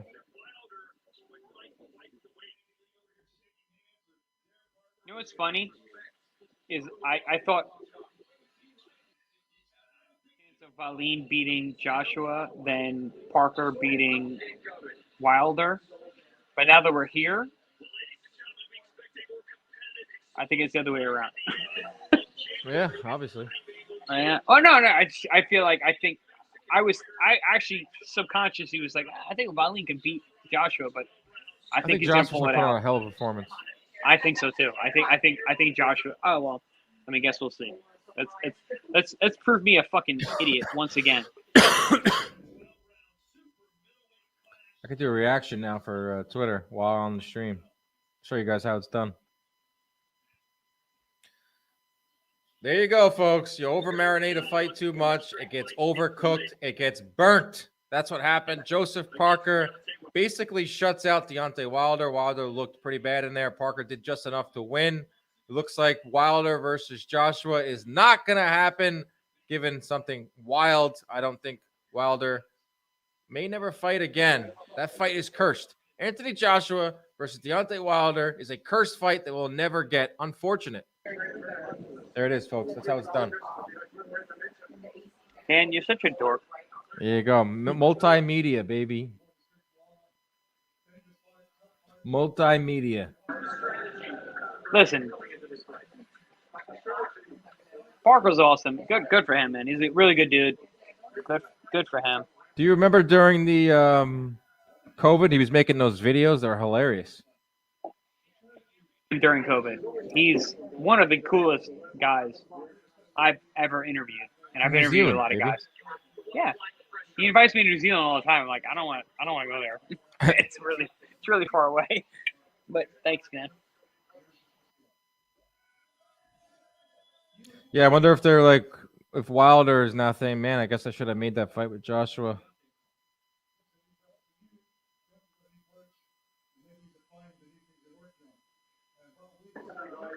Put this video together now. Hey, welcome to high level boxing, guys. Wilder didn't even have one moment in the fight. 0. Not even a second where it was like, wow. That's the Wilder I remember. Listen, guys, can we put respect on Joseph Parker's name? Of course. Like he fought very savvy. He fought undeterred. He was not worried about the power. From round 1, in the first round, I was like, ooh, we got to fight. Right away, I was like, he's not worried about this guy at all. That's a big deal. And Joseph Parker, man, good for you. He's one of those guys, man. He's one of the sleeper high level world class heavyweights in the division. He can beat anyone any given night. He's lost. Yeah, I mean, look at him coming back from that Joyce beatdown, 4 straight wins now. I mean, That's another after that thing. fight, I thought he was done. I forgot he was 31. Yeah, it's young. So, no, he's prime. There's left in him where he can literally do some really, really big things. So, I mean, than that, but Yeah, he trained with Fury. that helps. Parker sparred Fury for years. Yep. Never disrespected Parker in the first place. His body has been through a lot. Well, all right. What did he say? I'm back. Yeah, you. Guys, I'm gonna take a break. I'll be back. All right, see you, Chris.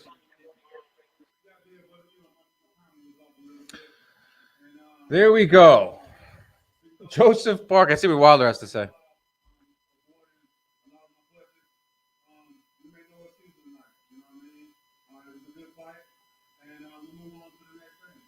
What's the next thing? We move on to the next thing, says Wilder.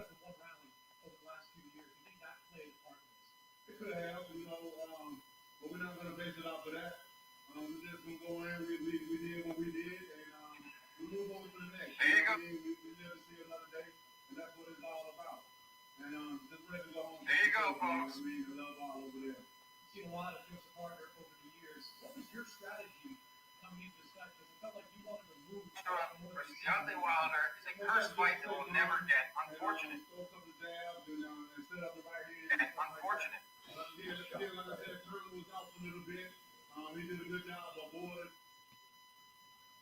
There you go, folks. You over-marinate a fight too much.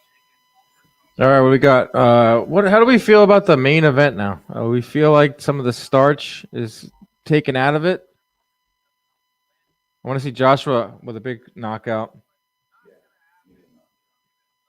Are they asking me about Wilder? About Joshua, I should say.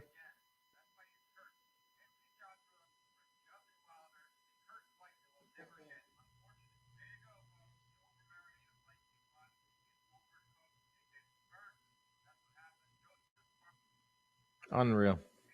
Bring back Mark Breland. Yeah, Tony.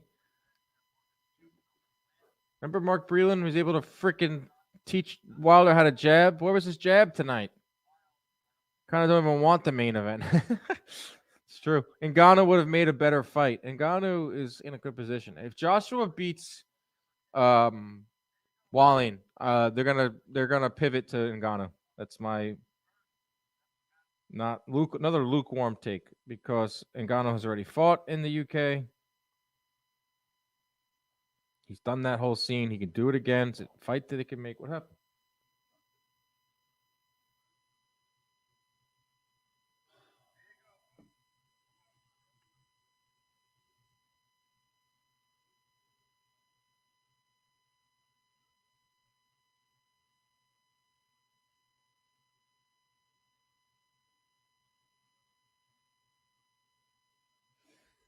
He fought scared, he says. He did. He didn't fight scared. He just doesn't have it, man. He doesn't got it anymore.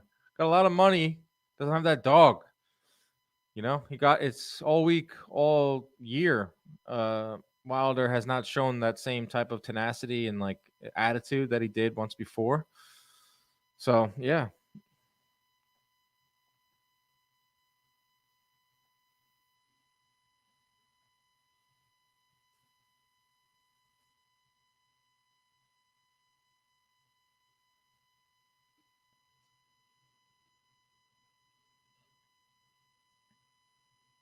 Fight's cooked.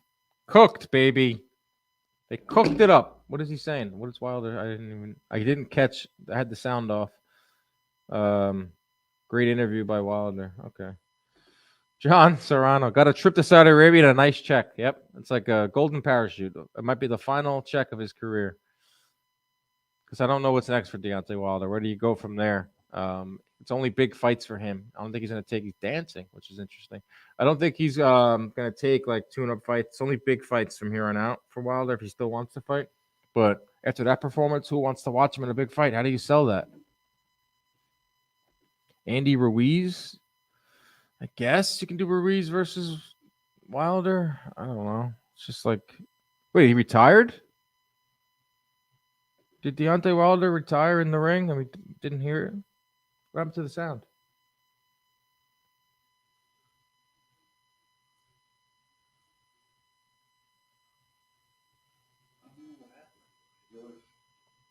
I don't have sound. All right. The sound's been coming from yours. You might have to refresh it.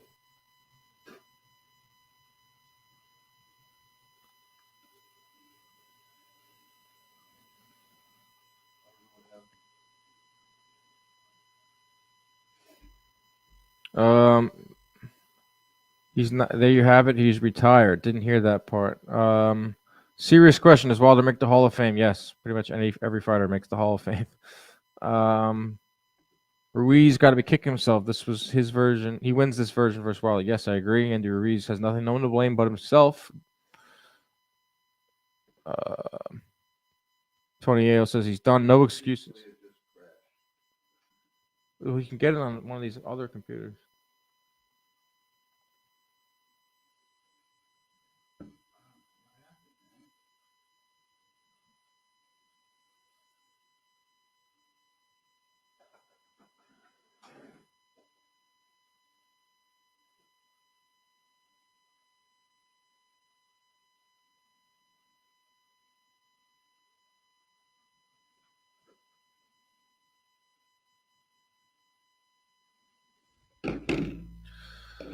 He didn't say it. You can just hear it in his voice. Yeah, you can hear it in his voice, and you can see it in his performance. And that is a man that just doesn't have the fire anymore. That's a guy who's 38 years old who has made so much freaking money. Sounded like he's done, but mentioned coming back. It's going to take a lot for him to come back because he's not going to do it against just anyone. He wants to be in big fights. Got a big ego. I'll probably go run some errands now. Quite the letdown. That's boxing, man. I was so looking forward to Joshua and Wilder getting in the ring, having a face-off. You know, a grudge match in the heavyweight division. That sucks. Joshua versus Big Bang Zhang. That's fun. We're gonna now shift over to Anthony Joshua. What does Joshua like? Who's in there for him? Like, what are the names that he could fight? If he looks great, if he knocks out Wallin, then Joshua Fury is still a freaking huge fight that can make it Saudi. Coming up, where's the coming up one? Coming up, Joshua Wallin. 38 years old with a lot of money. At this point, it's all about family. Yeah, definitely. For sure. I mean, Wilder's given us a lot of great fights, a lot of great memories. Anthony Joshua's pretty washed too, so why not? I don't think Joshua's washed. I think Joshua has a lot more left in the tank than Wilder does, that's for sure. Joshua has shown like hunger. He's shown motivation. It's his third fight of the year. This is a guy that has more money than all these heavyweights. Third fight for a guy that's washed. Main event. They should just bring it right in here. Come on, let's go. Bring the fights right in there.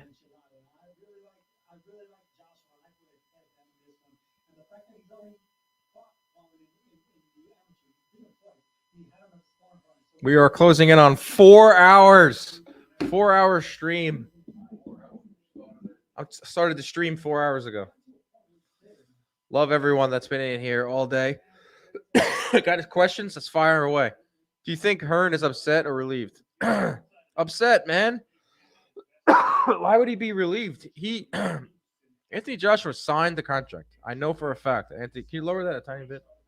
Anthony Joshua signed the contract to fight Wilder. And I think that Anthony Joshua would have beaten that Deontay Wilder. So Hearn could have made a fortune and had his guy beat Wilder.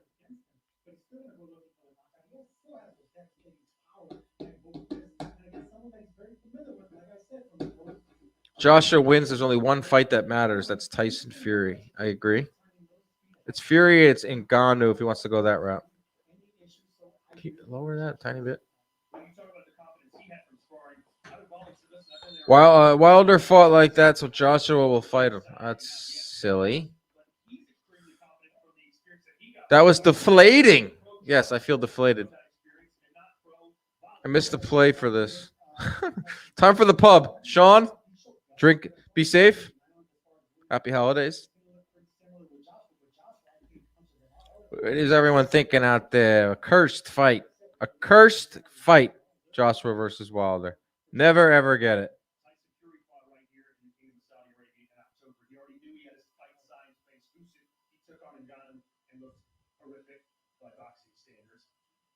Same thing happening for AJ. He's already signed that agreement, reportedly, to fight Wilder. Do you think maybe Wallin?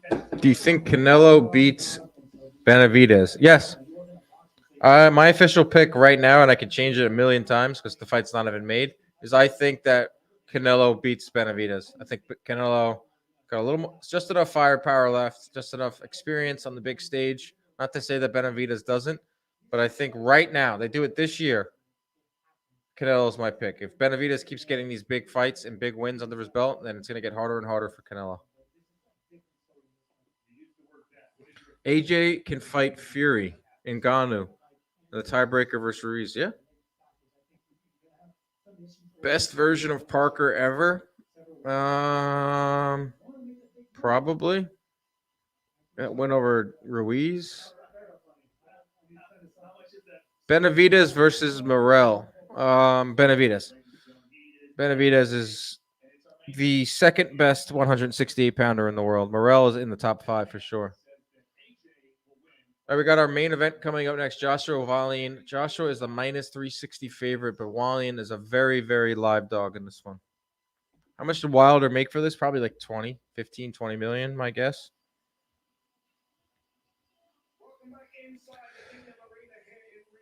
Let's just get, we don't need any more. Phil, thoughts on Parker's resume? When I look at a resume, I do it a little different. I look at not just the wins, but the losses too, because that just shows that you were willing to get in there with some of that. So he fought Joe Joyce when no one wanted to fight Joe Joyce. He lost. He got beat pretty bad. He beat Derek Chisora, but that was a wash, Derek Chisora. That's another name. He lost to Dillian White in 2018 when Dillian White was pretty good, but also probably on PEDs. Lost to Joshua in a unanimous decision in 2018 when Joshua was pretty damn good, closer to that Klitschko fight. Huey Fury beat Andy Ruiz. Dimitrenko's a solid, underrated win. Takam, good win in 2016. Good resume. Signature win is obviously Deontay Wilder, even though it was a Wilder with one foot out the door.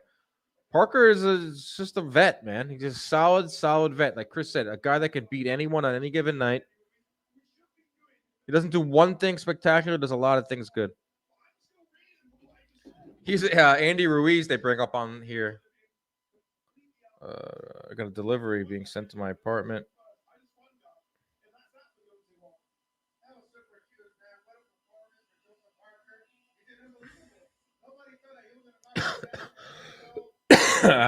Canelo Benavidez will never happen.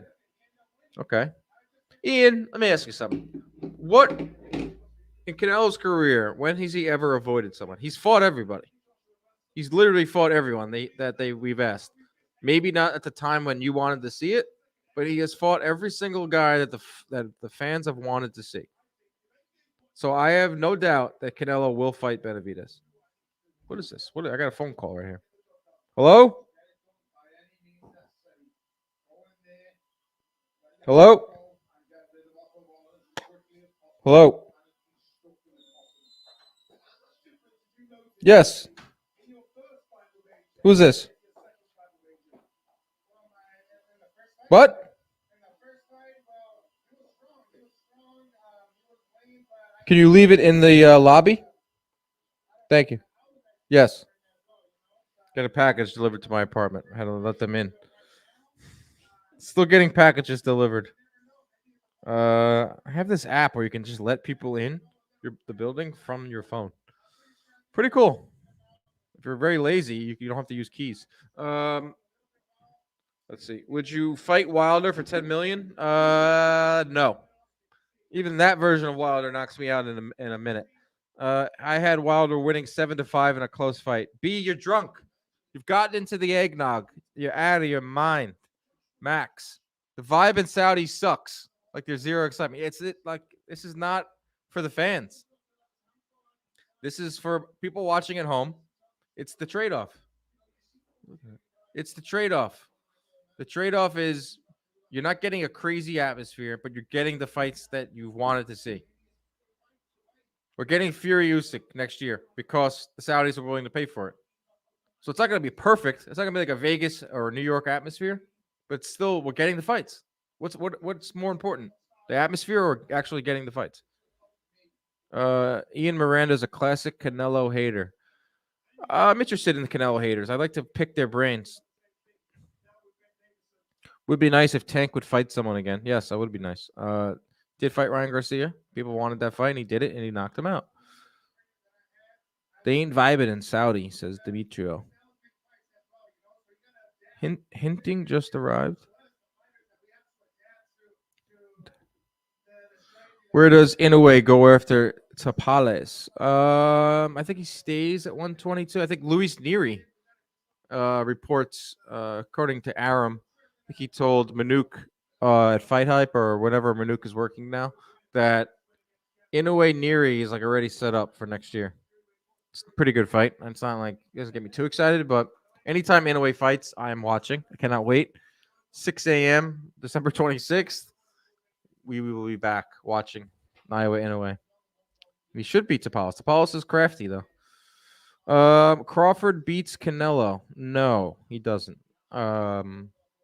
Weight classes for a reason. That fight seemed very intriguing in the summer, especially after Crawford won and then Canelo announced that fight with Charlo. But I don't know. I'm not that into it. I really want to see Canelo versus Benavidez. I like to see Canelo versus maybe like Morrell, Mabili. Crawford fight is fun, like blockbuster wise, but I'm not that into it. You were right about Canelo. He's one of the most active fighters in the game. Yes, thank you. He is.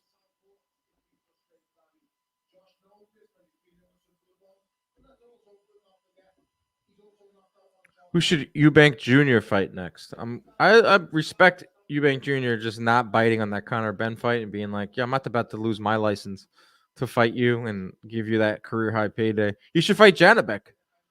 Listen, no one wants to fight. He said he wanted to fight Janabek, and he told his promoter as such, and then his promoter went a different route, and he had him fighting for the IBO title, which means nothing. So I would see Eubank Jr. versus Janabek. I like that fight.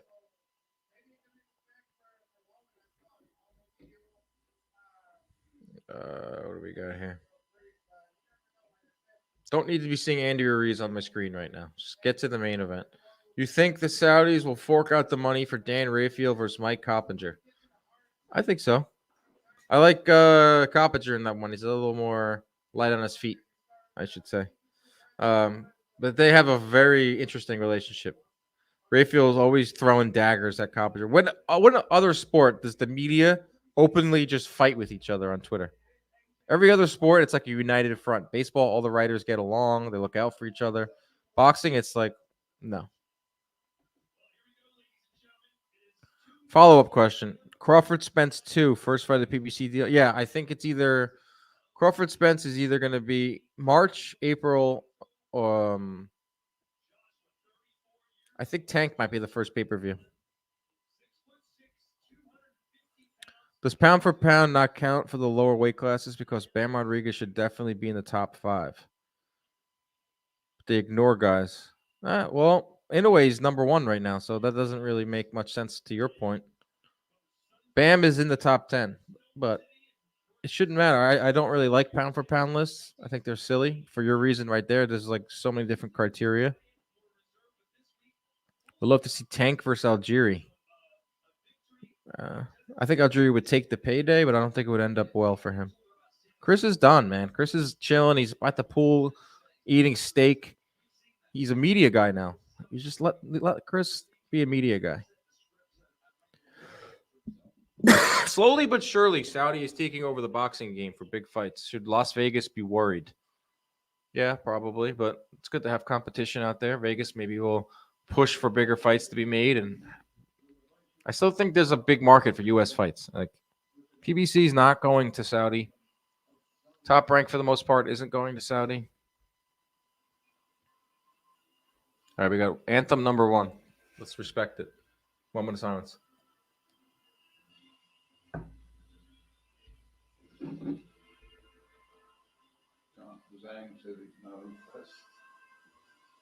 I mean, who would be impressed by that? No, with Parker either.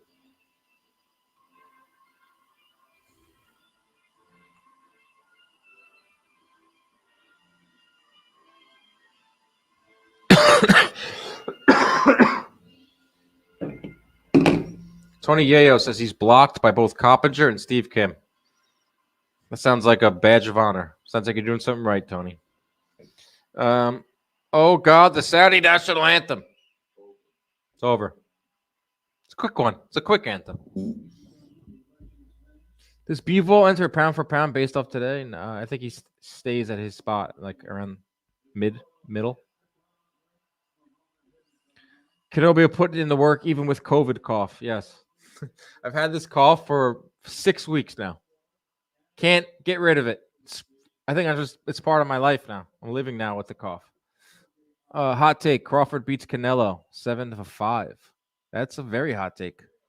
But you put money on it, though. John Serrano, still in the chat, my guy. Ronaldo, yeah. Ronaldo's there. They like to bring out the stars. Ronaldo and McGregor ringside.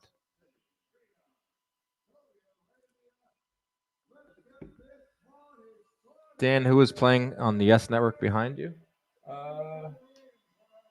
Looks like a documentary. All right, here comes Otto Wallin. Smoker's cough? Not a smoker's cough. I do not smoke. Tell you what, this cough isn't going to help me in the John Boy Media warehouse where they got us running around. Talking for 5 hours isn't great either. How come the Saudis didn't fly you and Chris out yet? Oh. Never say never. 2024 is going to be a big year for Inside Boxing Live and me and Chris Algieri. It's only a matter of time before we are on a flight to Saudi Arabia. Dan Delay says to get rid of cough on water fast. I need food, man. I need food right now. I'm hungry. Edible cough? Do people get coughs from eating weed edibles?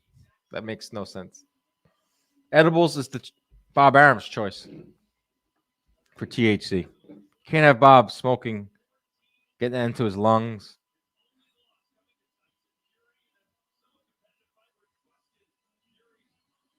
Great chat. The chat has been keeping me alive here. Going on 4 hours and 15 minutes. Take a punch from AJ or 100-mile-an-hour fastball from Cole. Is Cole hitting me with the fastball? If Cole can throw a 100-mile-an-hour strike and I can just either look at it or try to swing through it, I'll definitely take that one. If Cole's hitting me with the 100-mile-an-hour fastball, I'd rather get hit with the fastball because they can hit me in like the thigh or something.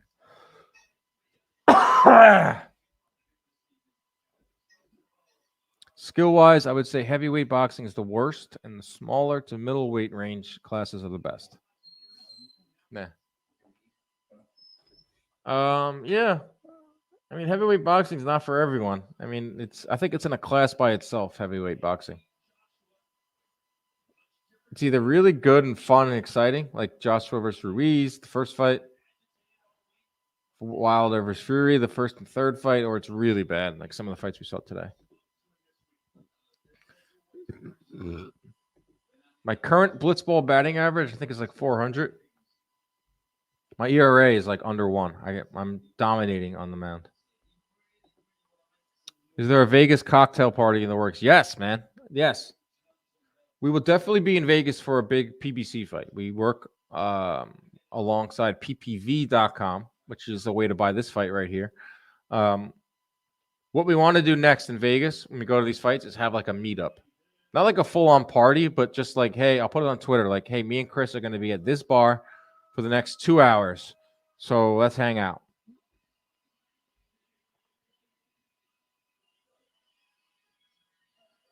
Miles said, try raw garlic tea to beat that cough. I will try anything. Anything to get rid of the cough. Canobbio, thoughts on the Dodgers? I think they are horrible for baseball now. I'm jealous, man. The Dodgers are what the Yankees used to be. Just scooping up big talent. The Ohtani move that he did to kind of get rid of the, kind of defer the money was brilliant, but also part of it like rubs me the wrong way because that's how they were able to afford Yamamoto.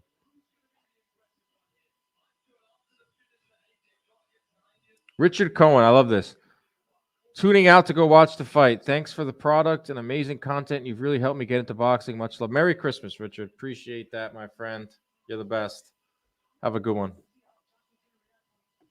Cigars? Yes, there will be cigars at the meet. Chris smokes a ton of cigars when he's in Vegas. We'll do that. You could smoke in the casinos, so we will do whatever we want. It's the best part.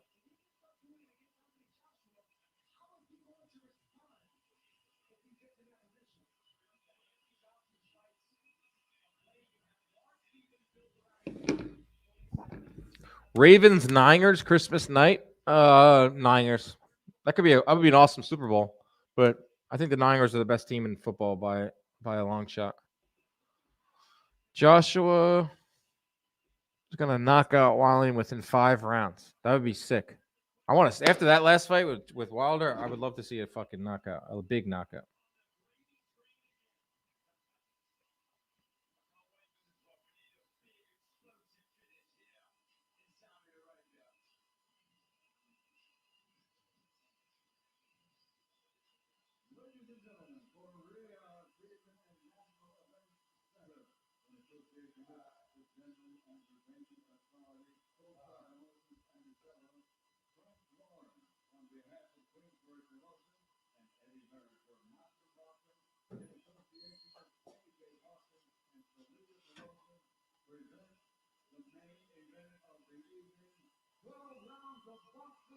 What is this? A banana.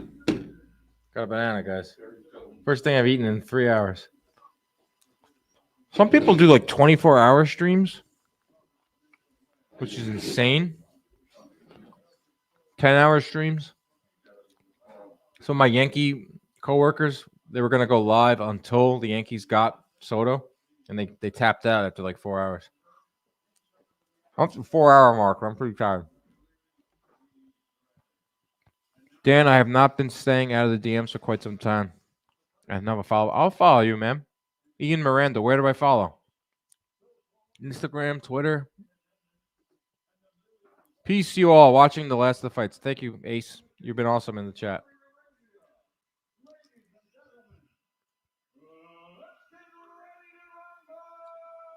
One of the people said they want to do a meet. Ooh, that was a bad one. That was not a good one. Want to do a meetup, a Vegas meetup at the next one.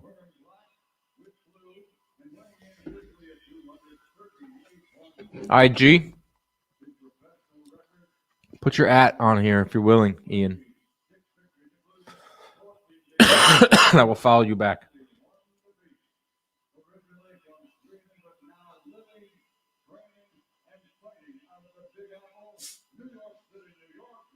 New York, Otto Wallin, one of the coolest, nicest dudes. Interviewed him a bunch of times. Remember back when COVID first broke out? He was like one of the first people to get COVID. He was interviewed by like TMZ. Like, I think he was traveling. And I had him on one of my Instagram lives. Still lives in New York City. There's not many boxers in New York City. Obviously had that fight against Fury, which put him on the map, where he took Fury the distance. Hit him over the hit him with a right that cut Fury. It wasn't from a headbutt. That was from a punch. But since that fight with Fury, Wallin has not been able to secure the big fight. He's been rumored for big fights. Been rumored for big fights, but he hasn't been able to get that big one. But that changes for Wallin when he fights Anthony Joshua.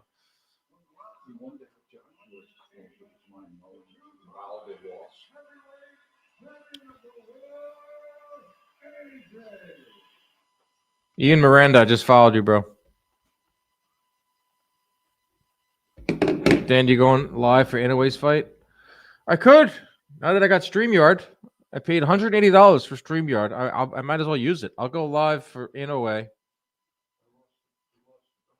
And then I will tape. Me and Chris are going to record a post-fight podcast. I'm thinking about doing a post-fight podcast after this, which is crazy. Oh, Max's sound stopped too. Sound went out on everyone's. That's not great. Good thing you got me. More reason to tune in right now.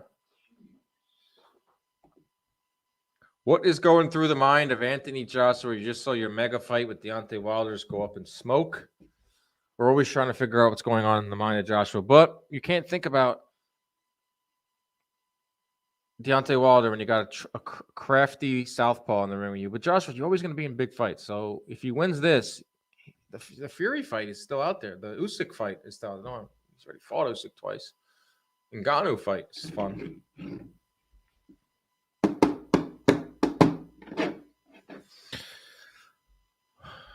All right, it's Joshua coming out, throwing a lead right hand. Wallin is crafty. Threw a lot of jabs in his last fight, 873, the most jabs ever thrown in a heavyweight fight. For Joshua, it's always been the jab, especially since the Klitschko fight. He's been throwing more jabs. His last fight, when he fought Robert Helenius, he threw 77% jabs. That's insane. Sound goes out on DAZN during the main event. Day of reckoning for the DAZN audio team.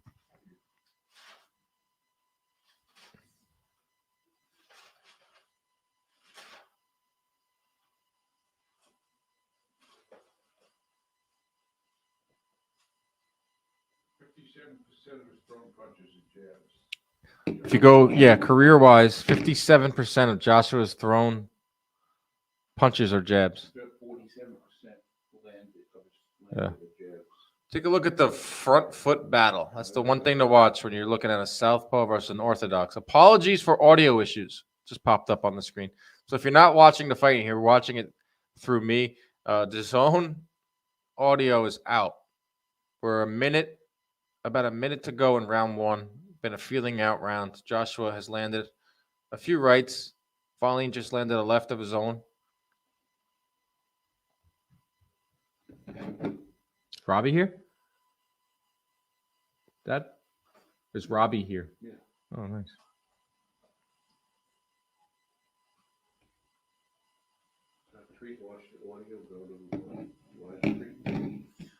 Under a minute to go, round one.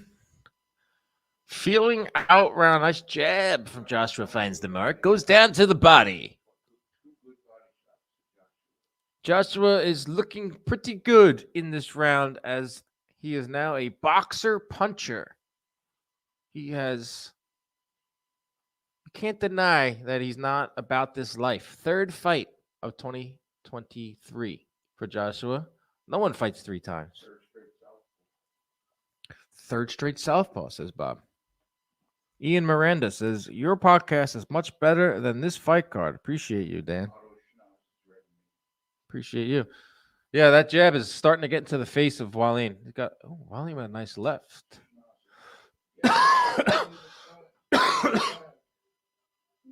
Sound is back. I like the way Joshua's moving, says Max. He doesn't look scared. This guy's put in the work, man. He wants to be great. Like, after watching Wilder, who had some of the worst footwork I've seen in years, I mean, Joshua's going to look like Pernell Whitaker in there. Joshua is a very good boxer. People like to tack on because of how he lost those fights to Usyk, and but how close were those fights versus Usyk? He beat Ruiz after he got stopped, and still a good boxer.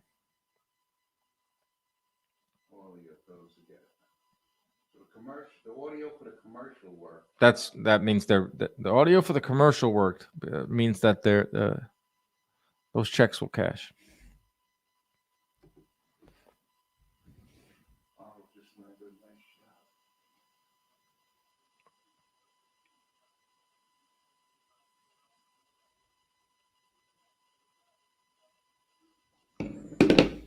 Yes, I agree, Easton, that Joshua being active will help him. Because next year if he wins tonight, he'll find himself in a huge fight.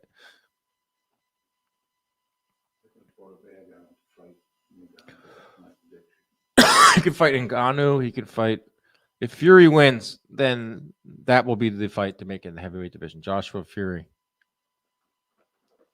I don't think anyone really wants to see Joshua Usyk 3. What if Usyk beats Fury then? I mean, they could fight. If Usyk beats Fury, they could fight for a third time.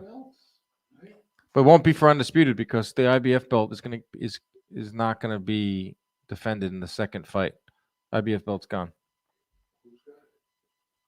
Hrgovic is fighting for it no matter what. Yeah, that right hand is like precise from Joshua. There it is again. Joshua's finding a home for that right. Joshua's looks real crisp, looks real sharp early on.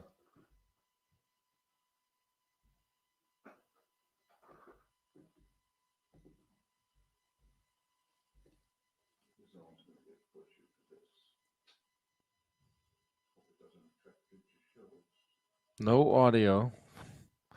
Second round, but a minute to go. Joshua has looked crisp. He's landed his jab.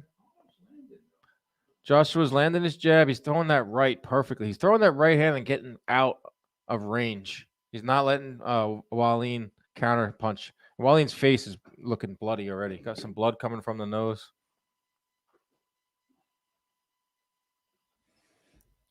Where does Joseph Parker go from here? He can fight Zhang. He can fight like that second tier of heavyweights to get himself back in. It was a good win. Like Parker it was a good win, but like, come on, like Wilder was a shell of his former self. Where is Chris? So you guys can call the fight. I don't know where Chris is. Good question. He's like having a party in his backyard. Wallin with a jumping left hand finds the mark. Okay. The commercials, the sound of the commercials is working, which I know working at Gyro Media, they are happy. DraftKings is happy. Night Swim is happy that they're getting sound because their ads are being played.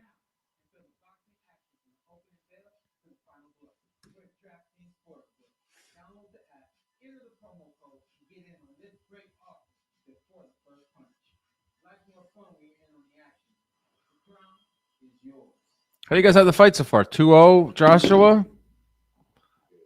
2-0 Joshua? This guy said, good thing I paid $40 to listen to commercials. Right? DraftKings. Yeah. Night Swim.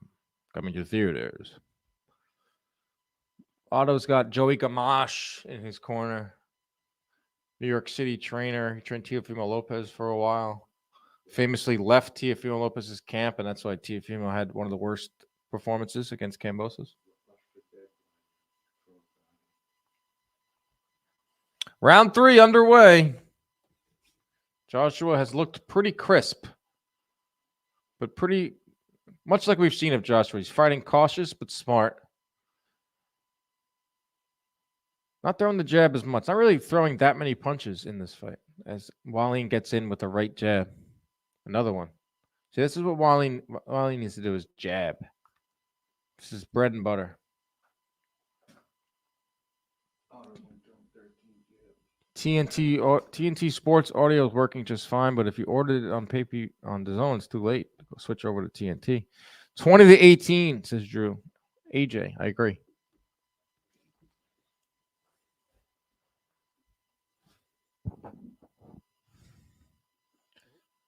Otto hasn't really fired that left yet. He's been pawing with the jab. Trying to find range there. We got to give credit to Joshua. He's taking away that left. His defense has been really good too.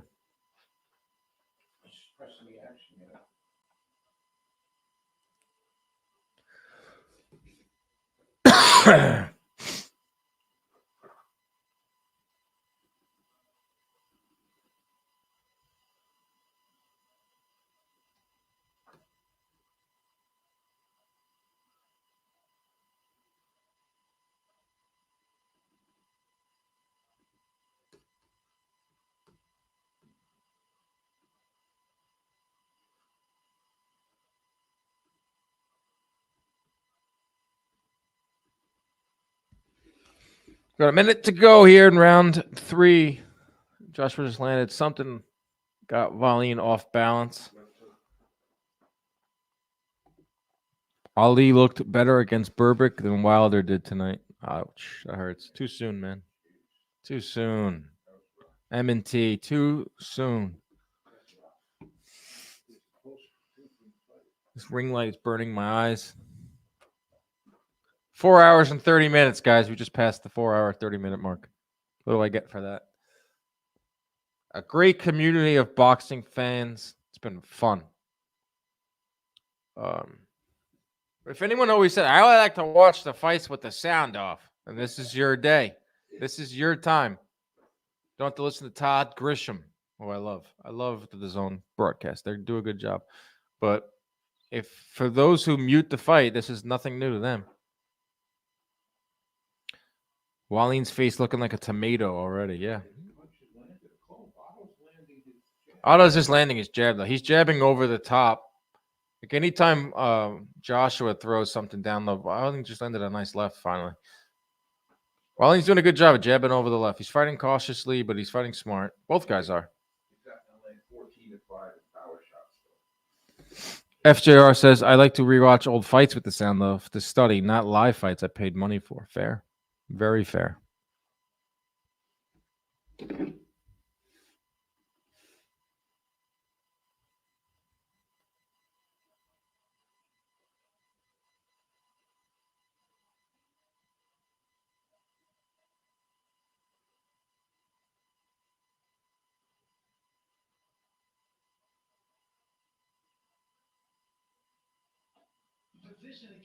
Oh, sound is back.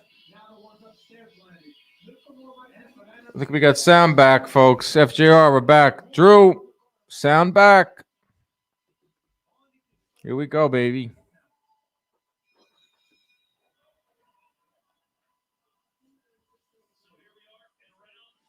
Round 4.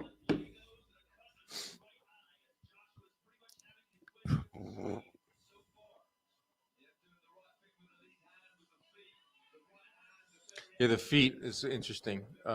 Josh was able to get his lead foot inside of the lead foot of Wallin.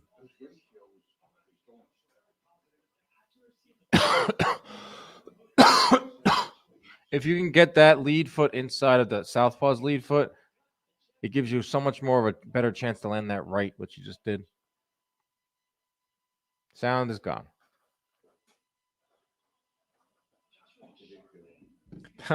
Sean Hanlon, maybe the comment of the day. Just had to actually sit with my own thoughts for a minute. That wasn't ideal. I hate sitting. They apparently Gen Zs are doing that. They're walking, going outside, and not listening to any music. They're calling it and they're I don't know why they do it. Oh, big right hand, Joshua.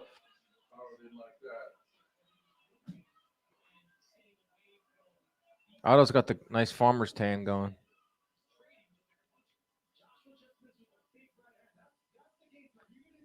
Joshua's fighting pretty smart. He is throwing his jab, but it's not as drastic as some of the past fights where Hanlinus, 77% of his punches were jabs.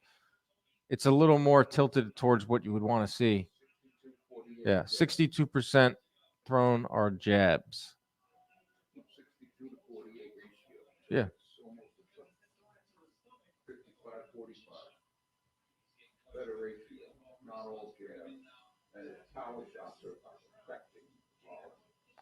Nice. That jab it's almost like a power jab.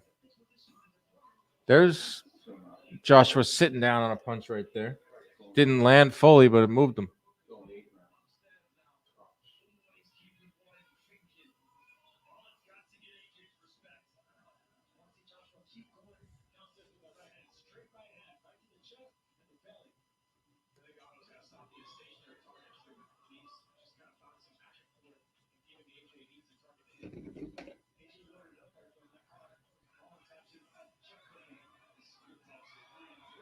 Corner, Otto. Otto.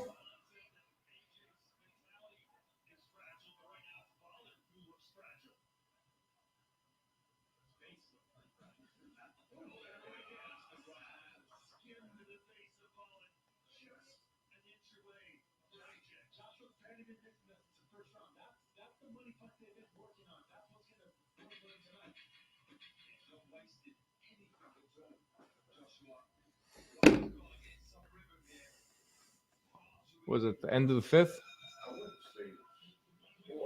End of the fourth round. Sound is back. Joshua's definitely winning the fight. While he's not like dominating by any means, like Wallin is still game in there, but you're seeing that cut. You're seeing him breathing a little tough there. He hasn't been able to land his power shots. That's not what Wallin is known for. He's not like a power puncher. You know, he's a boxer. He's a jabber.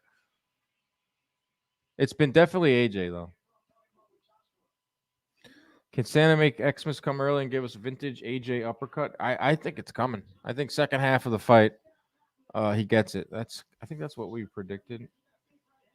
Let's see what we predicted. This is I picked Joshua UD. So did Chris.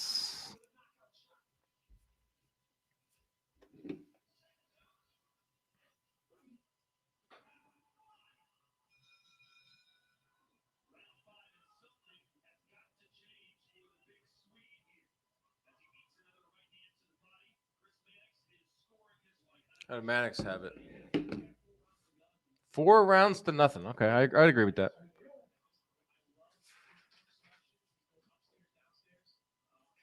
There, oh, big right jab and a left. Left jab and an overhand right. Joshua's stalking now. He's on the front foot, being aggressive. I like this, Joshua. My guy John Serrano doesn't think it's going a distance. Neither do I. Second half stoppage. Maybe I'll make a live bet right now. Probably not great odds though.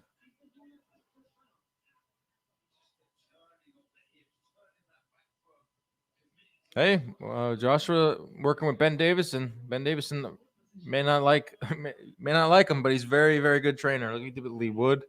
Oh, that right hand. He's timing in perfectly. Wallin is throwing that kind of pawing right jab, and Joshua's coming over the top at the right.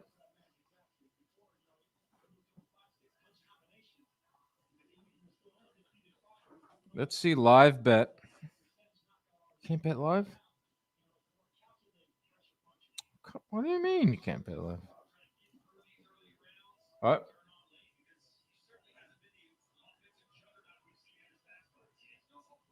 Can't bet live.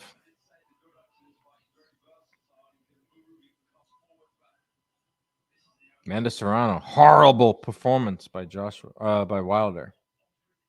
It's tough. Wait a second. Wallin's hurt.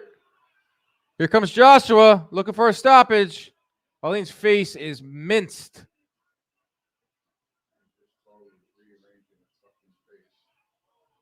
Big right hands there from Joshua. Joshua looks in total control. He's so calm and poised. Everything landing. This is not going to end well.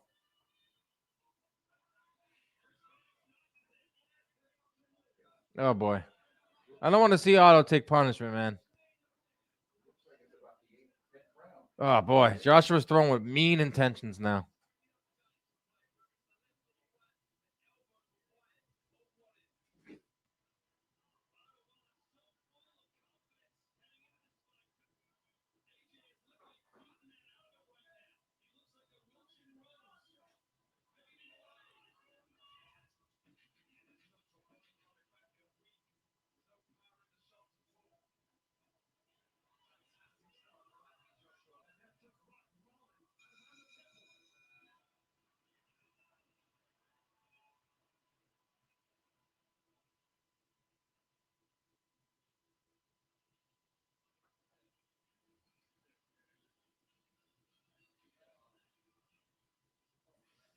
All right, there's the right. Oh, a vintage left there. Wallin was waiting for something to come up next. Like it's a super. Oh, right in the chin. Right in the chin. Wait, they're stopping it?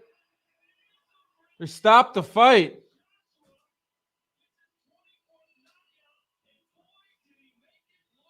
Wow, they stopped the fight. Anthony Joshua with the win. TKO 5.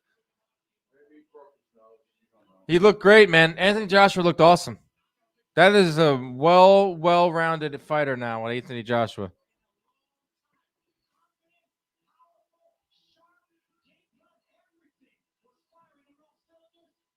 Can you lower it a tiny bit? Can you lower it a tiny bit? Yeah. Anthony Joshua with a mid-fight. What is it? Oh, we'll do it over again. You're a beast. Ronnie Jerez. The Ronnie Jerez in the chat. This guy doesn't miss a chat. He doesn't miss a stream.